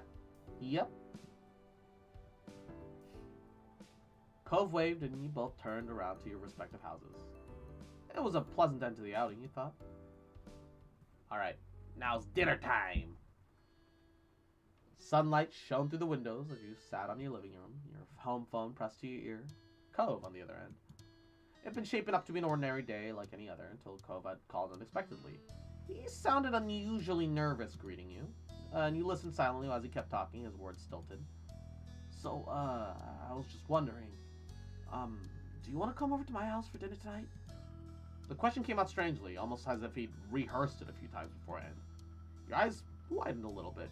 You didn't expect this to be the reason behind the call.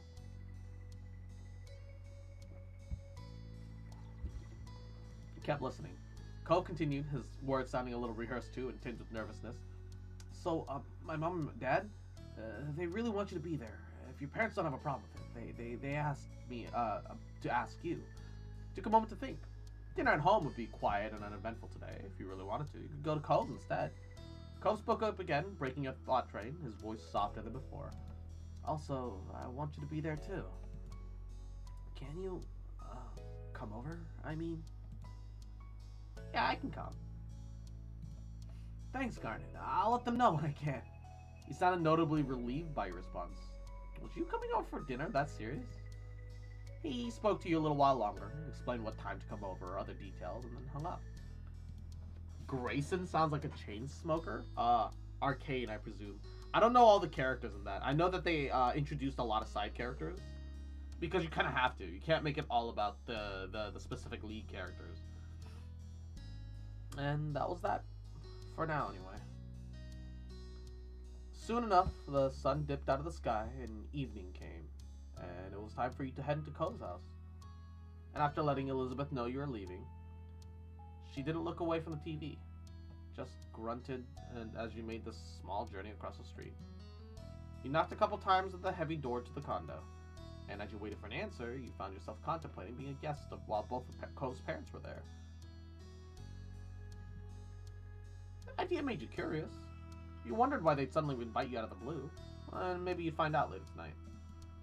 You didn't get much time with your thoughts, though. The door opened to you soon enough. Cove's mom, Kyra, stood in the frame, smiling warmly at you. Come on. Hey, Garnet. Welcome. Please, come on in. She opened the door wider and moved to make room, and you stepped inside, allowing her to shut it behind you. Thanks so much for coming over. I know it was kind of last second. Well, thanks for having me. Of course. Of course. Just make yourself at home. It's not my home, but I've been given permission to say that.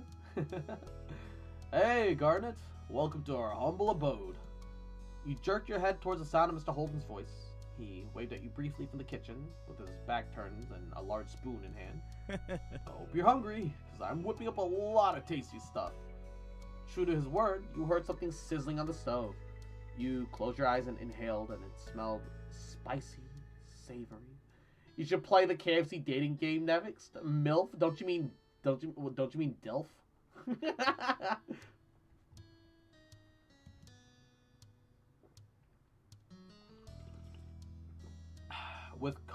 With Mr. Holden busy, Cove nowhere to be seen, it was just you and Kyra.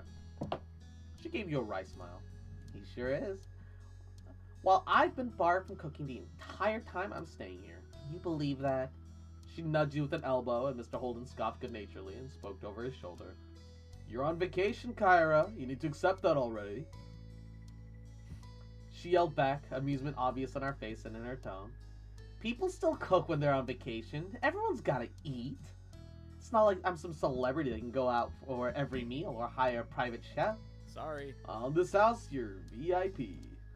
Kyra smiled and shook her head quietly.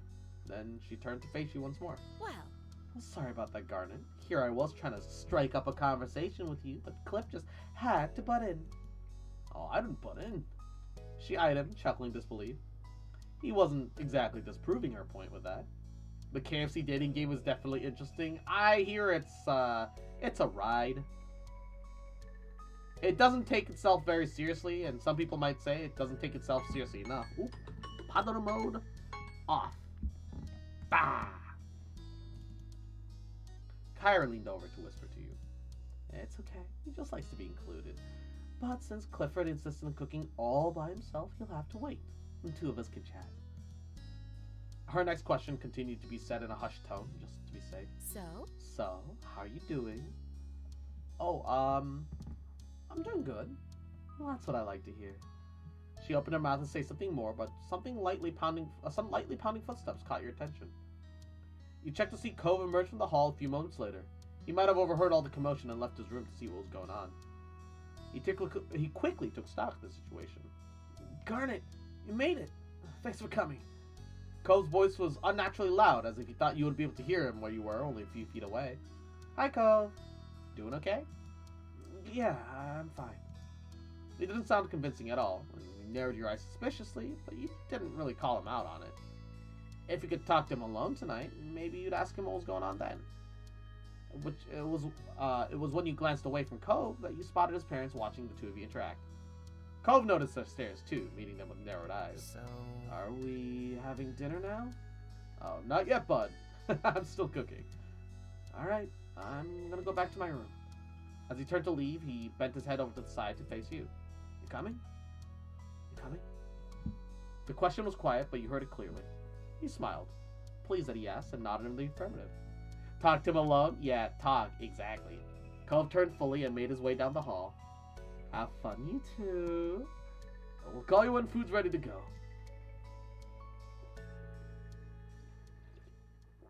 With that, you followed after Cove. The two of you made your way down to the hall. Actually, now that you thought of it, this is the first time you were invited to see Cove's room.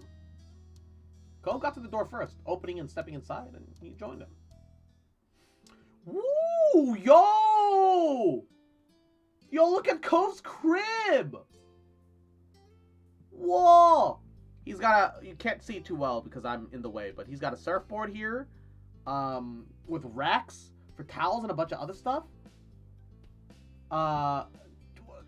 Joshua, we're 13! He's got a fish tank. Got a nice little desk. Yo, I really like this shelf, though. This shelf is really neat. I really like that. Still? Yeah. We need to go through one more summer event for us to be 18. And then you can make all the lewd jokes. There was a mat on the floor in front of the door, and as you stepped over the threshold to his room, you feel the crunch of sand beneath your feet. Eh? Sand.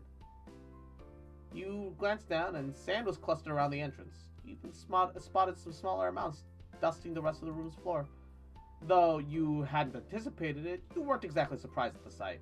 Of course, Beach Boy Cove Holden would get his room all sandy. This is my room. Cole was a bit shy as he said so, fidgeting with the hem of his shirt, using one hand and vaguely gesturing to the space with the other. Stuff you can sit on, if you want. I'ma commit space war crimes in Halo Infinite? Hell yeah, baby. Mwah. Have fun, have fun. Are you playing the campaign yet, or are you just playing through multiplayer? You looked over at the desk chair as an option, and when you turned back, Cove was already sitting on the edge of his large bed. Trying to make your own beach with all the sand? Not Campaign? really. Nice. No. But it'd be cool if I could, though. You couldn't help recalling a long time ago, Cove explaining his childhood dream home would be something located right on the shore of a beach. Maybe that idle thought still held a bit of an appeal for him. It made you smile to think about. You'll sit next to Cove on his bed. Cove smiled when you made yourself at home beside him, and you grinned back. The silence growing, your gaze began to drift, and you stared at the bright fish swimming in the tank. There was actually a bunch of them, swimming to and fro in the open space. They stood out starkly against the green aquarium plants. So, how long have you had those fish? I guess. My dad bought them for me not very long after I moved here. I guess it's been years now. Wow, that's a long time. You peered carefully into the tank. The fish looked to be doing well. He must take good care of them. Most of them were small, but there was an especially big one. What are their names? I don't name them. Well, not really. You lifted an eyebrow at that, and he continues the explanation sheepfully. I mean, Most of them I just call them based on what they look like. Like Squirt for the small one, Tangerine for a really orange one. That sort of thing. I've had a lot of fish, so I'm not really good at coming up with names. You found that surprising. After all these years, you still had trouble naming his fish? It sounded easy to you. You should prepare some ahead of time if he's gonna get more. Oh, a couple of them have some other kinds of names. He pointed at the small orangey red fish, minding its own business away from the others. My dad named her Dreamcatcher, and that one Mark. Mom came up with Mark. Cove smiled to himself, his eyes reflecting the glow from the tank. Wait, you let other people name your fish? it's nice. Yeah, it's nice. He turned towards you, tilting his head to the side, considering look on his face. Do you want to name one? Sure, can I? His smile grew a little at your interest. Sure. There's a few that you who don't have names right now. The newer ones. You can pick who you want to name. He pointed out each of the recent acquisitions to you. The first was the smallest of the tank, completely orange and zipped all over the place, running laps around the others. The second was slightly bigger and red. Tail was dotted with black spots which resembled freckles.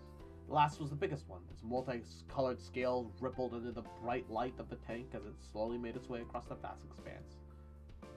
I want the smallest fish.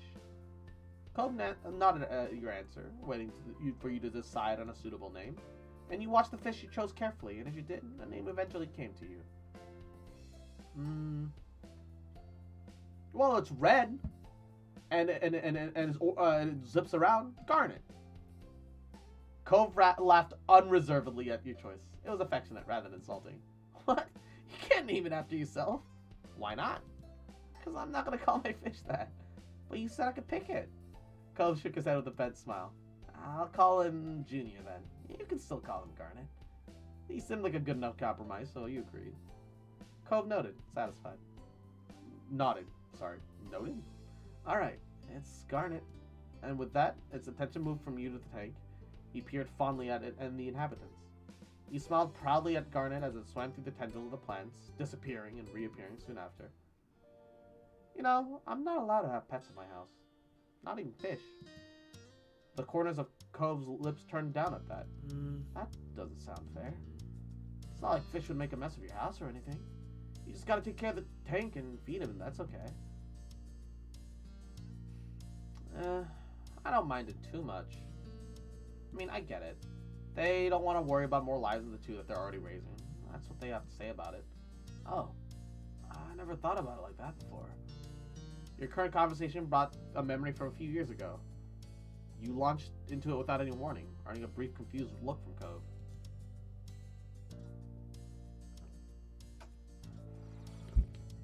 Ah, yes, Mark and Dreamcatcher. Oh, hi, Mark. One time, Elizabeth, came back from playing at the beach and just shut herself in her room. She only came down for food, and she ran back upstairs straight after. It's kind of weird. My mom didn't think much of it at first. But then that night, Mom went into her room to say goodnight and started screaming. Mom and I ran over to see what happened, and Lizzie had this huge lizard in her arms. Cove's eyes rose at that, and he leaned forward in interest. Ito tomorrow? Hell yeah, I'm excited. I sadly don't have enough primos to pull Ito, but I do want his weapon. Or the Skyward Harp. I would prefer the weapon. I would prefer Redhorn, because, man, 88% crit damage in Eula? Oh! Brudda. Cove's eyebrows rose at that, then he leaned forward in interest. Really? A lizard? Where'd that come from? Elizabeth said that she found it half buried in sand and didn't know what it was. Then she pulled it out and got the answer, so she brought it home. She hid the lizard in her room most of the day because she wanted to keep it. Mom and Ma weren't happy. They were worried about putting it out during the night, but she was gonna have to let it go in the morning. I have like 20 pulls saved. I've got 60. But I might do one top up, see if I get lucky. Because that's usually about my limit. Lizzie was really upset. She did bring it back to the beach eventually, but she wouldn't talk to anyone for days. When she did get over it, though, it's like nothing happened. You laughed, thinking back to the time. Elizabeth has always been stubborn when she was younger, but she forgot grudges quickly. Now it wasn't so easy. Cove had been quiet for most of the story, apart from the reveal of the lizard. He had a bit of a thoughtful look on his face. I can't even imagine what it'd be like to have a sibling. You gave a serious thought to a statement before you told him.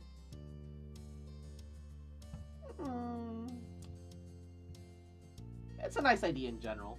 But you know, my sister is Elizabeth. Maybe if I had someone else as my sibling, I'd like having one more. Well, I like her plenty. There are ups and downs. I'm at 30-something pity. I'm sure it'll be fine. I'm hopeful. We hopeful out here. It's fun to have her there when she wants to be there, but Elizabeth barely feels like hanging out with me now. Cove pursed his lips at the words, considering them quietly for a while. Cool. That's interesting. I think your family is cool, though. You didn't really have much else to say.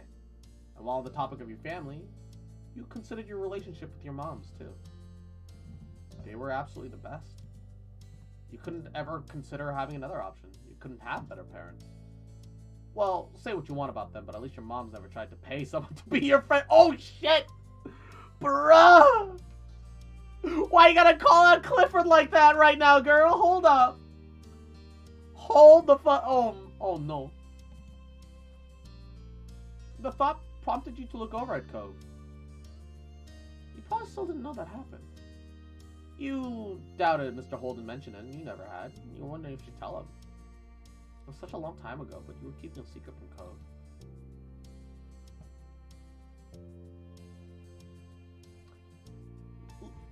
We can always scroll back, so let's fucking tell him.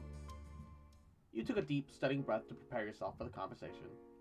Who named their named their child Clifford? Well, Cove's dad's name is Cliff, short for Clifford.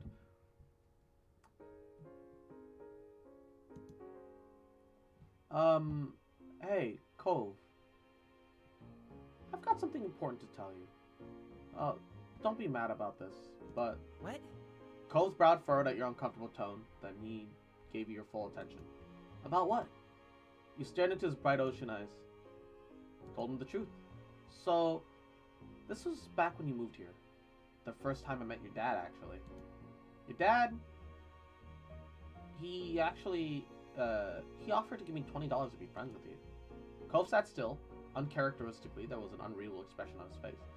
His eyes seemed to look through you, and you didn't know what to do next.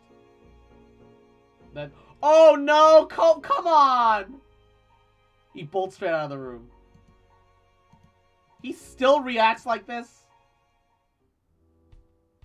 Can you let me explain the rest of the situation before you react? Okay, I'm not ruining dinner. I'm not ruining dinner. What? You didn't tell him. This was a bad time. He needs to know the truth eventually. I need to let him know eventually. This is a bad time. And Cinderkin, yahoo! Welcome to the stream. Welcome to the stream. Welcome. Do it, then scroll back. Yeah, that's what I did. I went through it, and then I'm like, oh, you gotta pick in the gallery? I don't wanna... Fuck it.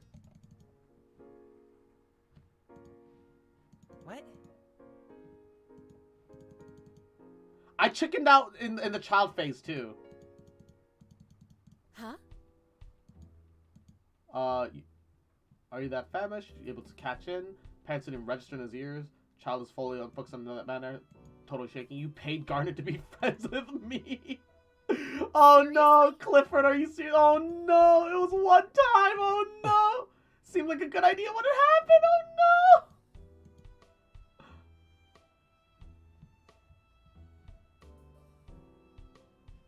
I feel bad for everyone. It's alright. No! I can stay with Gart. Wait. No! He still wants to stay with me, though.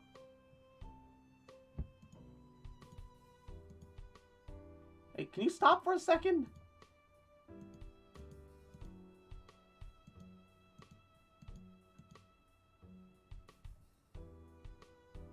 Do you want to be doing this? Are you mad at me? What? No. It's okay.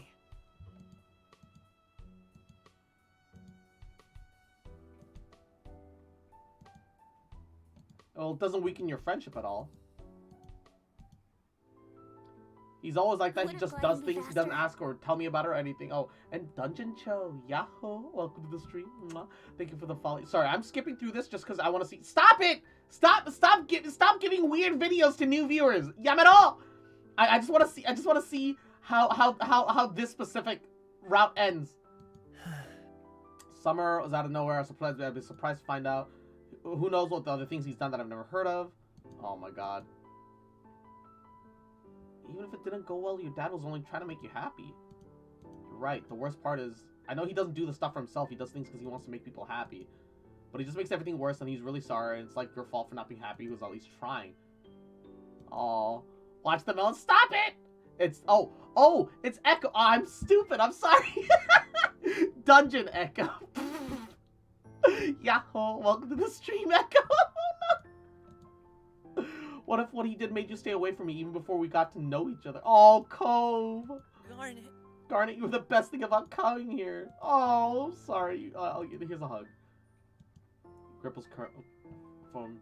Look, I'm really glad we got to be friends, okay? And me too. Stayed like that for a while. He's like that with my mom too. Dad wants to make people happy, but he doesn't. Oh, shit. He's just... Oh, dude, come on. Don't be like that to your old man. He loves you. You don't actually mean what you're saying. What about your fish? I remember that day when it happened. You ran to the hills behind the house. Mr. Holden waited for you to come back while my mom's checked the park for you. That's when I met you for the first time after he talked to me about you. I remember him too. When we moved to Sunset Bird, I felt like I lost my whole life. Maybe that's why he wanted to help you start a life here so much. He needs to know. You guys really need to learn how to communicate. Cole frowned thoughtfully. He didn't say anything. He had a chance. Okay, he's gonna go back home. He's gonna talk through I'm it. sorry. Okay, so there's an achievement for that called The Deal. During step 2, tell Cove about the deal his dad wanted to make with you. Can I come with you? Yeah, why won't you go? Just checking. Oh man. I want to go through the dinner normally. I don't want to go through this. Cove? I don't want to ruin dinner. Ah! Ah! He wants to talk. All right. I want to know what happens. I'm so stoked that like they go through all the bad moments too.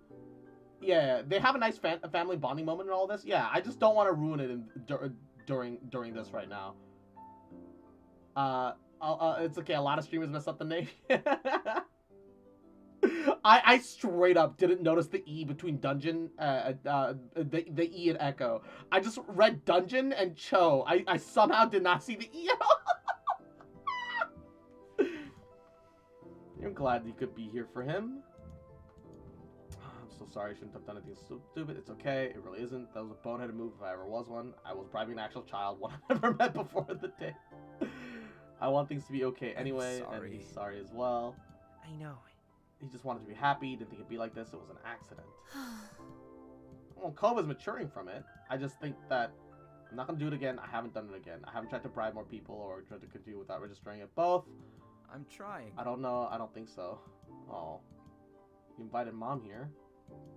You didn't ask me if I wanted things to be like this with both of you together for just a little while. Oh, I did it again. I didn't even notice. Oh, he's gonna do it again for the third jump arc if I don't. Oh, no. Nordickity, shut up! I was searching about stealth technology and about anti-stealth technology. Basically, since they can't get conventional radar emissions with effective stealth aircraft, what did they do? They're detecting the vibration from the turbines and stealth aircraft and other stuff, since every aircraft have imperfections that are impossible to simply get over. They're like heat distortions they go through, and I'm like, bruh. I don't know if this is too political. No, that's just tech. That's just tech. My old name is Black Timber. Ooh. Ooh, Black Timber. Ooh. Shut up! What's wrong with me? Oh, Cove's dad is just doing his best. He's just a bit of... He just doesn't... he just makes mistakes, man. He's doing his best.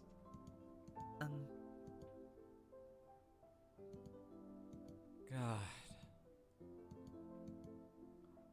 Oh. I see. Sorry, I read fast. I want this night to go differently. Maybe in a different playthrough, I'd want the night to go like this, but I want this in this playthrough. I want it to go differently, so I'm just reading through this What? fast. Hold up. What? Afraid is the only way to avoid miscommunication. Better not be thinking we can get away from this car. The same's gonna apply to you. You can't. Absolutely. Oh, yes, I can. Aww. If you think the ideas that I actually go with are bad, you're gonna be amazed at the thought I decide against all of my... I'm so God, no, you're an maniac. I think we should eat that dinner I painstakingly made. It's salvageable. We just gotta heat it back Can up. do. Yeah, we're making progress Well. already. Well, Although, I don't know how I'm gonna start making this up for Garnet. Carrying out that secret for all this time must have been quite the burden to bear. Plus, she didn't actually get the money out of the deal. She didn't even take the 20. I'm not mad about it or anything. It was a hard time for you and your family. Either way, we'll work on it. Actually, I might go through this ending. I'm gonna scroll back up. I'm gonna read it. I'm gonna read it all normally. I'm sorry for skipping through it all. I feel bad for ruining the dinner, but I feel like this was a really important moment for this family. Oh shit. Cole finds it hilarious in step 3. I can't even go back any further. Hold up. Uh-oh. Okay, shit. I'm stuck. Oops. I forgot to save too. Okay. Well, all right. Let's go to the log.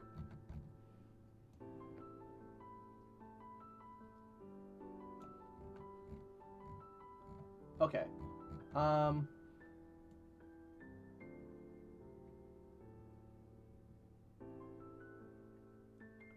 Okay. You doubted Mr. Holden mentioned it to him, and you never had. You wonder if you should tell him. It was a long time ago, but you were keeping it a secret from Cove. So you decided to tell him. You took a deep breath, studying to prepare yourself for the conversation. Now you just have to figure out how to tell him. Cove, I have something important to tell you. Cove, his head cocks into the side at your serious tone and turns to give you his full attention. What is it? You stare into his bright blue ocean eyes and tell him the truth. This is what happened when you moved here. It was the first time I met your dad. There wasn't really any other way to say it, so, when I was a kid, he offered me $20 to be friends with you. Cove sat still. Uncharacteristically, there was an unreadable expression on your face. His eyes seemed to look at you, and he didn't know what to do next. Then, without saying another word, Cove stood from his bed in a single motion, and he just bolted out of the room. And for a moment, you didn't move a muscle. You were in shock. This was... oh, no. And your senses came back quickly. You shot into the hall after him. Cove. There was no response to your call. You could see Cove down the way. He'd already sprinted to the living room, his arms stuck at his sides with his hands balled to his fists. He might not have been facing you, but you didn't need to see his face to know how he felt. Cove was furious. His parents were nearly finished setting the table, and they greeted him, none the wiser to what was going to happen. Hey, what's up? When did you start running the house? Are you that famished? You're able to catch up, stand near Cove. The parents' word didn't even seem to register in his ears. The child was wholly focused on another matter, and he was practically shaking.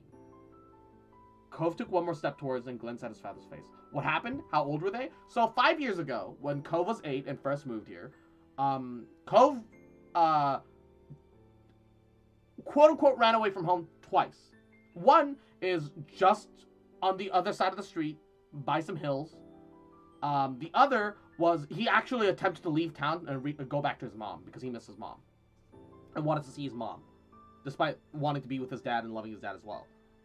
And the first time when he went to the hills, that's when Dungeon Echo. Did I miss something? I'm going back and rereading because I've decided after all that I like this ending and I'm gonna stick with it. So I'm reading over the things that I skipped over quickly.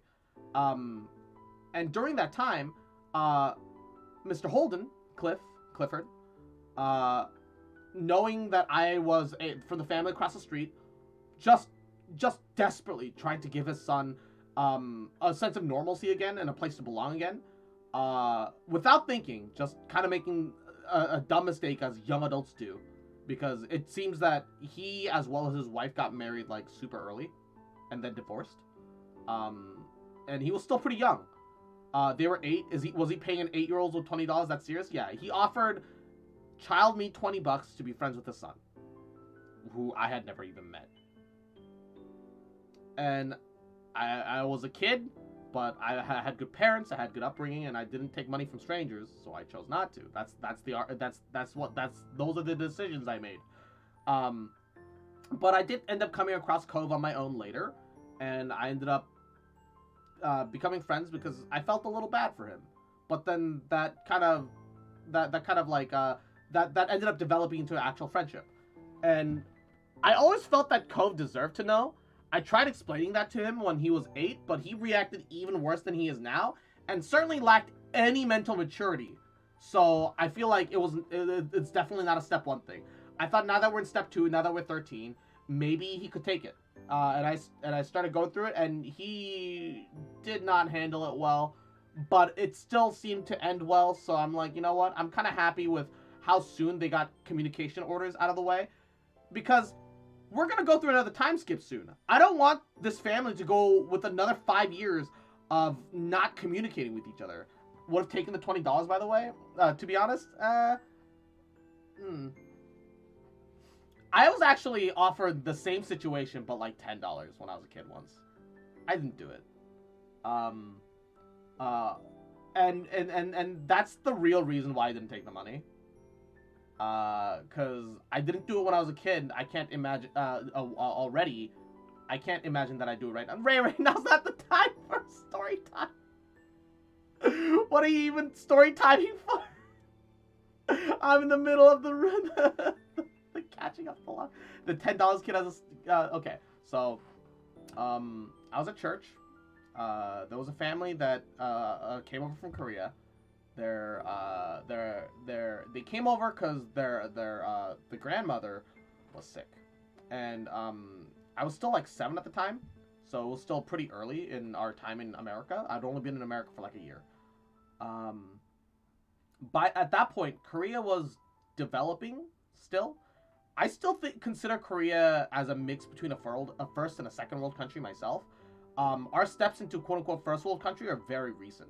And we have a lot more countryside than we let countryside to our nation than we really let out on. I genuinely think that we're slightly behind in Japan and just getting the general countryside caught up. Until the countryside is caught up to like a certain standard, I tend to think of like a lot of those countries as still like half in the second world state, which is what I think Korea's in. And because of that, this was still like 2002. There was a lot of there was a lot of was it 2002, 2001? I can't remember. It was early 2000s, and they were still developing a lot, and so a lot of their medical technology was still behind. They came to America, and they were at our church, and I didn't have very many friends either at the time. So I think I think they thought that because I was lonely, I would be more at peace with the idea of making a new friend, even if it was a little forced. And so the dad, who was there without his wife at the time, because his wife was still working back in Korea and couldn't leave, despite the husband coming overseas, offered me $10 to be friends with this kid. I didn't take the money. Although I met the kid and we hung out for like the rest of the summer. We never really became that close. It was just a person to hang around with, but it was enough that he could like occasionally entrust their kid to our family for like an afternoon or two. And Radio Demon, mwah, welcome to the stream. Thank you for the raid. Hope you had a good stream. Hope you're having a goody day. Mwah. Although I think it was the first time I'd gone to Great America with that family. He had an older sister who helped look out for us a little bit. Nothing crazy happened. And I never had the thought as a kid to tell him about how his dad offered me $10 to be friends with him. But he was a good guy. he liked bugs a lot, and was sad that at least in America there wasn't such a big pastime in collecting insects. In Korea, we would sometimes like there were lots of dragonflies and stuff about even in the big city when I was a kid. My brother used to be so good at them actually that I once saw him snatch a dragonfly out of the air by grabbing it by the wings. Like, kids got that good. And Gremlins is a Christmas movie. I would believe that. Yeah, he was really into bugs, and that's about as much as I can remember about him. So I'm sorry that the story is so uneventful, but that's all I can really remember about the situation. However, Hashire sori yo kaze no yo ni tsukimihara wo padoru padoru. But yeah. You paid Garnet to be friends with me? Mr. Holden froze, looked like a helpless deer caught in headlights. Clifford, are you serious? He whipped over his head towards Kyra, his eyes wide and blinking rapidly. It was only one time. The admission elicited a guessed expression from his ex-wife, and Mr. Holden raised his hands up to gesture defensively. It seemed like a good idea when it happened. She covered her eyes with one hand. It was clear that her patience was frayed, but she was not so shocked anymore. Mr. Holden bowed his head, rubbing the back of his neck guiltily, and the fact that he accepted this as something that he'd do so easily seemed to be the most crushing part. Is The Night Before Christmas a Halloween movie or a Christmas movie? Definitely more of a Christmas movie than a Halloween movie. It still carries elements, though, from Halloween. For sure, because that's kind of the point. Cove just stood there, fuming silently during their little aside, his eyebrows furrowed painfully as his eyes trembled. You felt so bad for everybody. None of this was a good idea at all. This was terrible. Oh, I made a mistake. Finally, after what felt like eternity, but must have only been minutes, the tense silence was broken by Cove. I don't want to stay here. That immediately caught his parents' attention. They turned to him with twin expressions of worry. Hey, wait a minute, but you don't have to do that. This is still your room. We'll stay out of the way, I promise. Where could you go at this time of the day? It's almost night. I can stay with Garnet! He stormed out of the house without waiting for another response. You jumped at as the door slammed closed behind him, and you immediately follow after Cove. You didn't even take the time to say something to his stunned parents. You ran after Cove, shutting the door shut more softly behind as you left. You spotted him easily. Cove hadn't made it far. He had just reached the middle of the road. Could you stop for a second? You might as well have said nothing. Cove didn't look back, nor did he answer you. Cove stomped forward, going across the street without hesitance to your house. It didn't take long for him to approach the front door. You'd left it unlocked, so he yanked it open and just went inside with you. By then, night came.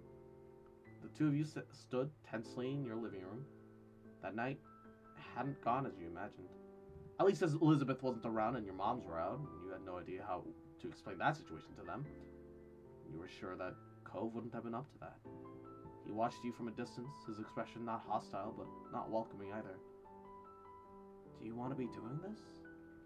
Cove shifted his back to you, then crossed his arms over his chest. Are you mad at me? To your surprise, he actually responded. What? No! I wish I'd known before, but I guess there's never really a good time to bring up something like that. You're not the one who did anything. His voice was clipped and insulting, and it was now fully clear that none of that negativity was towards you. And we're actually friends, aren't we? It doesn't matter if you took it or not. You would pretend for years just because Dad's money. You nodded your head furiously at that. If there was one thing you didn't want his revelation to do, was weaken your friendship. Of course we're friends. Cove seemed to appreciate your reassurance, and the furrow in his brow eased a little. Yeah, we are. And I'm definitely not mad at you. I should thank you for not letting him get to you, and for telling me it happened. My dad never would have. He's always like that. He just does things. He doesn't ask or tell me about it or anything. Cove threw his arms up, his features twisted in frustration. That was already that thing with my mom coming over to stay with us for the summer out of nowhere, and that was supposed to be a surprise I'd find out about. Who knows what other things he might have done that I'd never heard of? Does he even know how to think about what someone might actually want? He paused to take a panting breath, scowling. Even if it didn't go well, your dad's only trying to make you happy. His eyes narrowed. You're right. The worst part is, I know he doesn't do the stuff for himself. He does things because he wants to make people happy. Cove blinked rapidly, and you noticed the tears were gathering in his eyes when he spoke again, his voice heavy with emotions. But he just makes everything worse. And then he's sorry, then this... Like it's your fault for not being happy that he was at least trying. And what if all of his plans and always being so pushy did change things? What things? Cove finally met your gaze, his bottom lip trembling, and you realized he was referring to you and him. What if what he did made you stay away from me before we even got to know each other? His voice cracked as he forced himself to speak through the tears and began to fall in earnest. He did everything he could to say it, but the words were barely a whisper. Garnet, you were the best thing about coming here. Cove was honestly terrified over the idea that there was a chance that the two of you might not have what you do. So you hugged him. Cove readily accepted the embrace, wrapped his arms around you in return, the grip firm. I'm really glad we got to be friends. His features crumpled at your words, and you couldn't tell what his expression was, but it was a mix between relief and sorrow, and he sniffled. Me too. You remained like that just for a little while. Then he scrubbed his eyes with the back of one hand, gaze turned towards you, growing distance. He's like that with my mom, too. The anger he had begun to release bubbled back to the surface. Dad wants to make people happy, but he doesn't! The words landed scathingly hard, and you were certain it would crush Mr. Holden if he heard them. You'd never known much about his parents' relationship, but you thought you understood it a bit better now.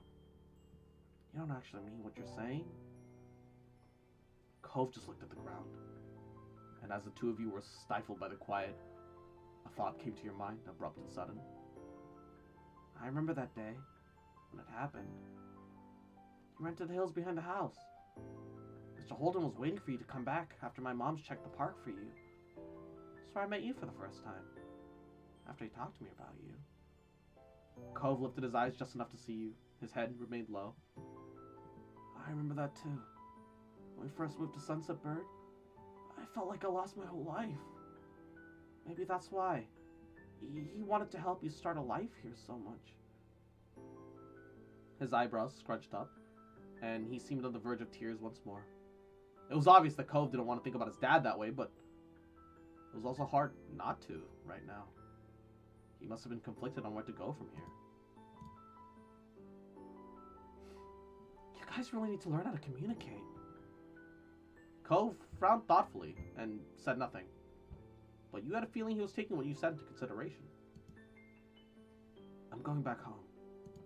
His face was set in determination. There was no way you could tell him to do anything else, even if you wanted to. So you only nodded. I'm sorry. Thanks, Garnet. I'm sorry about all this. Can I come with you? Yeah, why wouldn't you go? He smiled lightly. Just checking. Cove nodded and headed outside, and you followed behind him. Once again, the two of you made your way across the street towards his house. He didn't pause at the door, just opened it wide and went in. Cove's parents were sitting at the table, and Una! Mwah! Yahoo! Welcome to the stream. Hope you're having a goody day. How are you? Mwah, mwah. Can I get a shout out for Una? I love Cross. No, I love you, baby. Mwah. Cove's parents were sitting at the table, heads bowed and silence between them. They snapped over at the sound of the door, relieved to see Cove return. Merry Crashmish. Merry Crashmish. Mwah. Mr. Holden stood up so suddenly that the chair squealed across the floor. Cove? Cove? Kyra got out of a chair as well, less dramatically. How are you feeling, baby? I wanted to talk to you. Marry me, Crossbish? Anytime, baby. Anywhere. Mwah. His parents looked over to him, their features soft. Cove instead snuck a glance towards you, and you were glad you could be there for him. You stared back solidly, hoping you could convey your support with your eyes. It must have worked, though, because Cove stood up a little bit straighter. He fully faced his parents. Mr. Holden stepped forward cautiously, his expression twisting in dismay. I am so sorry. I should have never done something so stupid. It's okay.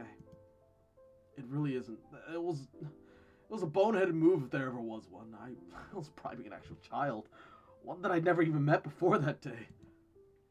Cove almost cracked a smile, even though he regained his composure. I love you too. And gotta stretch.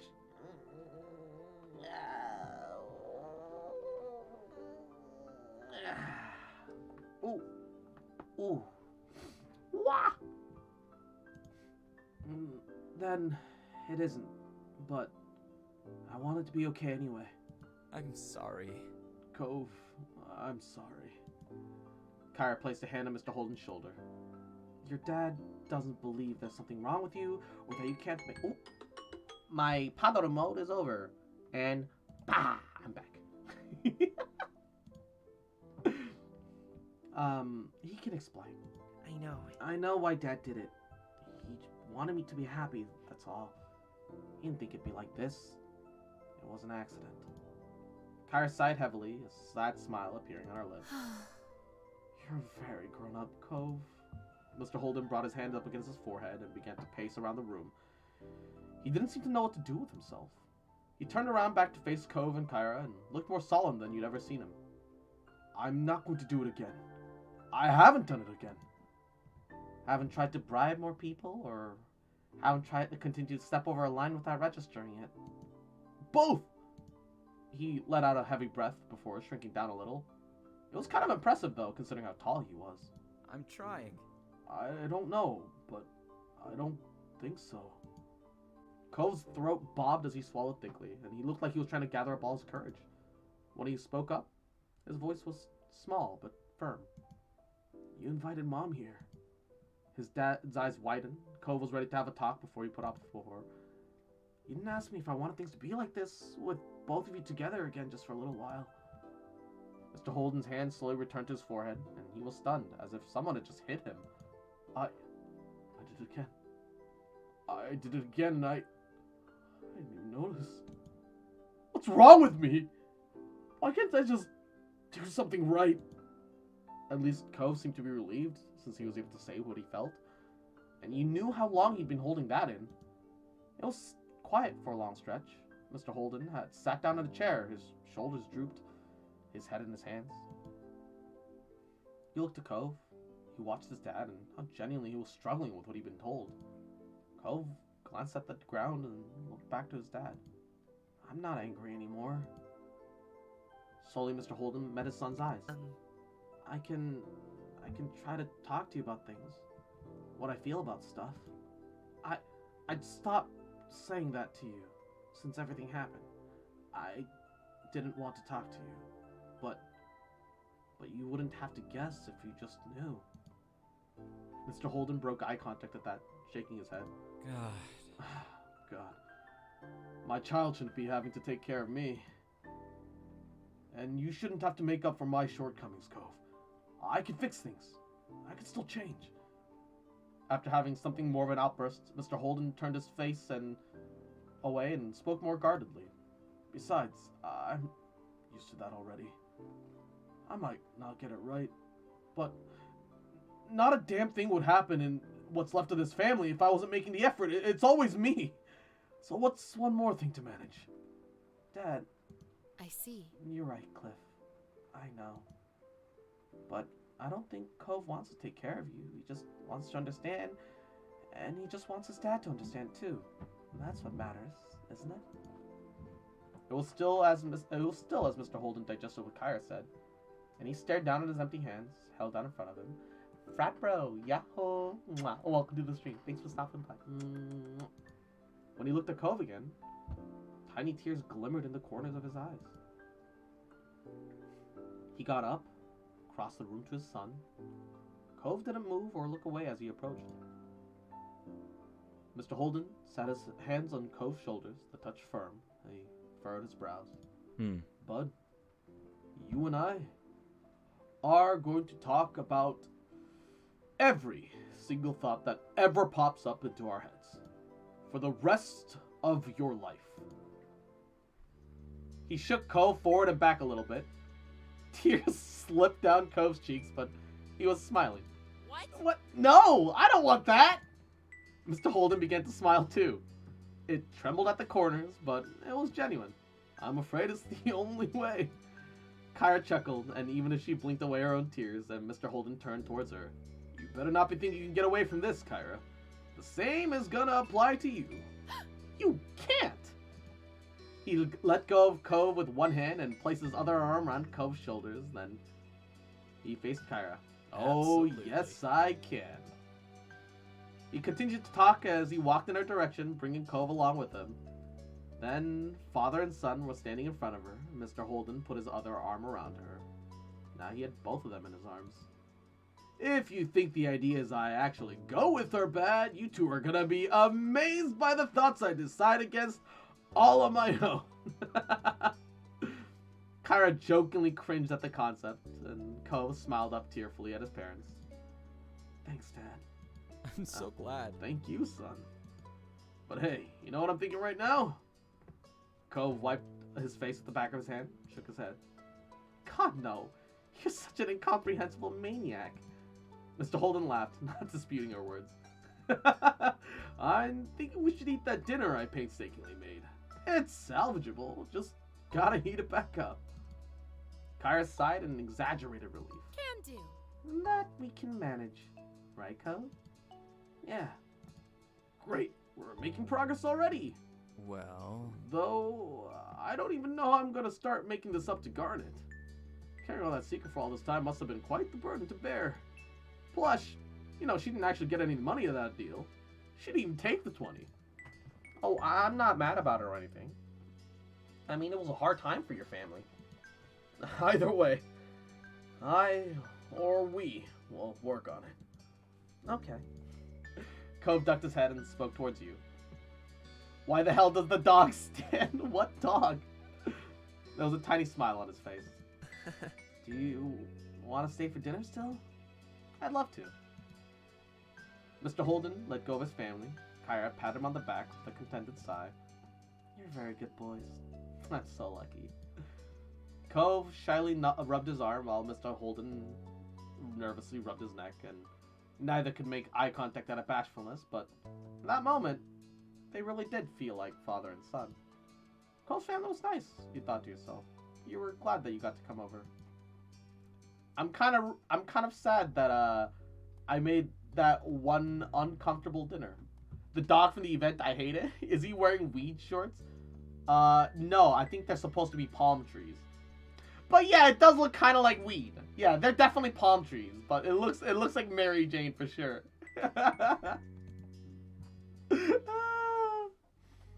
All right. We got one last event to end, but it's 6 o'clock, and Monday's a bit of a slightly shorter stream day. I've got other things I need to take care of in the evenings. Also, if you want to watch more of this, today's Monday for me, but on Sundays I do short streams, and I'm going to start doing this for Sundays. We'll get through maybe one or two of these little anthology stories for a couple weeks, and we'll probably call it like that. I'm really enjoying this though. I'm having a lot of fun. I definitely want to try just I'm having fun. I feel like with the way some of the story choices make, this game has plenty of replayability, except I just like playing a certain form away rather than finding all the endings. And I'd rather have a canonical end rather than getting every single ending. So yeah, this is definitely like a once only playthrough for me, 9 out of 10 times. But we're gonna call that a stream here. Pataru's not supposed to be up on here. Hold up. But yeah. I hope you guys enjoyed. Hope you guys had a good time. I know normally Mondays is Dark Souls, but I don't know what happened to Mithril, but he never got back to me. So I assume something came up on his end. Nothing too crazy. But yeah. Y'all take care. Y'all have a great rest of your Monday. Get plenty of food, plenty of sleep. Tomorrow will be Genshin, and Ito's coming out, although I don't think I'll be pulling for him anytime soon. I'll be trying to get the weapon, though. So, here's to fucking hoping. If I get lucky and get the weapon, and still have Primos left over, I might toss a couple at Ito's way, because why not? Why not? Either way, y'all take care. I love you. And, I'll see you next time. Bye.